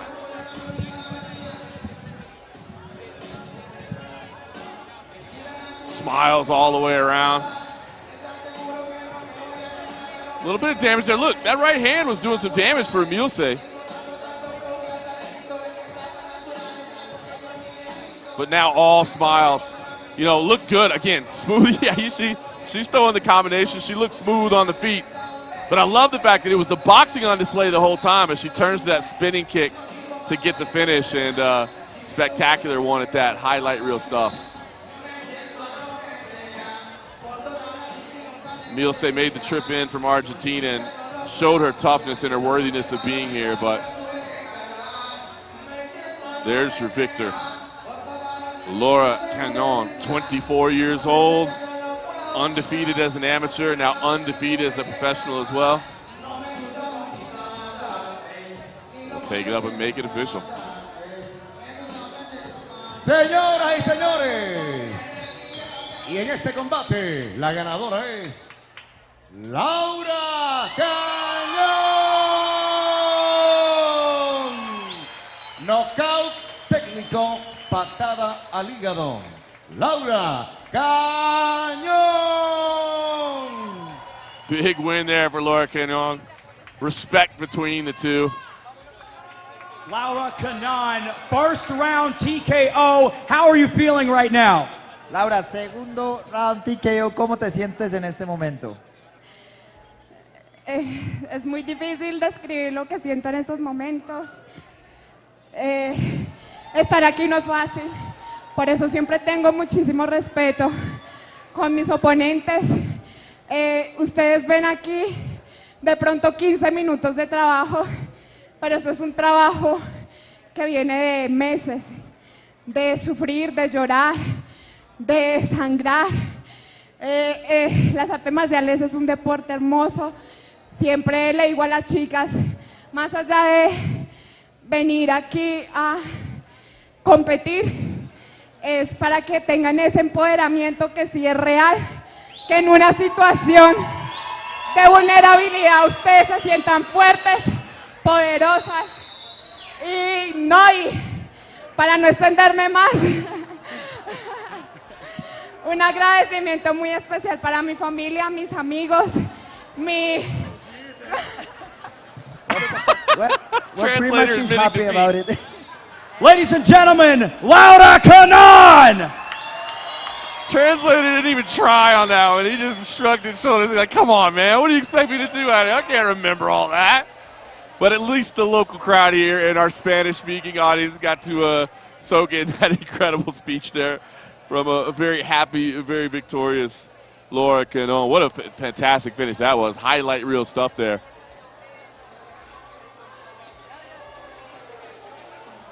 Fun way to lead into kind of our featured bouts. Title fight in our main event, of course. Spectacular co-main event as well. And this featured women's matchup will be up next. Luz Vasquez returns after a victorious outing via doctor stoppage at Empire MMA 3 back in November. And she's facing an import here. Beryuska Canelon. Not a lot of people around these parts were putting their hand in the air and saying, give me the undefeated Luz Vasquez, who has an incredible wrestling game and adding some striking to it as well. Canelon has some kickboxing experience. Had some submission wins in the MMA ranks. Had a couple of draws as well. So an interesting career thus far for Beryuska Canelon, but respect for being willing to step up and take this matchup with a woman in Luz Vasquez that a lot of people are real high on. So 3 featured matchups still to come here in Bogota. Fun week here in Colombia. Empire MMA looking to do big things in the South American scene.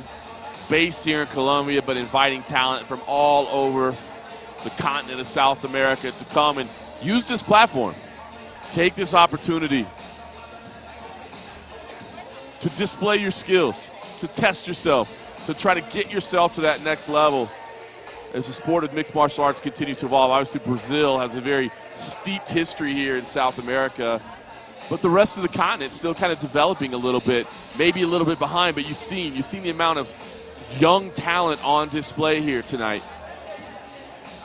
They're watching the UFC, they're watching Bellator, they're watching PFL, One Championship.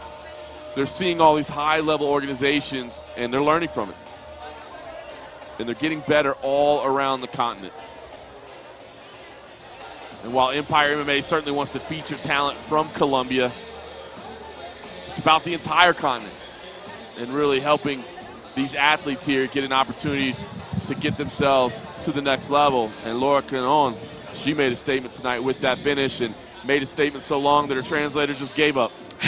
So there's no way. Fabio had no chance. Fabio had zero chance in that one. But, you know, we talk about high IQ individuals, and the decision to start investing in the body paid off so beautifully. Headshots aren't working, crack that liver and see what happens. Very, very impressive. And now, as I said, we get to the kind of the featured trio of fights atop this card that we've been leading to all night long. Hopefully you've enjoyed the ride thus far. We appreciate everybody that's been watching us on mixedmartialarts.com. Mi nombre es Luz Vázquez y vengo a representar a Argentina en Empire 4 y estoy lista para darlo. En este evento espero mostrar todo el desarrollo y todo el trabajo que le vengo poniendo desde el último Empire, así que espero mostrar grandes cosas. Creo que puedo ganar esta pelea porque soy una luchadora, peleadora completa aunque mi background que más se conoce es la lucha, creo que Beryuska the Bazooka Canelon. High caliber offense expected from the 32-year-old Beryuska. Battle tested is certainly one word for her as she seeks to return to the win column following back-to-back setbacks. She said this fight is one where strategy is the most crucial element and referenced the age-old expression of a chess match in her approach to Luz Vasquez. A decade of Brazilian Jiu-Jitsu for the Bazooka. I'd assume she's pretty crafty on the canvas, John. Yeah, no question about it. I mean, she's shown that with some of her submission victories. You know, she's done some kickboxing as well, so she's capable of doing things in the stand-up department as well. So well-rounded. Again, you know, it just speaks to somebody's character as an athlete when they're willing to take on a tough assignment like Luz Vasquez. And to be willing to make that trip, you got to respect it. Bit of a kickboxing experience in July of 2021 for the Bazooka.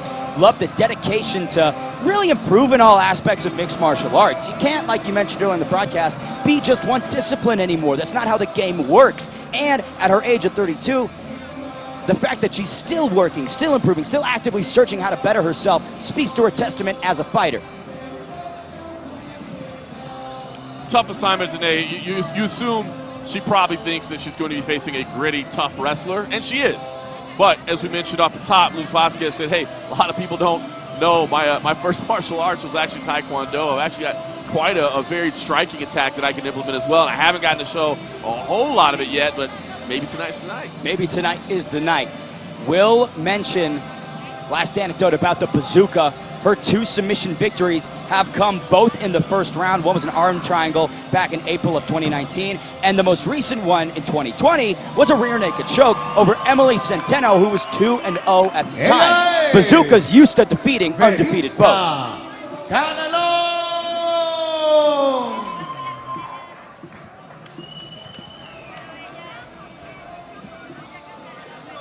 Hacemos el llamado a Luz Vasquez, esquina roja.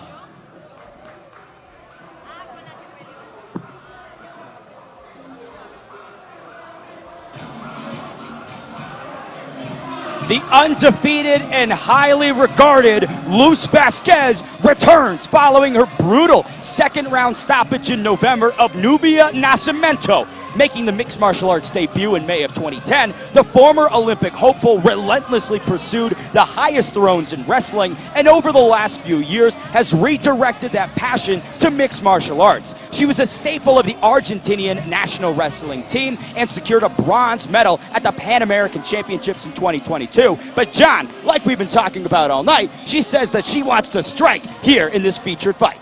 We'll see. I mean, you know, listen, I don't think she was being dishonest. I think she really does. But again, you talk about how long she was committed to the wrestling game at a very, very high level. I mean, when you have that advantage over your opponent, it's hard not to go back to that. I mean, I always say, and I truly believe it, wrestling to me is the absolute best base for you to build from as a mixed martial artist because of the opportunity to dictate where the fight takes place. So I do believe she was being honest. I do believe she wants to show some new wrinkles to her game. But I do believe if it's not going perfectly, she'll turn to that bread and butter right away. Esquina roja, Luz Vasquez, 64 kilogramos, de Argentina, 34 años. Beryuska Canelon, 64 kilogramos, de Venezuela, 32 años. Para este combate tendremos como referee al señor Tommy Santana. Tommy Santana, once again, third man inside the octagon. This featured fight at Empire MMA 4, Luz Vasquez and Beryuska, the Bazooka Canelon. You know, one thing to mention, Beryuska's been all calm, all fun, all week, especially on that walkout. Yeah. You know, you could tell that she's clearly confident despite the matchup she's faced. Good touch of gloves to get things started. Canelon, a lot of crafty footwork. Luz Vasquez enters the pocket with a crisp 1-2. Yeah, and again, I mean, that's the great thing about Luz Vasquez is she's so confident in her wrestling that it's not a problem for her to just kind of walk forward and not be hesitant about what's coming back the other way. Although, big shock being traded early. She said she wanted to strike. Beryuska Canelon's got a tough assignment on the hands already. 4:30 left in this first round. The Bazooka needs to uncork some high caliber offense. See what you did there, Ben. They got crafty with it, John. Vasquez living up to her promise thus far. Nice right hand landed. Left as Berezuska well. stumbling. Oh, Here she's comes hurt. Luz Vasquez. Good clinch right there from Canelon, but is it enough to deter Vasquez? Yeah, she's trying to slow things down right now, is Canelon, and wisely so. She got touched up on the feet there. And Vasquez thus far living up to her promise. Just keeping the offense at. There's a slam by Luz Vasquez! Yeah, and that's what I said. When you have that level of wrestling at your disposal, you take it. And dropping Berezuska directly on her head, that's an offensive maneuver in its own right. It really was. Trying to slide out the side control there. She does have to be aware. I was going to say, did have control. Not a lot of pressure on there, but did have control. Now maybe trying to set up this arm triangle, perhaps. A lot of time on the clock with which to work. 3:30 in the round. Canelon trying to, mitigate the positional advancements here. Doing an okay job. This is just how calm Vasquez is. This is her world. Yeah, it really is. Now, again, was trying to set that arm triangle. Maybe Miami try to isolate that left arm with a key lock here. Or gift wrap it and just pummel away at the head. She's got a lot of options available to her here.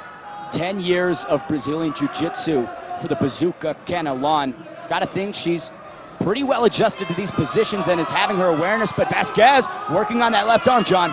Yeah, Canelon kind of locked down on the half guard right now, but Vasquez in a very dominant position is landing some strikes, big punches coming from the top. Again, I see kind of gift wrapping that left arm. Little knee on belly action, couple strikes. Tommy Santana. Oh, careful. Got the knee on her face, but not a knee strike. Got to be careful there. Yeah, I think that was wise to just pull it away. You can see she's got that right arm trapped in her leg, so that's peeling away half the defense. Canelon brings it back as we're a little past the halfway mark here. Round number 1. A shot from the bottom from the Bazooka. Yeah, I mean, it's good to throw punches from your back, but trust me, the ones from the top hurt a lot more. That's just gravity at work. Vasquez locking up that right arm of Canelon. Yep. I mean, these are deep waters for Berezuska, and Luz Vasquez is a megalodon inside the octagon. Got control of this right arm right now. You see on the wrist, so looking to potentially, a lot of options available to her right now. Whew. Including just elbow in the dome right there. Again, gift wrapped once again, taking away the defense. Oh, nasty little elbow there. Now locking in the arm triangle. Canelon trying to defend, answering the phone, but that squeeze of the undefeated Argentinian. Yeah, she needs to address this, especially if Vasquez can clear the guard. And you can see that's what she's trying to do right now. She's kind of on the wrong side right now, and that's saving Canelon. You know, one of the big things about Luz Vasquez is in her last fight, she spent a part of it training in Dagestan, of course, where the Nurmagomedovs are from. Incredible. Squeeze that she must have accumulated during her time there. I mean, this is bad news. Yeah, and for now Canelon. you can see she's cleared the guard and trying to hop over the other side. But great defensive awareness by Canelon, but Vasquez just falling right back into the guard. A nice work from Canelon. We said she's tough. She understands the assignment that she's in for tonight. Now look at Vasquez going to clear past the guard. Slick work to advance past the legs, north-south position here. 50 seconds left in round number 1. Berezuska Canelon simply surviving against the onslaught of Luz Vasquez. Now trying to pin down that left arm, does that successfully, just pounding away with punches here. Maybe she can isolate this right arm. Last 30 seconds, crucifix for Vasquez! Can she get it done with strikes here, maybe? You see Canelon do it. Oh, she's also got the submission available to her. Let's see what she goes with. The hammer fist there. 15 seconds. Can Canelon survive? Now she's going to go for the submission with a little time left. Oh! Let it go instead. Big elbow in there. Oh, Deafening. 4 elbows landing clean. Tommy Santana really monitoring the action. 4 seconds. Wow. The definition of domination from Luz Vasquez. Berezuska Canelon, all smiles in the walk-up. Really dejected walking back to the corner. Yeah, that's a 10-8 for me all day. I mean, that's absolute domination. As we take a look here. You know, Beruska, she was doing a good job on the feet of swinging back. And again, Vasquez did what she said what she was going to do. She struck. But eventually, as we thought she might, she did turn to that wrestling strength and got the fight to the ground with a beautiful slam and then just dominated, absolutely mauled from here. Active ground and pound. Those elbows, not for the faint of heart, John Morgan. And that's just mean. She just put her knee on her chin. I mean, I like that. That's just mean, right? Was careful not to make it a strike, so it's not a knee to the head of a grounded opponent, but just the discomfort that you're applying. Let me just put a little pressure on your chin here with my knee. You know, we talk about Luz Vasquez outside the octagon, one of the nicest people that you're going to meet. When that switch gets flipped, it's kill mode. It absolutely is. That's that wrestler's mentality. And again, I think an absolutely dominant round one. Hey, you know what? A lot of props to Beruska for surviving all that trouble. I mean, she could have easily just kind of turtled up and let a few more strikes land, and I'm out. You know? Yeah. And she didn't. So let's see if she can capitalize. She starts again on the feet. A lot of adversity against Beruska Canelon. Luz Vasquez, cool, calm, and collected. As we get into round number 2 of our feature fight at Empire MMA 4, Beruska takes the center. Still got that good footwork. Trying to throw some punches. Oh! Yeah, she's coming out swinging. I think she realized if I'm going to get this done, I'm going to get it done on the feet, so I got to be busy while we're here. Start fast, start strong for the bazooka. Luz Vasquez. Each kind of trading control of the center right on that Burger King Whopper. Well, if you're Vasquez, I mean, I think she knows I can lift you up and slam you to the mat at pretty much any point I want to, so let's strike and see what happens. It really does allow you to have freedom in your striking because you're not worried. Okay, you're going to shoot on me? Fine. Oh! The left hook! There's that head kick from Vasquez. She went for it, but the bazooka trying to claim some momentum. But boy, is she stunned, John. The showboat there. She wagged the right hand and landed the left. Vasquez putting on a little clinic. The undefeated Argentinian, no stranger to putting on some sports entertainment. Another big straight right landed. 3:56 left in round number 2. Beruska pushing forward, but the wall of momentum that is Luz Vasquez. A sneaky uppercut right there. Yeah. Canelon's about as tough as they come, man. To take that shot and to come back and be swinging. Love the duck into that right hand, sort of feinting that level change and transferring it into a strike. Vasquez knows how to set up this offense. Yeah, she really is showing a new wrinkle, just patience in her striking game. Tactical as well. Not just going immediately to the takedown, but having some real success with her hands. Thought maybe a high kick might do the trick tonight. She threw one out there, didn't quite score. A little bit off balance when she threw it, who knows? See Canelon kind of shaking her head a little bit there. She's moving forward. Luz Vasquez trying to really counter any of that offense from Beruska Canelon. Beruska, good front kick right there. She's throwing weapons out there. It's just about the consistency of them. Yeah, she landed to the body, but again, Vasquez is really showing some power in her hands tonight. And we'll see if once again she maybe tries to turn the wrestling. I think she really wants that knockout finish. I think she does. Yeah. She's been telling me for months that she wants that KO. Timeout. Timeout here. Tommy Santana. Oh, bit of a outstretched fingers. Outstretched fingers, fist. Exactly. Just a warning there. Beruska Canelon took a really labored look at her corner. Good touch of gloves. Oh, big right hand connects, but Beruska lands that inside kick.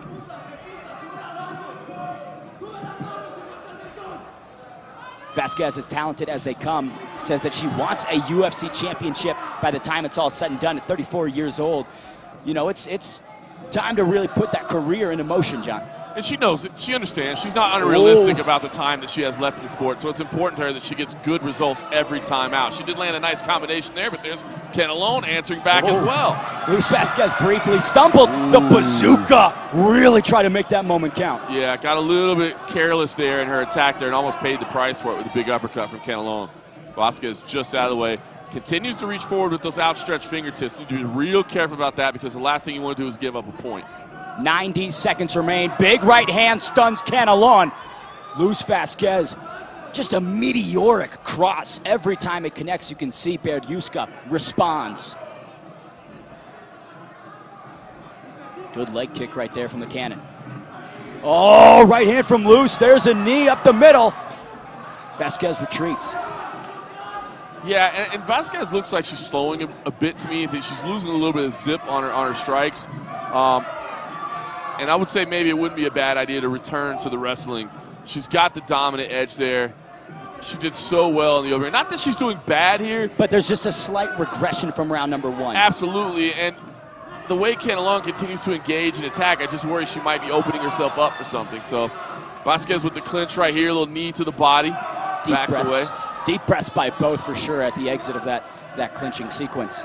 I mean, credit to Beryuska. She's taken some serious shots, been stunned on a couple occasions, but recovered and come back and still very much in this. Now commanding the center with 30 seconds to go in round 2. Listen, I mean, we've touched on it several times tonight. We are at 8,600 feet altitude. That is a real thing. It does impact you, and I think it is impacting Vasquez a little bit here. And again, she's still in control of this fight. She lands a right over the top. She's still having successful step-in elbow from Canelon. That's what I'm talking about, is you're just giving her an opportunity here to attack, whereas if you turn to that Olympic caliber wrestling and take the fight to the floor, Canelon doesn't have that opportunity. Path of least resistance once again right there. Big suplex by Vasquez! Beautiful takedown with authority. Round's going to end there. Not that there was any dispute, but another Vasquez round in the books, John. Yeah, I mean, not a 10-8 this time around, more of the 10-9 variety, but again, I just think the end of that sequence punctuated exactly what I was saying. In round 3, honestly, I appreciate what Vasquez is trying to do with the striking. I would just turn immediately to that wrestling. Shut it down. Don't give Canelon any opportunity whatsoever. Canelon has landed some of those sneaky uppercuts, those leg kicks on a couple occasions again. Yeah, why give her the opportunity? 5 minutes left in the can. What does Beryuska, the bazooka Canelon, need to do? It's got to be a Hail Mary play, I'd imagine. I think so. I think she's got to empty the tank. She clearly knows she's behind right now. I mean, you've seen some of the kind of frustrated looks on her face at times, and the reason for those is that she knows she's behind on the scorecard. I think she's got to muster up something special late, as you said, kind of a Hail Mary. Just let it all go. I mean, if this thing goes another 5 minutes, you're not going to win the fight. So if you get knocked out or something crazy happens, it's the same result. Just go for it. Just unload everything. Because, again, Luz Vasquez is dominating, but I think she is slowing just a little bit. She left herself open on a couple opportunities. Areas of opportunity for the bazooka, Beryuska Canelon. Final 5 minutes here. The doctor taking a look right now at Beryuska Canelon. Seems like everything is A-okay. Yep. Tommy Santana gets us prepped for round number 3. Once again, tonight's fights are brought to you by Burger King and broadcasted by MixedMartialArts.com's The Underground, which looks great on those. Phenomenal, right? Perfect for them. Vasquez and Canelon have reached round number 3. This is now the longest fight of Luz Vasquez's career. Uncharted waters for the undefeated Argentinian. Yeah, and again, yet one more reason I would advise her to turn to the wrestling as quickly as possible. Because you don't want to get caught by something crazy. You know this journey that you're trying to make. You know, you're trying to make a late run to the UFC. The last thing you afford is just some weird stumble in a fight that you're dominating. Talking about domination, another right hand connects on Beryuska. But Canelon wears it well, steps back into the center. Oh, head movement from the cannon. Vasquez ended with the left hand. But again, these are striking exchanges. It's not completely one-sided when you're in the pocket right there. Got to be aware of that. Love how Canelon just continues to take the center. Undeterred, not demotivated by any stretch of the imagination. She's still pushing. A little bit of gamesmanship on her own right with the right hand wag. Guys, I saw you do the right hand wag. How about I do that now? There's a stunner. That hurt her. And immediately to the wrestling. Luz Vasquez eats the biggest shot of her career. Now instantly looking to seek a submission. 3:48 in round number 3. Can Beryuska Canelon hang on? And that was the exact shot that I was worried about. So I'm glad that she immediately turned to the wrestling. I understand she was having some success on the feet, but your opponent has not shown an ability to win the fight from her back. She has shown an ability to hurt you on the feet, and she did it there. So fortunately for Vasquez, she took the shot and turned to the takedown, and we'll see if Canelon has anything this time around. A submission threat here be a little diminished with how Beryuska's got her left arm jacked stuck in there. Yeah, exactly. She doesn't have a squeeze right now. She's just controlling the head. You see what Canelón is trying to do is she wants to spin her. She's got half guard, but what she really needs to do now, she's just looking up the referee and saying, hey, can we just get a restart? And I can't necessarily argue against her, but you can't rely on the referee to get you there. What she needs to be doing is breaking that half guard and turning to her knees and working to her feet. Tommy Santana letting Luz Vasquez have all the time in the world to potentially recover from that thunderous uppercut from the bazooka. Again, we talked about high caliber shots. That was the biggest one. Yeah, and he did lean in there and say, I need to see action, and Vasquez let go of the head, so now she's got the forearm across the throat, and now trying to set up this arm triangle once again, see if she can just force the arm into position. That's kind of a wrestler's favorite, you know what I mean, because they can go to that position relatively easy, but Canelón feels it. But now Canelón really, again, needs to let go of that half guard, turn to her knees. Find some way back to the feet potentially. Yeah. 2 minutes with which to work. Luz Vasquez. Oh! Set up a crafty choke right there. Yeah, tried to, not there. And there she is. Now careful. She's going to try to grab the guillotine. Not there. All right.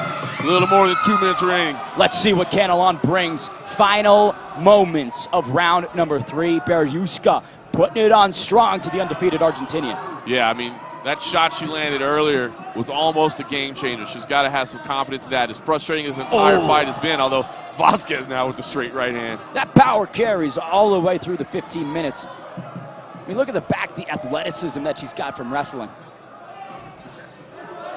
But now it's just those single shots. It's, backs up Beriuska for a moment. Yeah, right hand landed well there. Once again, though, I mean, Canelón taking the center, putting the pressure on, putting the pace at elevation. Yeah, moving forward the whole time, attacking. Has been put through the ringer, but never gave up, trying to make something out of this. A little bit more than a minute remaining here for Canelón to come up with the miracle finish. But I'm telling you, that shot she landed earlier, well, she catches a right hand there. Vasquez has had success, but Canelón is really showing her chin. 100%. Final 60 seconds. Clash inside the pocket. Neither fighter gets a noticeable advantage. Yeah, kind of glanced off the shoulder there. Under a minute remaining. You know, again, we talk about how the path of least resistance would be the wrestling. In fact, Vasquez probably could have found a finish in round 1 or 2 if she really leveraged those weapons. But 15 minutes of striking in the back pocket, gaining some knowledge on that side of the equation. It's good. It's good for the experience level. And I know that she wants to get those finishes. I know she doesn't want to be cast as only a wrestler. You know what I mean? She wants to show, hey, I'm a well-rounded mixed martial artist. And, of course, again, she's in that pursuit of the big show kind of late in her career as an athlete. And so she realizes, hey, the more finishes I can get, the more big highlights I can deliver, the faster I'm going to get there. But listen, vicious ground and pound. Oh! That's it! With 10 seconds to go! Lights out for Luz Vasquez! In Bogota, she finds that KO. Wow. Wanted the striking finish, got the striking finish. She took Lamas in, and how about the double Stockton salute there? Flipping the birds. She's got a little attitude in there. Still undefeated, highly touted, Luz Vasquez, former Olympic hopeful, maintains the 100% finishing rate today.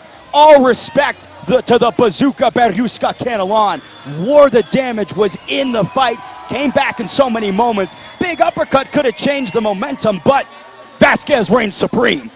Yeah, she risked it there, and again, almost paid the price, but continued to stick with her game plan and pushed it till the final end, and a big right hand got it done. Highlight reel stuff there. And you see Beriuska there saying, "What? Oh, man, she got me, huh?" Good stoppage. She was taking some damage. Luz Vasquez incredibly excited. Got the striking finish on the feet. Wanted to show, hey, look, I'm not just a wrestler. I'm a striker as well. And certainly got it done late. You see Beriuska talking to doctors.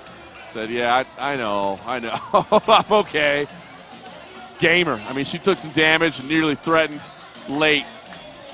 But Luz Vasquez dancing in there after the big striking finish.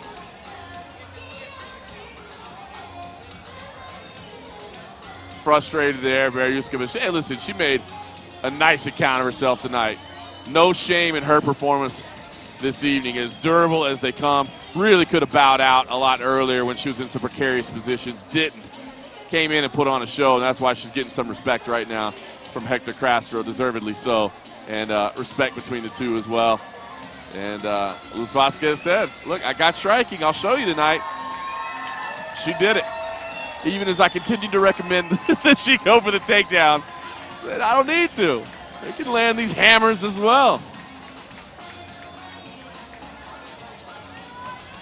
Respect between those two warriors. Fun fight. Great work from both.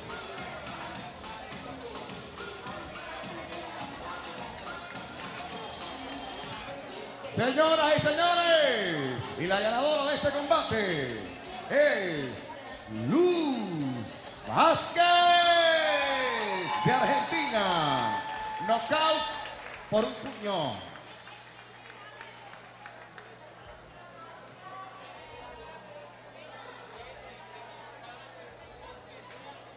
Wow, Luz Vasquez and still undefeated. Walk me through how you're feeling right now. I'm feeling awesome.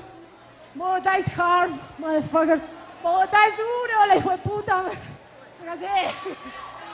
Longest fight of your career, Beryuska Canelon, tough customer. How did you feel about that performance? Well, she was tough, but I feel amazing. And these fights let me get better, you know? So I'm coming back, and I want everything in this sport. I love it. You told me for months you wanted that highlight reel KO. How happy are you that you got it? I'm happy, and I'm more happy that I did it with my hands. I wish that I could do it with my legs, but it was tough, for real, and the floor wasn't very good for that. So I prefer to stay much in my stand. Ladies and gentlemen, your winner, Luz Vasquez. Gracias. A toda mi gente de Colombia, yo lo siento parte, yo soy de Argentina, pero yo estuve 2 años viviendo en Cali, en Colombia, conozco y me siento mi segunda patria, así que y es mía. En mis 4 peleas esta es la tercera acá, así que muy feliz y gracias por tenerme. Great work there from Luz Vasquez. Stays undefeated, gets the finish that she so wanted against a very, very tough customer. And trying to make that late push for the big show. Results like that will help. Co-main event is coming up next. A lot of people very excited about Zamir Catano at 22 years old. But Luis Duvon Rincon, a tough customer as well. Bit more experienced here in the professional ranks as well. So anxious to see how this one plays out in our co-main event. Of course, our title fight still to come, the inaugural flyweight belt on the line in our main event. Man, can't sing the praises of Beryuska Canelon enough. I feel like a lot of people overlooked, underrated her abilities, but to stay in there with an Olympic-level athlete and give some of her own shots back, respect earned from fans watching around the world. No question about it. Great performance all the way around for both athletes. That's one of those fights where really, you know, neither fighter loses a step or moves down at all in terms of their reputation and their respect level. So nice work. And it leads us into our co-main event. Final 2 fights of the evening. There he is, the Black Panther, Zamir Catano, aiming to continue the undefeated career. Zamir Catano is coming off of a huge first-round submission in his pro debut last May. Catano was initially directed towards a pro basketball career early in life, but finding a passion for punching, he's now dedicated to MMA full-time, leaving everything else in the past. Catano's lone loss in his amateur career came in the debut, and it was a doctor stoppage. So, John, one could make the claim he's never truly been beaten. I mean, Nate Diaz would say that. You know, the doctor stopped me. Talk about that 209 mentality. I'm telling you, that's 209 rules. The doctor stoppage don't count. But, yeah, you're right. You know, you talk about what an athlete Zamir is, and that's why people are excited about him. As you said, you know, initially pursuing basketball, that just goes to show you, you know, hey, man, he was good enough to be featured in other sports as well, and now he's turned his attention to fighting. And, again, a lot of buzz around here. This was one of the names as we talked to people. Hey, who do we need to keep an eye on? Who do we need to watch for? They said, this is the guy right here. But, as you said, you know, the amateur career is nice, but you got to do it in the pro ranks. Got a win first time out, an impressive one at that. But now, can you keep that going? In his one one of his larger tests, the final fight of his amateur career, he fought to a majority draw with aforementioned Alexandre Bertolut at UGP 12 in July 2019. So, we'll see. We take to the tail of the tape, Medellin versus Bogota once again. The Black Panther, 5-0, Luis Rincon, 4 years the elder. Zamir, height and reach advantage. He's going to have those physical attributes. Yep, no question about it.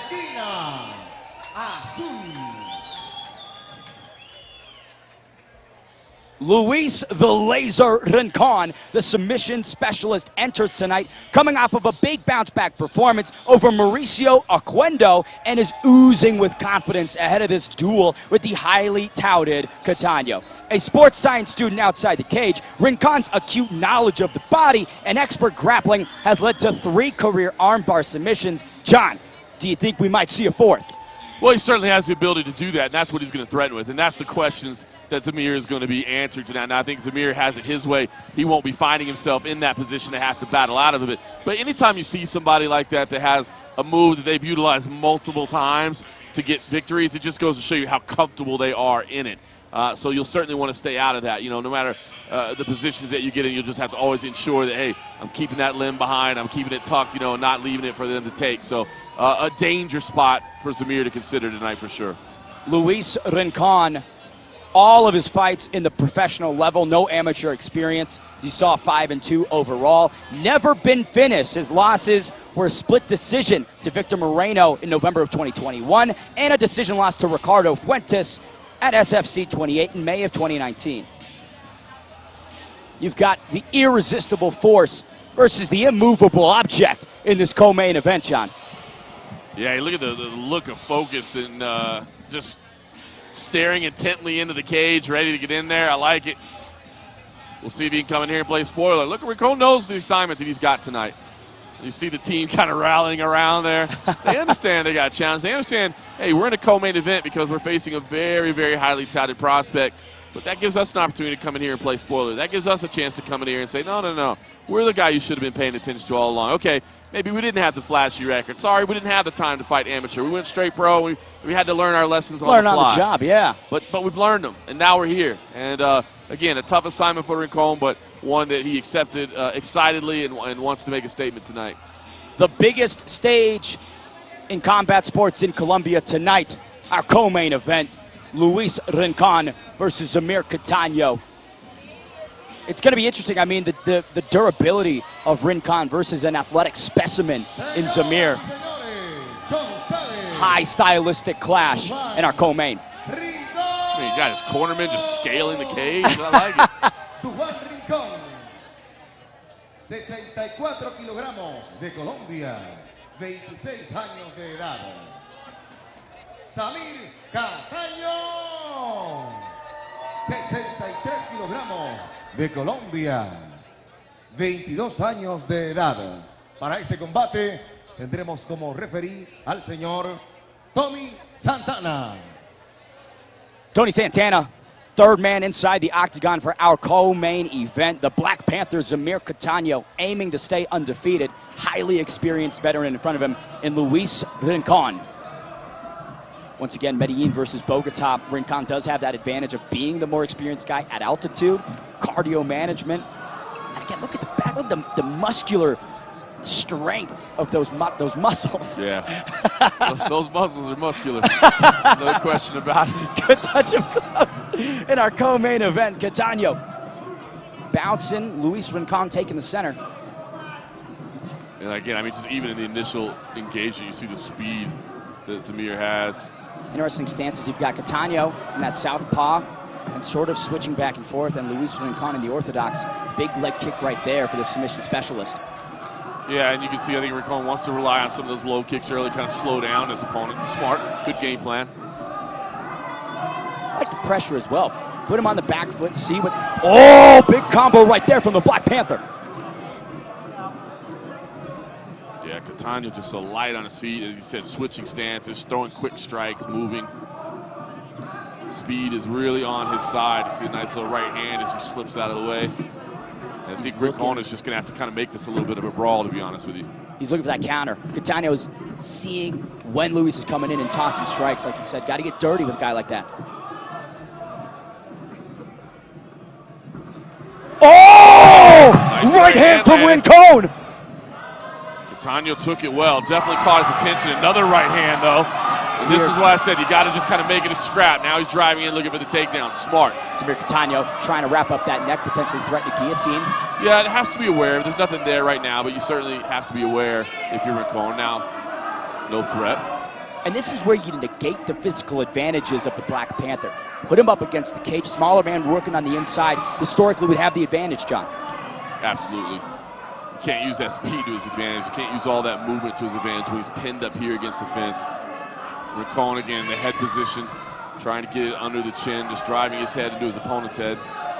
3:13 left in round number 1 of our co-main event. Once again, tonight's fights are brought to you by Burger King and broadcasted by MixedMartialArts.com's The Underground. Big knee right there from Rincon. Yeah, nice work. And Catania does very well in that position. Oh. Moves away and throws a quick combination. Slick hands, that speed on display once again. Carrying all of that muscle at high elevation could do some damage to the cardio moving forward, John. No question about it. I mean, I think Rincon is being wise and not overexerting himself here as he tries to wade forward and again deal with the speed. Throws a high kick out there. Big Superman entry, right hand, stumbles Samir. Luis Rincon, billed as a submission specialist, having a lot of success on the feet. Yeah, he's got some power, and he's certainly showing it tonight. So look, I understand it, you know, Catania is maybe the slicker, faster guy on the feet, but you can pack a big punch in there and land clean. You can change the whole game. And again, continues to chop that leg as well. Smart. Good feints to boot. Luis Rincon giving lots of different looks in our co-main event to the Black Panther, Samir Catania. 150 remains. Labored spinning kick. Yeah, it's a good attempt. But look at that. But it closed the distance, so he was able to shoot this time, get the takedown. Beautiful work there. It changed the range for him. You know, and that may have been the reason for throwing out that. I don't care if I land this or not, but it's going to allow me to push forward and get to where I want to go. Whoa! My goodness. What a slam from Luis Rincon. Now he's got the back, John. That's one of the greatest takedowns you'll ever see. Beautiful, just control, pivot, slam. What an execution of that move. 120 left in round number 1. And now you are in the realm of Luis Rincon. Rincon scrambles to the back. Seeking this choke to see if he got it under. He feels good with it. He's going for the squeeze. Catania trying to defend well, but that grip is in. That is it! The Black Panther taps in our co-main event. Luis Rincon with the upset of the ages. Unbelievable work there, dealing with the highly touted prospect. But we said, look, Rincon didn't come in here to be anybody's stepping stone. Dealt with the striking well, had one of the greatest takedowns I've ever seen in my life, and then immediately to the submission. It felt good on the squeeze. First round submission of Rincon's career. His first finish since November of 2019. What a way to remind people who you are. Just the speed of the attack there. You saw Catania on the replay here trying to pull down the arm, but can't do it. Switched to the gable grip, got the squeeze, gets the submission. Nice work from Rincon. You know, again, Catania at 22 years old, young guy. It's a stepping stone. It's an academic lesson. Within this fight, there were a lot of good things he did. The speed, the countering. You know, he just ran into a buzzsaw named Luis Rincon. Phenomenal work there, and you see he's got the flex. He deserves it. Man, again, all the attention all week long was on Catania. Hey, man, pay attention to this guy. He's somebody to watch. This is the kid you need to know. And Rincon didn't buy into any of that. Came out here, was not intimidated in the least. Toe-to-toe on the feet. Those takedowns, my goodness, incredible. And we'll make it official. Damas y caballeros, y en este combate, el ganador es Duan Rincon. Veredicto, sumisión por Bataleón.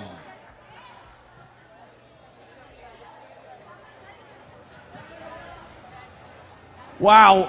Luis Rincon, first round submission of a highly touted prospect. Walk me through how you're feeling right now. Duan, sumisión en el primer asalto contra alguien que vendría como mucha promesa. ¿Cómo te sientes en este momento? Bien, gracias a todos. Vengo trabajando duro, vengo trabajando fuerte, vengo dando lo mejor de mí. Les digo una cosa, no soy noqueador, pero no les gusta intercambiar conmigo. No soy grappler, pero termino por sumisión. Simplemente soy un puto peleador de MMA. ¡Vamos! Ladies and gentlemen, Luis Rincon. Incredible performance from Luis Rincon. And if we take a look at the replay, I mean, beautiful little transition there. Had the arm under the neck. Traditional grip there on the rear naked choke. See, Catano did a nice job of peeling the hand, but what did he do? Immediately switched to the gable grip and got to finish that way. Just an excellent adjustment because Catano defended properly, but didn't maintain control of that choking arm, so he adjusted to the gable grip, got it finished. Beautiful stuff, and what a way to lead into our main event with the title on the line. You know what? I totally forgot to have Fabio translate. Either way, you could feel the passion. Luis Rincon pumped up with the upset. As you mentioned, John, we've arrived at our final fight of the evening at Empire MMA 4. Juan Carlos Miranda and Ronald Vasquez.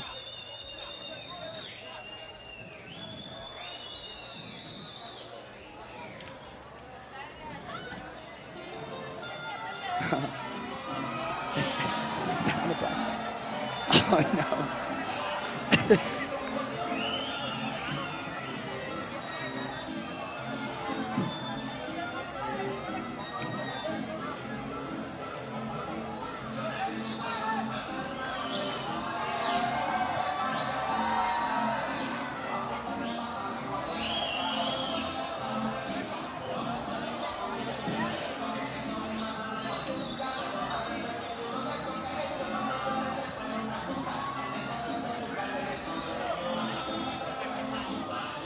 Here is Ronald Vasquez gracing the Empire MMA octagon for the first time in his career.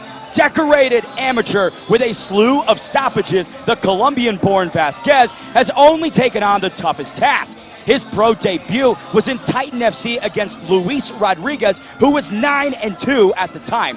A fighter outside the octagon, Vasquez was wrongfully evicted and battled through periods of homelessness with his family before finding sanctuary at his gym. One thing is for sure, El Lobo certainly doesn't plan on being the prey tonight, John. No, not in the least. I mean, listen, he understands he's facing a highly touted opponent, a highly respected opponent. But listen, he believes, hey, I'm that guy as well. You know what I mean? And here's an opportunity to play spoiler and make something we just saw in our co-main event. Rincon come in and make a statement, right, and take advantage of the opportunity, and that's exactly what El Lobo is looking to do here as well. El Lobo, of course, translates to the wolf, if you weren't aware, and that's why he's got the wolf on the chest, the wolf on the back. I mean, he's wolfed up, baby. He's wolfed up. El Lobo everywhere. You know, we talked in the introduction to the pay-per-view how in his professional career he struggled to find the footing, but to remind people, in his amateur career, he ended it with 5 stoppages, 4 KOs, and 1 submission. Again, over pretty decent opponents. And like we said, high stakes of the inaugural flyweight throne bring the highest performances out of these athletes. Absolutely. This is a matchup of 2 highly talented flyweights. I love the flyweight division. We'll see if one of these men can deliver big tonight. There he is, El Lobo, Ronald Vasquez. We take it to the Burger King tale of the tape. Bogota-born Juan Carlos Miranda and Medellin's Ronald Vasquez. Miranda, pretty solid record, as is Vasquez 2-2. Each guy's 30 years old. All stats virtually identical. Juan Carlos Miranda.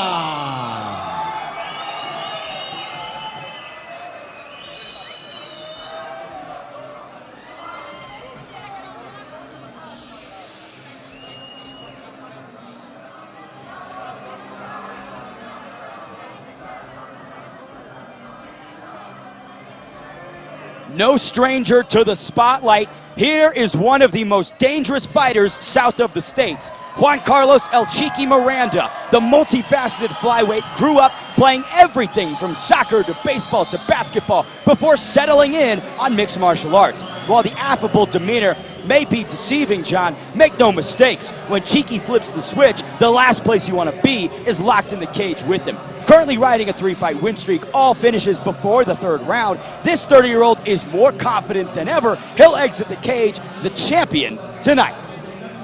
Yeah, the smile kind of deceives sometimes. He's kind of got a happy-go-lucky personality, but he flips the switch, right?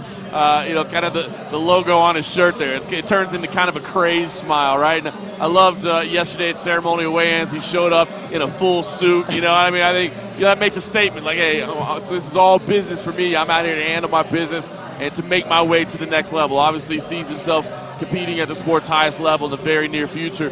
And an opportunity like this, to make a statement, to claim the Empire MMA flyweight title, could be a big step in that direction. A true martial artist, he lives and breathes the tenets of one George St. Pierre, and outside of the octagon, works as a petroleum engineer job. Got some brains to go along with that, Braun. Funnily enough, his whole family is also engineers. Mom and dad are chemical engineers. Sister is a petroleum engineer as well. Our main event of the evening, the inaugural flyweight title, is up for grabs between Juan Carlos Miranda and El Lobo Ronald Vasquez. You can see the demeanor is already different for Juan Carlos. Ronald Vasquez, 57 kilogramos de Colombia, 30 años de edad. There's that belt, high quality leather, straight from Italy. The hides of many cows went into that belt. 3 people died making that flyweight belt. Como referee, al señor Tommy Santana. Tommy Santana, unsurprisingly, secures our main event officiating role. He's got a lot on his hands with these powerful flyweights. Got to say, once again, Connor Burks, these flyweight unders, I can't see this one going the distance, John. I agree. I think we're in for action here from the start. The intensity is palpable. You could cut it with a Colombian butter knife.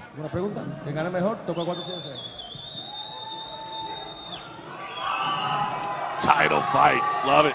What a way to end the night. It's been a great night of fights from the very start. Let's see if we can put an exclamation point on it here in the main event. Can Ronald Vasquez finally secure himself and solidify his place as a professional mixed martial artist? Can Juan Carlos Miranda bring the belt home?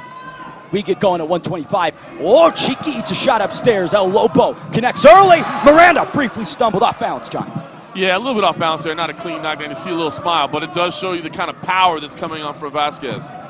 Look at the cage cutting of Vasquez. Oh! Cheeky down! El Lobo hurts him early. Yeah, that left dropped him. That was a clean shot. The first one was a stumble. That was a knockdown. Vasquez displaying that immaculate power early. When we kind of ask who's the hunter and who's the hunted, El Lobo's trying to make that statement clear early in round number 1. Yeah, again, a lot of attention around Cheeky coming in here. But right now, Vasquez putting it to him. El Lobo with a dream start here.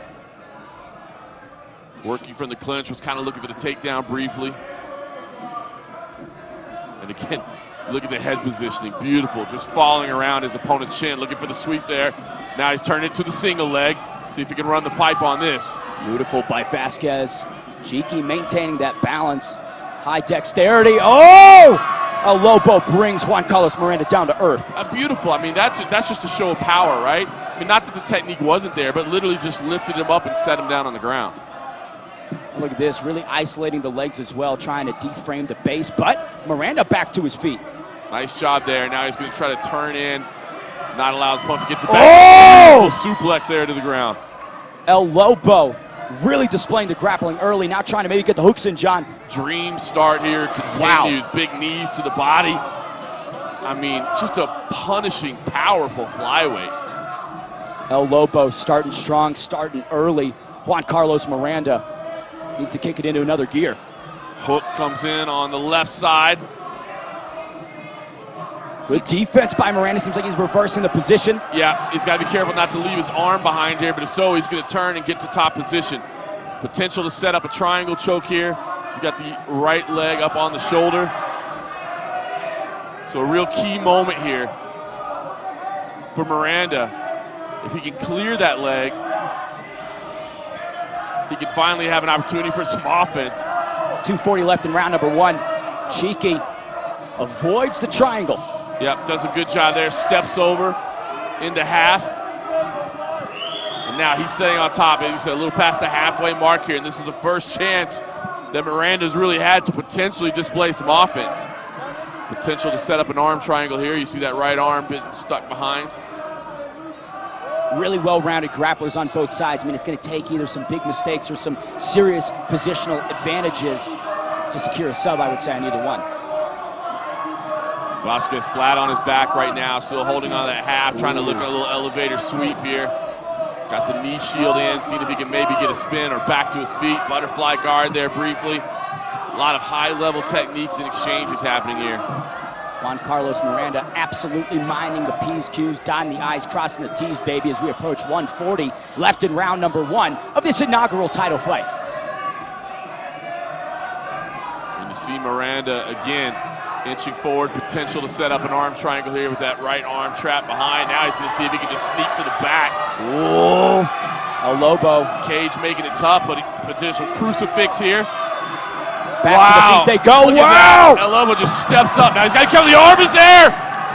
Left arm was in trouble there momentarily. El Lobo narrowly avoids defeat. Wow. What a back and forth scrap we've got in our hands, John. Well, we said it was going to be entertaining. It absolutely has been. There you see Miranda working from his back, crazy smile still in place. It's a demonic smile and expression. Leaps up that, the up kick, the capoeira from the bottom. 1 minute remains in round number 1. Juan Carlos Miranda floored earlier in this, but has rallied back. El Lobo putting the pressure on in the final moments of round 1. Phenomenal opening round here. Beautiful jab by Miranda. There's a cross to boot. That's right. Two athletes showing they deserve to be in here. They were the right two to fight for this title. Juan Carlos Miranda, a product of not having many opponents that want to face him in his career. That's why he wasn't as active as he wanted to be. He's certainly got a challenge in front of him tonight. Oh! Beautiful combination there. Juan Carlos Miranda might be stunned. El Lobo looking to put a stamp on round 1. 15 seconds left. Wow! Beautiful takedown there as well. Cheeky pops back to the feet. These flyweights know how to get after it, John. I'm telling you, I love the flyweight division, always have. And what a phenomenal opening round that was for our title fight. Wow. Juan Carlos Miranda really displaying the durability. I mean, kid's got a chin to eat some of those El Lobo hooks. Yeah, took some big shots as we watch a replay of some of the action in there. Big punches. See the left hand there. And these takedowns as well, just muscled into him. Great work on the ground as well, though, of course. Cheeky had a great options as well. And there almost made a mistake, almost left the arm behind in that moment. Wish we saw that capoeira moment in the replay. Beautiful. Hey, the replay guy didn't know what to pull, man. There was so much stuff in there to pick from. He was short-circuiting back there, trying to figure out what to pull as a highlight. Talking about offensive improvements ahead of round number 2, what does each guy need to do to find the edge, John? I mean, listen, El Lobo's doing awfully good on the feet in terms of the power. I think he could really try to kind of have some more of these stand-up exchanges, because I really think he does pack more in the punches. The takedowns work, but you saw he also found himself in some bad positions there as well. So, if I'm Cheeky, I maybe try to get this thing to the ground a little. We saw him with that shot early on, but he didn't really set it up, and that's why it was unsuccessful. Tommy Santana gets us going for round number 2. The Wolf El Lobo without a pack tonight, but doesn't need it. So much power from this veteran. Juan Carlos Miranda still trying to find his footing in this title fight. Yeah, I think if you're Miranda, try to create some kind of non-traditional entries. Just create some scrambles. Oh, or land a big right hand like that. That might work too. There you go. You see him come in. On the exits, though, El Lobo is punishing Cheeky. Well, he needs to set up those takedowns. He ducked in there, but he did it not behind a punch or behind a kick. I think that's what he needs to do. Oh, good opportunity right here, trying to trip. Juan Carlos gets reversed. El Lobo! On the guillotine. Can he get some angle on this? Cheeky fighting the hands. Yep, wisely so. Really just preventing the positional advantageous movement of one El Lobo. 4 minutes with which to work. Yeah, I don't think Vasquez is going to have this. He's going to try, as you see, he's going to try to switch to the back there. So what he's going to try to do is spin around. But he's got to clear that hand, and that's why you see that left arm coming out to grab the hip and prevent the pass. So Lobo really needs to just make sure he traps that left arm, and as he does so, you'll then see him spin around to the back. The other anecdote of this position is Cheeky's wearing the weight, but big reversal potentially attempt. Nope. Beautiful Vasquez sprawl, denied. man. Phenomenal sprawl there from Vasquez. And now he's finding his way to the back. Cheeky tries to roll out of it. Beautiful little Granby roll. There's some up kicks from Juan Carlos Miranda. Prevented the back take. And, yeah, I was going to say, I think Vasquez is going to have him come back to the feet. Oh! Big head kick for Cheeky. Threw another one over the top. One thing's for sure, Juan Carlos Miranda is as fun of a fighter as they come, but hands near the hips, John, not defensively aware. No. Showing good head movement, but get the hands up. You're facing a man with power in those punches. El Lobo trying to find that fight-ending blow. Good takedown attempt right there from Miranda. Beautiful. Second effort got it done. Great defense there early from Vasquez. Second effort got it done. Neck wrapped up here, but going to be really difficult to get any kind of a real squeeze on this with Miranda on the opposite side. Midway through round number 2, 2:40 remaining. Miranda, advantageous position. This title fight is brought to you by Burger King and broadcasted by MixedMartialArts.com, the Underground.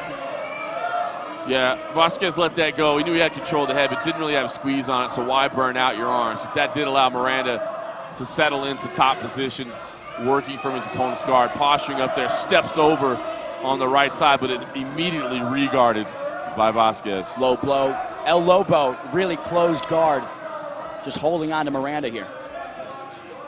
El Lobo would be a pretty good, that'd be a pretty good nickname as well. Like, just say know. El Lobo 5 times fast. Yeah. I don't know if you can do it. I'm coming to hit you with the El Lobo when you come out here tonight, so guard your cup. Miranda right now working from the top, but not really able to do much with it. Somewhat of a stalemate. Miranda wants to advance the position. What does he got to do, John?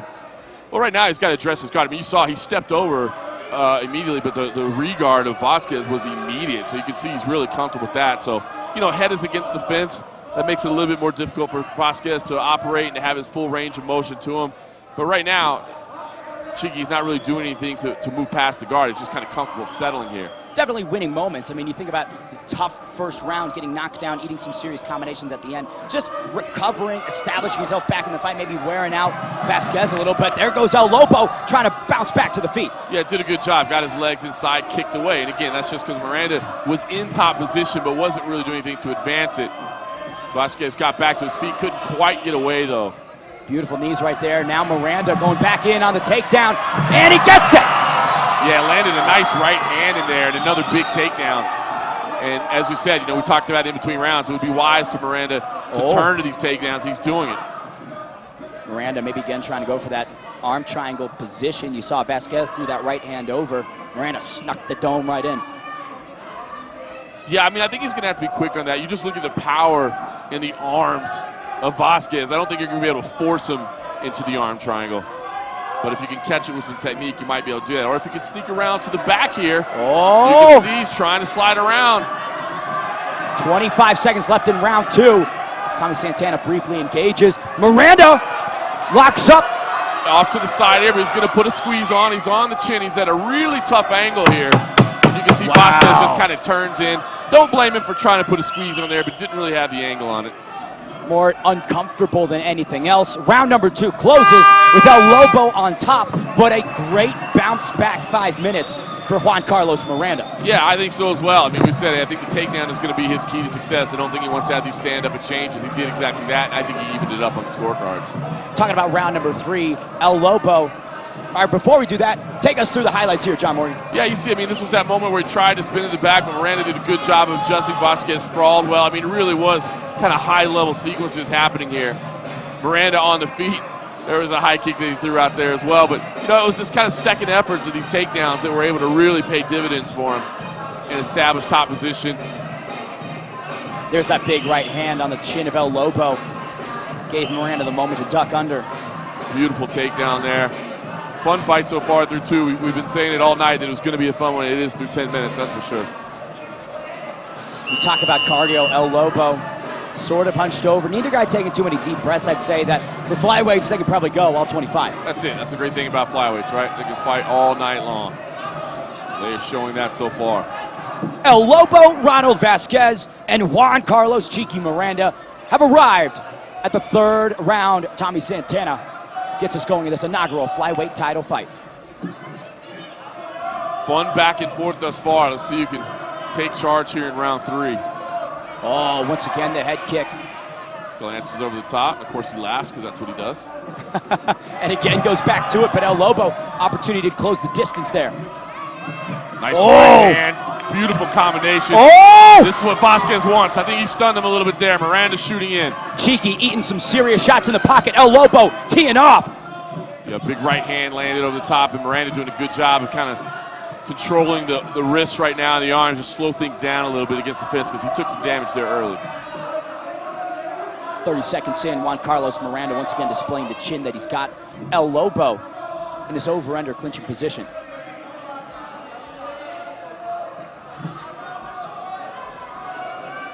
Big knees up the middle. Patented move from El Cheeky Miranda. You got to be careful. He's awfully close to the cup there, but yeah, as demonic as Juan Carlos Miranda is. Yeah, still can't need it growing.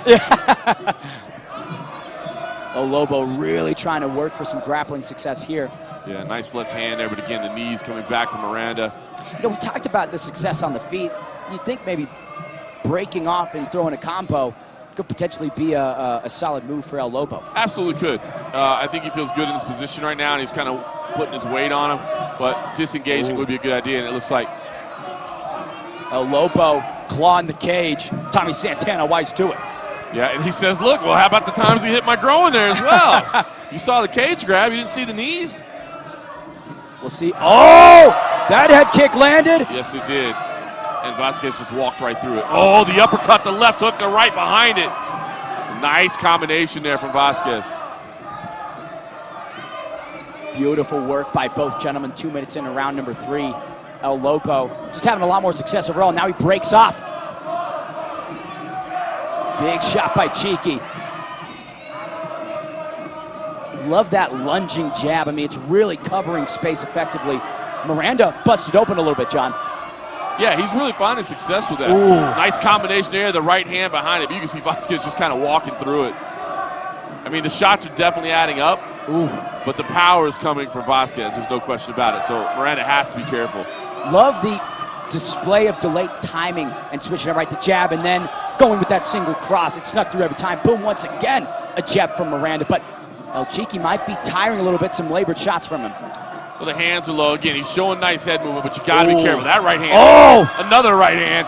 El Lobo teeing off on the chin of Miranda. Here comes Vasquez. Oh, my goodness. Big combination. He's teeing off. Several of those landed clean. El Cheeky trying to hang on. 2 minutes left in round number 3. Yeah, Vasquez really starting to take over in these exchanges, and now I think he really does want to get out. You see the damage on Miranda's face, blood streaming down now. Oh! Right hand hurt him. Cheeky stunned! Miranda's in trouble here. This might be over soon. He's trying to move forward and get hold, but I think he's out. Yeah, thrown down Miranda. to the ground. Vasquez is going to look to finish this with strikes. Here comes El Lobo pounding away. Oh, hooks are in. Potential the rear naked choke here. Squeezes in. That's arching the back. I think it's just a matter of time here. Vasquez looking to get this finish. You see the Cheeky's grimace hanging there. on. That's it! El Out Lobo steals the soul of Juan Carlos Miranda and new Ronald Vasquez. What a performance. We talked about heavy hits when he knew where to throw those combinations. He made it count. Juan Carlos Miranda, fun fighter, was in it, but defensively, ate too many shots, John. Yeah, it just, as he started to fatigue a little bit, unfortunately, the hands dropped, and you can see it. It's like, uh-oh, this is not going to work. And you're trying to rely on that head movement, which is a dangerous game to play. You see it here. That's when that one right hand landed, stunned, and you can see him at this point. Miranda was kind of out on his feet, I think, just fighting on instinct, and eventually goes to the ground. Choke is in, and that was it.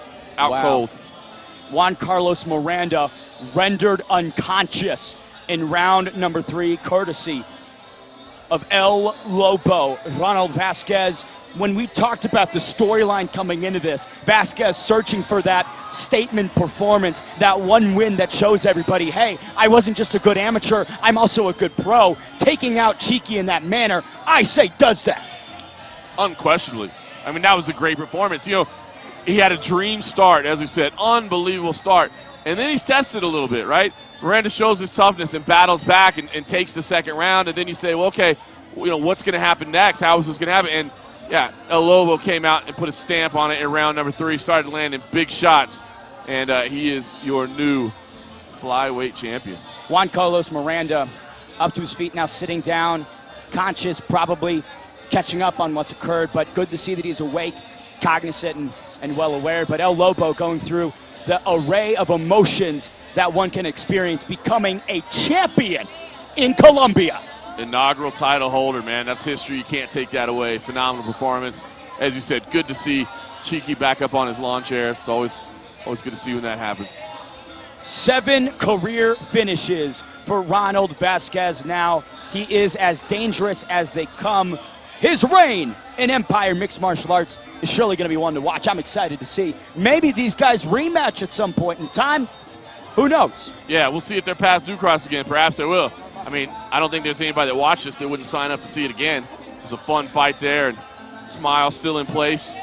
Frustrated, of course. He put on a heck of a show, though. Great performance, but came up short against that man. One of the unsung heroes in Latin American mixed martial arts, Juan Carlos Miranda, the petroleum engineer, always comes to play and leaves memorable performances. He will be back. Tommy Santana inside the octagon to make this title finish official.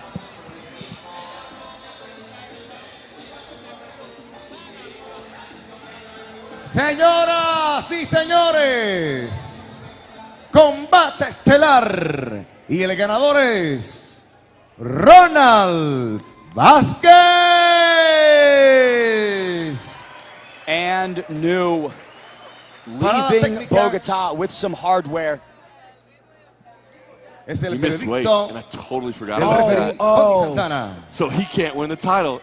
Oh, so frustrating. Oh my gosh, I totally forgot that as well. It was such a long night of such great fights. We were so excited about it. One minor detail, he's not your champion. Wow, okay, so. But a hell of a win. Hell of a win. And again, small correction to the broadcast. Major correction. Due to coming in over, I believe he weighed in at 128. This is 125 pounds. In title fights, you got to show up on the dot, despite the performance that Ronald El Lobo Vasquez put inside the octagon. This title's still vacant, John. Maybe they do it again and he tries to make weight. Wow, I totally forgot about that. I did too. That sucks, dude. That is, man. We apologize to everyone. Yeah. Oh, jeez. You know, in fairness, with the graphics being in Spanish and in the metric system as well, that we have absolutely no understanding of whatsoever. Dude, I'm operating in a world outside my depth, John Morgan. Broadcasters Serrato. Or no, wait. Lock fight card down here in Bogota, Colombia. El Lobo, Ronald Vasquez, and Juan Carlos Cheeky Miranda leave it all inside the octagon. What a fun affair. I've been Ben the Bane Davis. John Morgan, it's been an honor and a pleasure to call this alongside you. Absolute fun. A lot of fun fights from start to finish. A lot of young talent here in Colombia, and I look forward to future editions of Empire MMA. Make sure you tune in June 9th and June 10th for Empire MMA 5 and Empire Pro Grappling live from Medellin, Colombia.